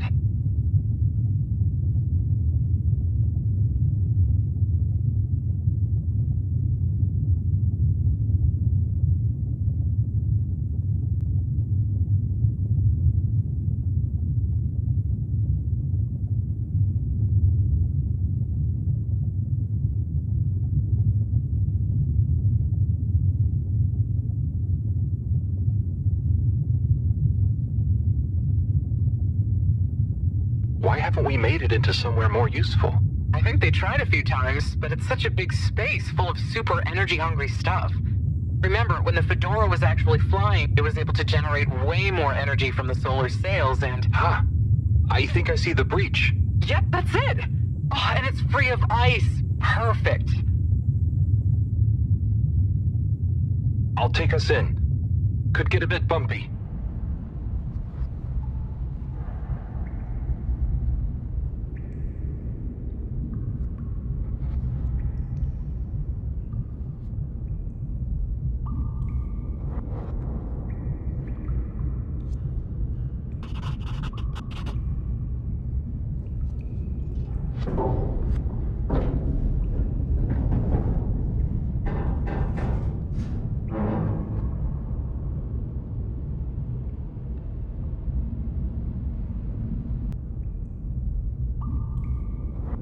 Looks like the power's out. Harold, can you get this hooked up to the energy vessel? There should be some jumper cables in the engine compartment. Sure, I'll get to it. Righto, power is showing up. Just need to flick the master switch and... Wow. Whoa.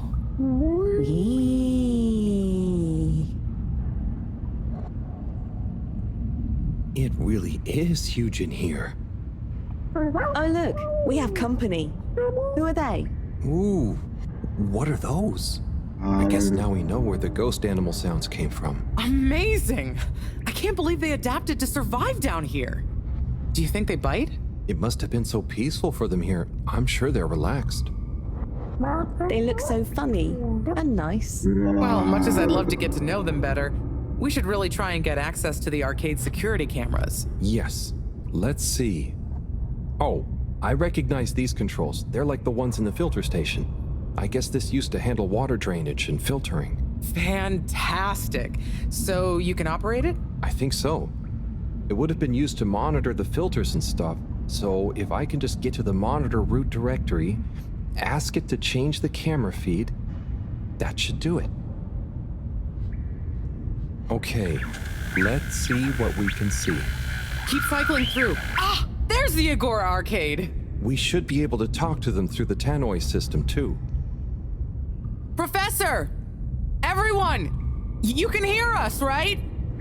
We can see you. We're in the abandoned core. What's going on? Hang on. Let me see if I can turn on the security cam's mic too. Harold? Is that you? Can you hear us?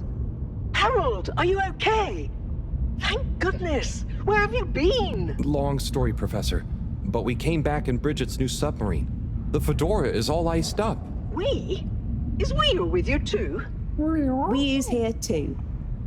Nice to see you again, Professor. You three have got a lot of chutzpah, making us all worry and then just turning up unannounced like this. Professor, are you all okay? Are you trapped in the arcades? What's going on? Oy vey. Yes, we're stuck here thanks to Schlippmeyer. He's had us all fooled from the get-go.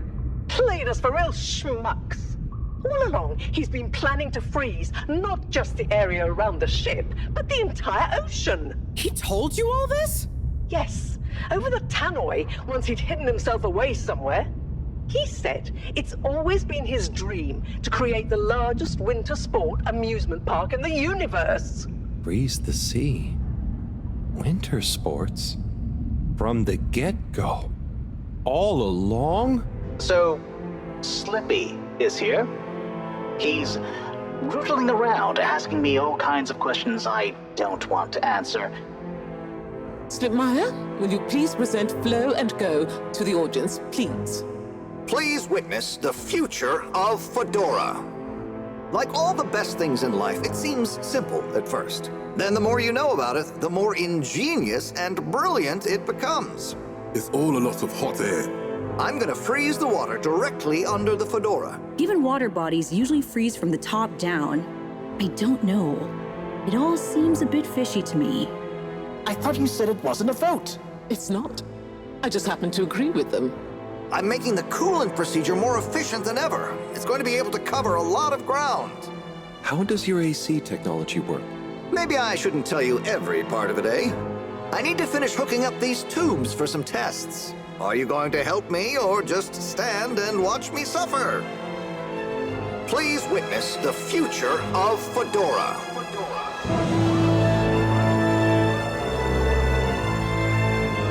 So you see, that's the Slippy difference.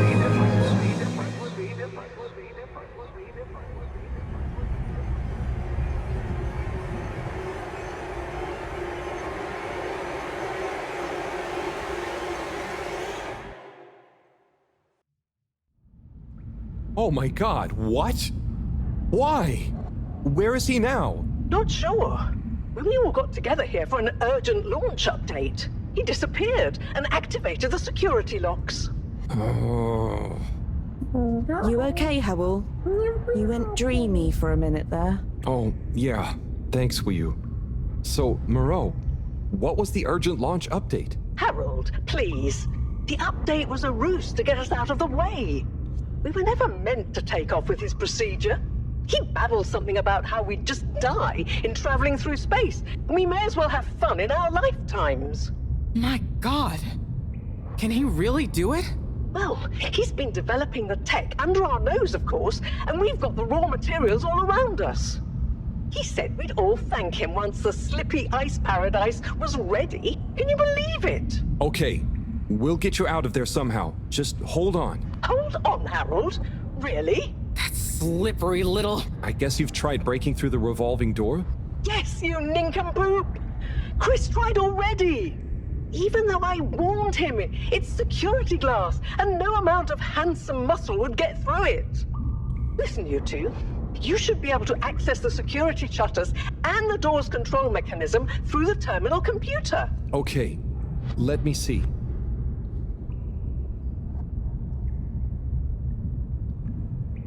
I'm getting there. Sorry, Professor. The door control interface is weird on this terminal. It's like you click one thing and it does the opposite. Then there's a pop-up and you have to click again. Weird, Harold?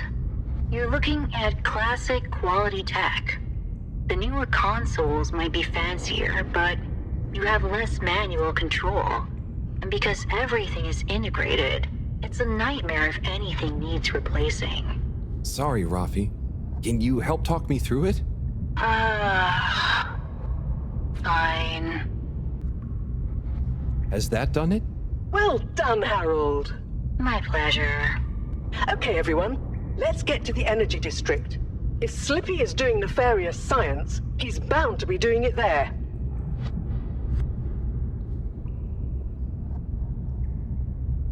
Oi, the tube isn't working, of course. Doesn't look like they're having much luck with the tube. Harold, can you still hear us? We're going to need you to look into why the tube is down. Drat. Now that isn't going to be something we can fix from here. You two. Do you think you can take the sub and try and see what the problem is from the outside? Yep, we know how it handles now, right, Wu? Sure. Let's rev her up. Great. I'll stay here on the radio and help liaise. Okay, let's go. I'll do the grabby arm. Good luck, you two. Be careful out there.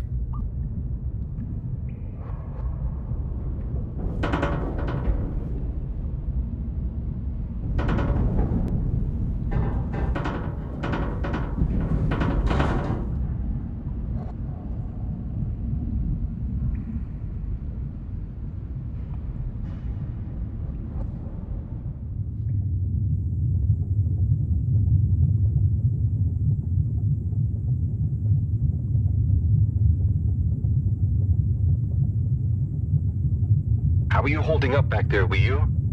Oh, it's okay. But it seems quiet without Bridget. Hey, what are you saying? I'm still on the radio. radio, remember? Yes, much better. What do you think of all this drama? I bet none of the Flumelim ever have any crazy schemes. Yes, it's very curious. It makes sense that if Slippy loves snow sports, he would want to create a snow world. But it doesn't seem like he checked with everyone if they also loved snow sports first. That's a very balanced way of looking at it. But I wonder, why didn't he tell anyone? Or why didn't anyone realize he was so sad before all this happened? Good question. Humans can get very wrapped up in their own stuff, you know?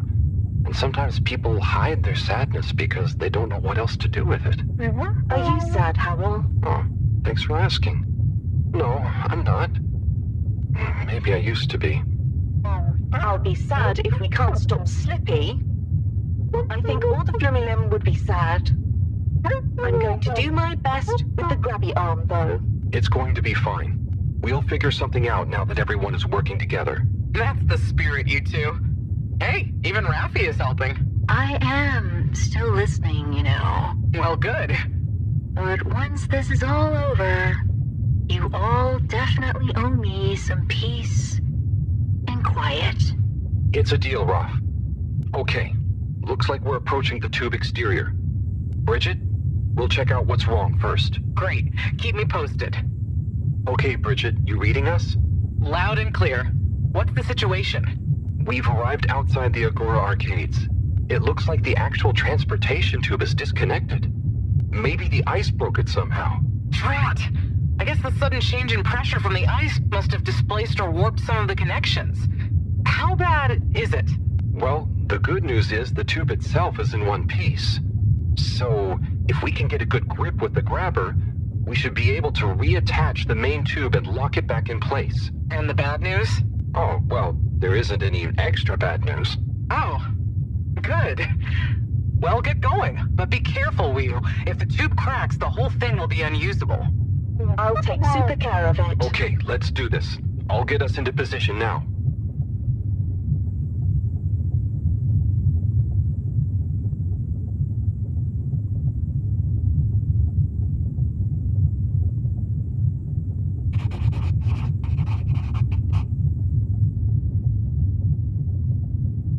I wonder how Team Moreau is doing. Well, from what I can see, they're starting to get into the tube, one by one. Chris is doing push-ups while he waits for his turn.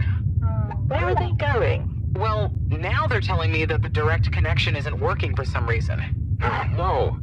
What do you think is wrong? Not sure. Could be a few things. Plus, there's the potential side effects of all the ice to consider. Seems like it was only the direct path to the energy district that was down. Maybe a malfunction in the tube's control panel? Oh, so what now? They're en route to the central station now. They'll try again from there. Okay. Keep us posted, Bridget.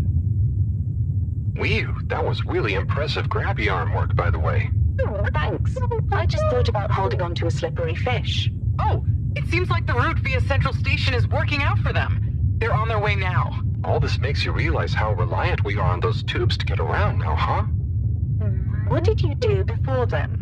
Well, we didn't move around as often, and I suppose we only went to places we really needed to. So you built tubes to move more often to places you didn't really need to go to? Yes. It is fun zipping through them, though. The whoosh sound, it takes no effort. Yes. I think I'm glad to have them even with the fines and all the delays. Good timing, you two. Team Moreau has arrived now. So, what was the problem with the tube? Maybe it was just the electronics being affected by the ice? Whatever it was, it doesn't seem to be affecting the whole system, which is a relief. Yeah! The door to the energy harvest is locked too! Seems like Slippy has barricaded himself using the lockdown routine. Yes, and the door can't be controlled over the computer system due to the all-water emergency protocols we baked in. So it can only be opened from the inside? If he's in there doing something slippery, we've got to stop it. What are we gonna do? Could we ask him? Even if we wanted to, the emergency protocols block out the security cams and tannoy. To protect potentially sensitive all-water corporation activity, he totally isolated himself. Huh. Must be nice. No interruptions. Wait a sec. Bridget, didn't you tell me the agricultural district and the energy harvests were connected? Ooh, good thinking. Yep, by the retractable conveyors. If memory serves, the one that connects energy to agricultural is near the back of the core. Rafi, what do we do next? You'll need to lower them first from their rooftop storage, then power them up. How do you know all this stuff, Rafi? I did have a life before the arcade, you know. Anyway, ask me about that later. You're gonna need to align the belts in a continuous path so you can reach the opening that leads to the harvest. Okay, doesn't sound too hard. Let's go, Wii-U. Such teamwork. I'm like a proud mother hen.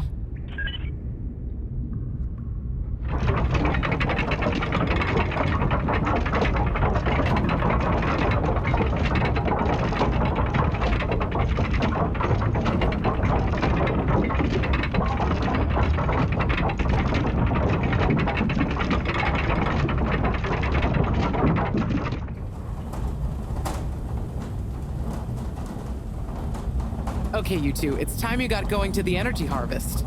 You going to be okay here? Yep, I'll stay here to monitor the security cameras and oversee the situation. I hope it's better to watch than those videos Harold showed me. Everyone shouting and then kissing straight after. Wii-U. Just stay on your guard. And when you see Slippy, tell him I always knew he'd slip up. Okay. Will do.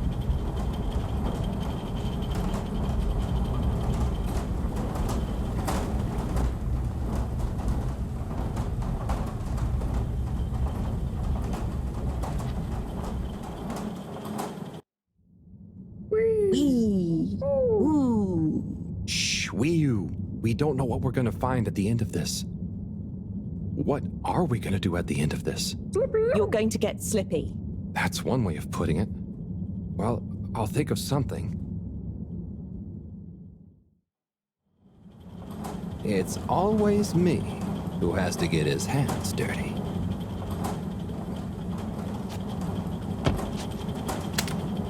Slippy, we're here. It's... Slipmire! I can't even count how many regulations you've breached. Halibut? The door? Harold! Wii-U! Everyone! Look, let's not be hasty. If I could just show you my plans, I was only trying to... I'll show you a plan! Eesh! Oh, shit! My hand! Well, that settles it, I suppose. Thanks, Chris. Is he okay? Gosh, I was overcome with emotion thinking of the children. I hope I didn't overdo it. Please no one tell them about this. Chris, relax. It's over. And so is our chance at launching after wasting all this time. Oh well, may as well spice things up a bit in the meantime. Relaunch chance over? Whatever do you mean, Professor? I mean that the solar winds are due to begin again, and soon. Too soon. After these shenanigans, we simply won't have the requisite preparation complete in order to meet the safe launch window. To say nothing of repairing the damage, Slippy's icy debacle probably caused our sensitive instruments. Well, can't we risk it? What's the worst that would happen? Well, if we launch late, we run the risk of the solar flares crippling the ship, like last time, and tumbling back into the ocean. And there's no telling if our next landing will be so lucky. And if we launch on time? My calculations are nearly complete, but if we time it just a second wrong, we might sink deeper or use up our remaining fuel just to move a few miles away. And even if your calculations were already done, what with the all-water time theft, it'd probably be late by now anyway. Time theft? Speak sense, Harold. I tried to tell you that day in your lab, but we got distracted with the probe. Me and the Lightkeepers, I was gonna tell you I joined them. They're a bunch of teenagers. We found proof that all water were shaving a bit off every hour to help with the energy crisis. So we had even less time than we thought all along. What are you talking about? How and why do you shave an hour? So we have to do less work, and to save energy. And, well, actually not every hour, only the ones in daytime. By now, apparently, it adds up to 2 full hours each day. How? But we would have noticed. But we didn't because of the introduction of all-water digital time, and they controlled the time in tiny little bits so it would always feel normal. So, all water fooled us more than Slippy, and we must have... Wait. Saving on daytime? Ah! Harold! You wonderful, beautiful schmuck! If what you say is true, and these days the truth is stranger than one of your little head stories, then it's exactly the opposite of what you think. We have more time than ever. We do? How does that work? Think, Harold. If what we perceived as a day of 24 hours was actually only 22, that means that we haven't actually reached today's date yet. Now, let's see. All-water digital time was introduced 8 years ago. Cyrus, check my math. Well, even if they were shaped up to 1, then 2 hours after a few years, we should have more than 4 months left until the launch window ends. Ha! Much as I love it when you're wrong, that means... My calculations were correct, but time was wrong. And it explains why we thought the space bacteria would degenerate faster than modeled.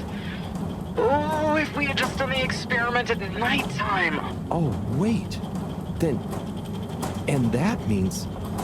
And I was so blind. Time. All along. It's about time, right, bros? It's true.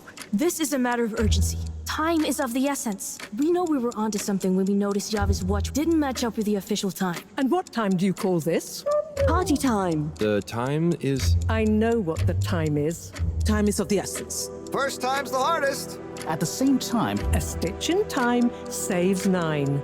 4 at the same time is quite a feat. And time is running out. In the meantime... We don't have time to put you on a proper routine. But maybe this whole time... All water is trying to steal time. Just what do you suppose I'm doing with the stolen time? Maybe taking the time for yourself? Now, if and when the time is right. We might even have some time for ice skating. Why not give them all the time? Your first time at Quick Soup Colorfish? This will be the last time I explain it to you, so for once, pay attention. There's no... Time. Time. Time. Time! All that time. We're going to need a few words with the Madam CEO if we're to get the exact numbers of when and how much time they've stolen. Speaking of which, has anyone seen her? We didn't see her on any of the cameras. Nor Zoya. Do you think they escaped being trapped? Unlikely. They were probably incapacitated by Slippy as part of his plan. They could be anywhere. We'd better split up and find them. Maybe we should start in the all-water district. Why don't we just ask him? I, don't think he's in a talkative mood. Look, I'm sorry, okay? I was just so overwhelmed. How was I supposed to know he'd take it so badly? It's okay, Chris. At least he didn't get away. Cyrus, let's go with Harold and Weeyun to the all-water district. Major, I imagine you'll want to stay with Slippy. Everyone keep in touch via PDA, and don't leave any stone unturned. Let's go. Oh, and Bridget, can you tell the others over the tannoy system to search whichever area they're in?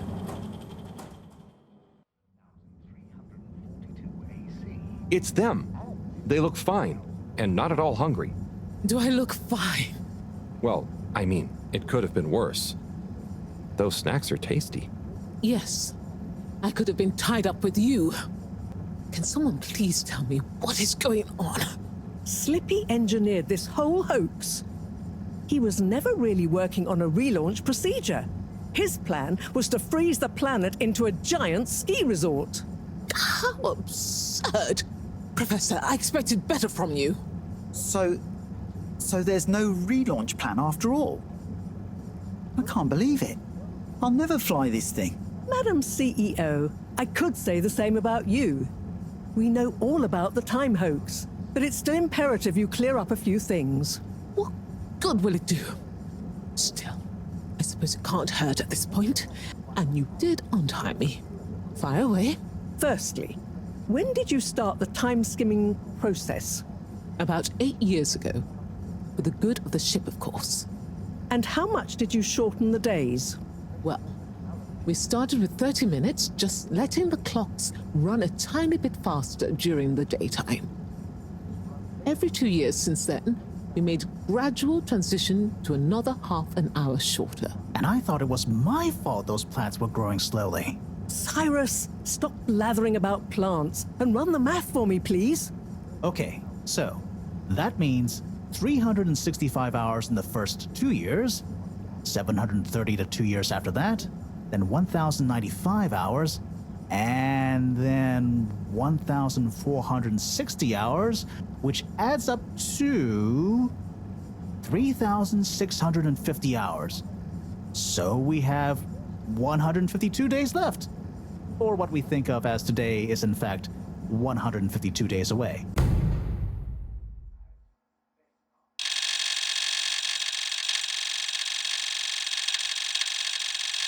Whoa, that's a lot of time. But how come none of us noticed? Aha. This is the clever part. We tacked the shifts to the summer-winter time changes. People's circadian rhythms always go a bit haywire around then anyway. Subtle, no? So, we have time, but no procedure after all. I wouldn't be so sure about that. Yes, we kind of worked on a thing. A thing? Kinda. A secret backup relaunch procedure. We were never taken in by Slippy's showmanship, and sorry to say, Madam CEO, your blind trust in him. So it took me a while, but I got a little something theoretically up and running. But I was stymied by the time theft messing with my calculations of velocity. That's why my simulation failed that day, you know. We even double-checked, triple even, and everything. Well, I won't forget your flagrant distrust in me anytime soon. But I suppose your rebellious streak has borne some interesting fruits. You must explain this procedure to me so we can work on the press release. So we really might still launch after all? Yes. Funnily enough, there'll be plenty of time for all that. But now, I need tea and a nap. Yeah, it's been a crazy day. Tea nap sounds good to me. Spicy tea. Spicy tea? Come on, you two. Let's leave Zoya and the CEO to get some rest. I'm sure it was exhausting eating all those snacks. We can all meet in the morning to go over next steps. Okay, I suppose we can postpone the agenda until then. I imagine there will be much that needs doing, including some serious PR damage control.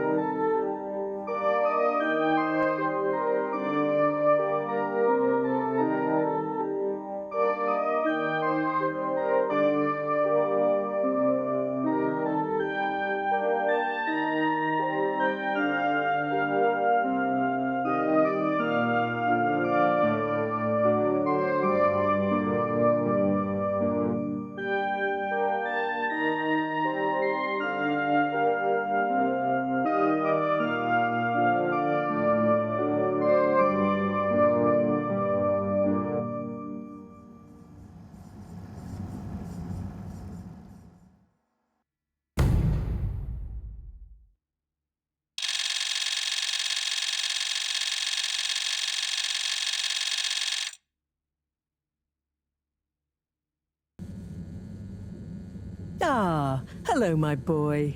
Hey, Professor. How are you holding up? Just fine, just fine. preparations for the relaunch have gone swimmingly. Ah, great. So they're nearly done? Yes, we're really just putting the finishing touches on now. Wow. Can you believe we're about to try and take off after everything? I knew we'd figure out a procedure.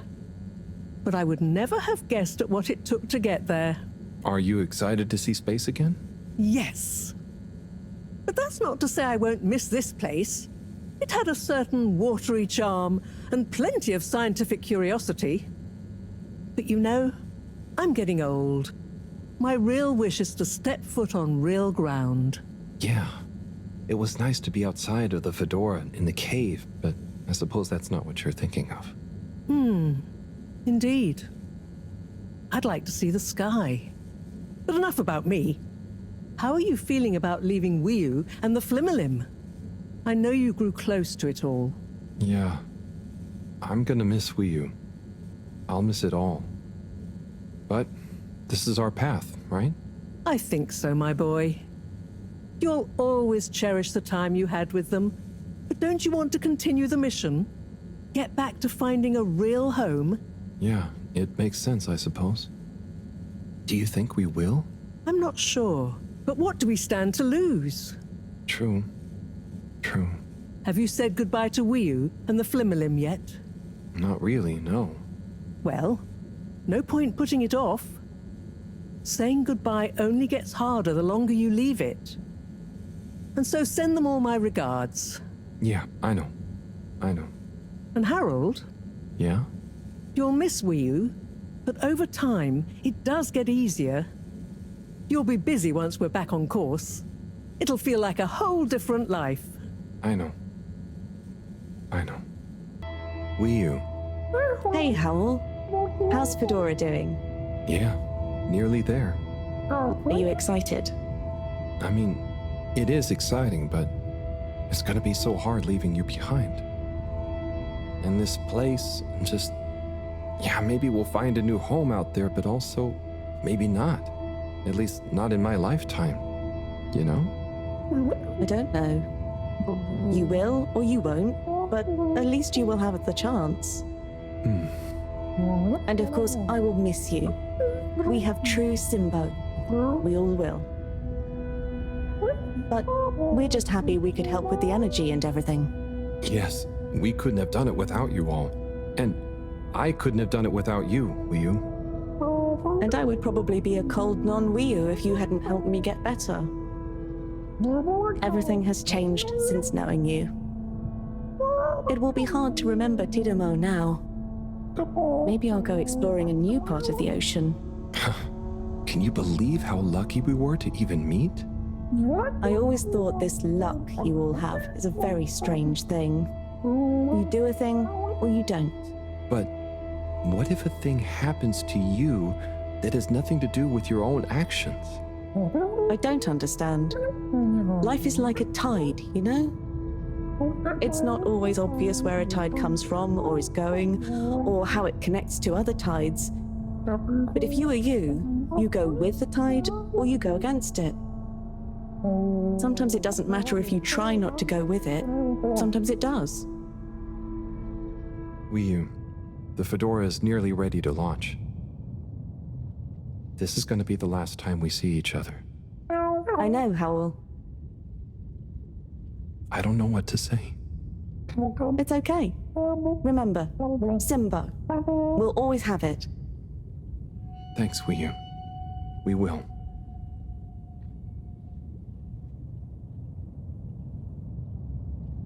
Hope you have good tides. And you, Wiu. And you.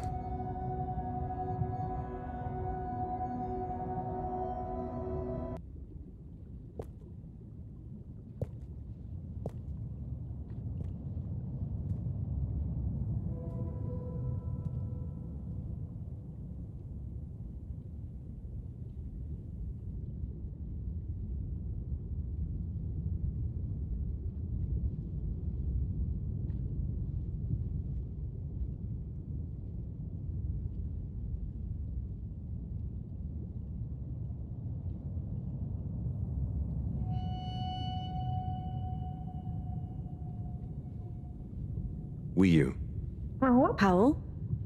Shouldn't you be back on the ship? You don't want to miss it taking off. Yes, I do. Oh. You mean... I want to stay. I know it sounds crazy, and I'll be the only human here, but... No, it's not crazy. It's just you. I would love it. But are you really sure? Won't you miss everyone else more than you want to stay here? I'm sure. I've always gone with the tide, but now I want to break out of it. Choose a tide for myself. And not the one that leads up into cold, empty space. It's the first time I've ever really been sure of anything. I believe you. You found your blugalugalagal. Yeah. Lugalugel Simbo. Blugalugalagal Simbo.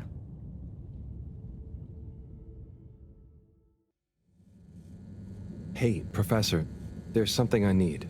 Ah, Harold, how did it go? Well, fine, but... Great. We don't have much time. I could do with some help sorting the final preparations. Jeanne, I'm not coming. Okay. It's only natural you're emotional. I suppose I can finish things up by myself. No. Professor, I'm staying with Wiyu. Oh. I'm sorry. Can you understand? Harold, I've grown terribly fond of you. But if I've learned anything about you, it's that you always defy expectations one way or another. So, you're not angry? Angry? Dear boy, I'm delighted. I will miss you like I miss my left hand. But if you finally found something you feel strongly enough to shout Jeanne at me, then I'm happy for you. Thank you. I'm gonna miss you too, Moreau. You've always been there for me. I wouldn't be making this decision if it wasn't for you. In a nice way, I mean. I know what you mean. Have you thought it all through? Do you need any help with the, practicalities? Not really, but what is there? I'll just take a few of my things. The Fluolim have all the materials I'll need there. I'll get settled in no time, I'm sure. Well, I guess this is goodbye. Yeah. Guess it is. Be safe, Harold. Wish us luck. I'll do one better. I'll wish you good tides. Very funny.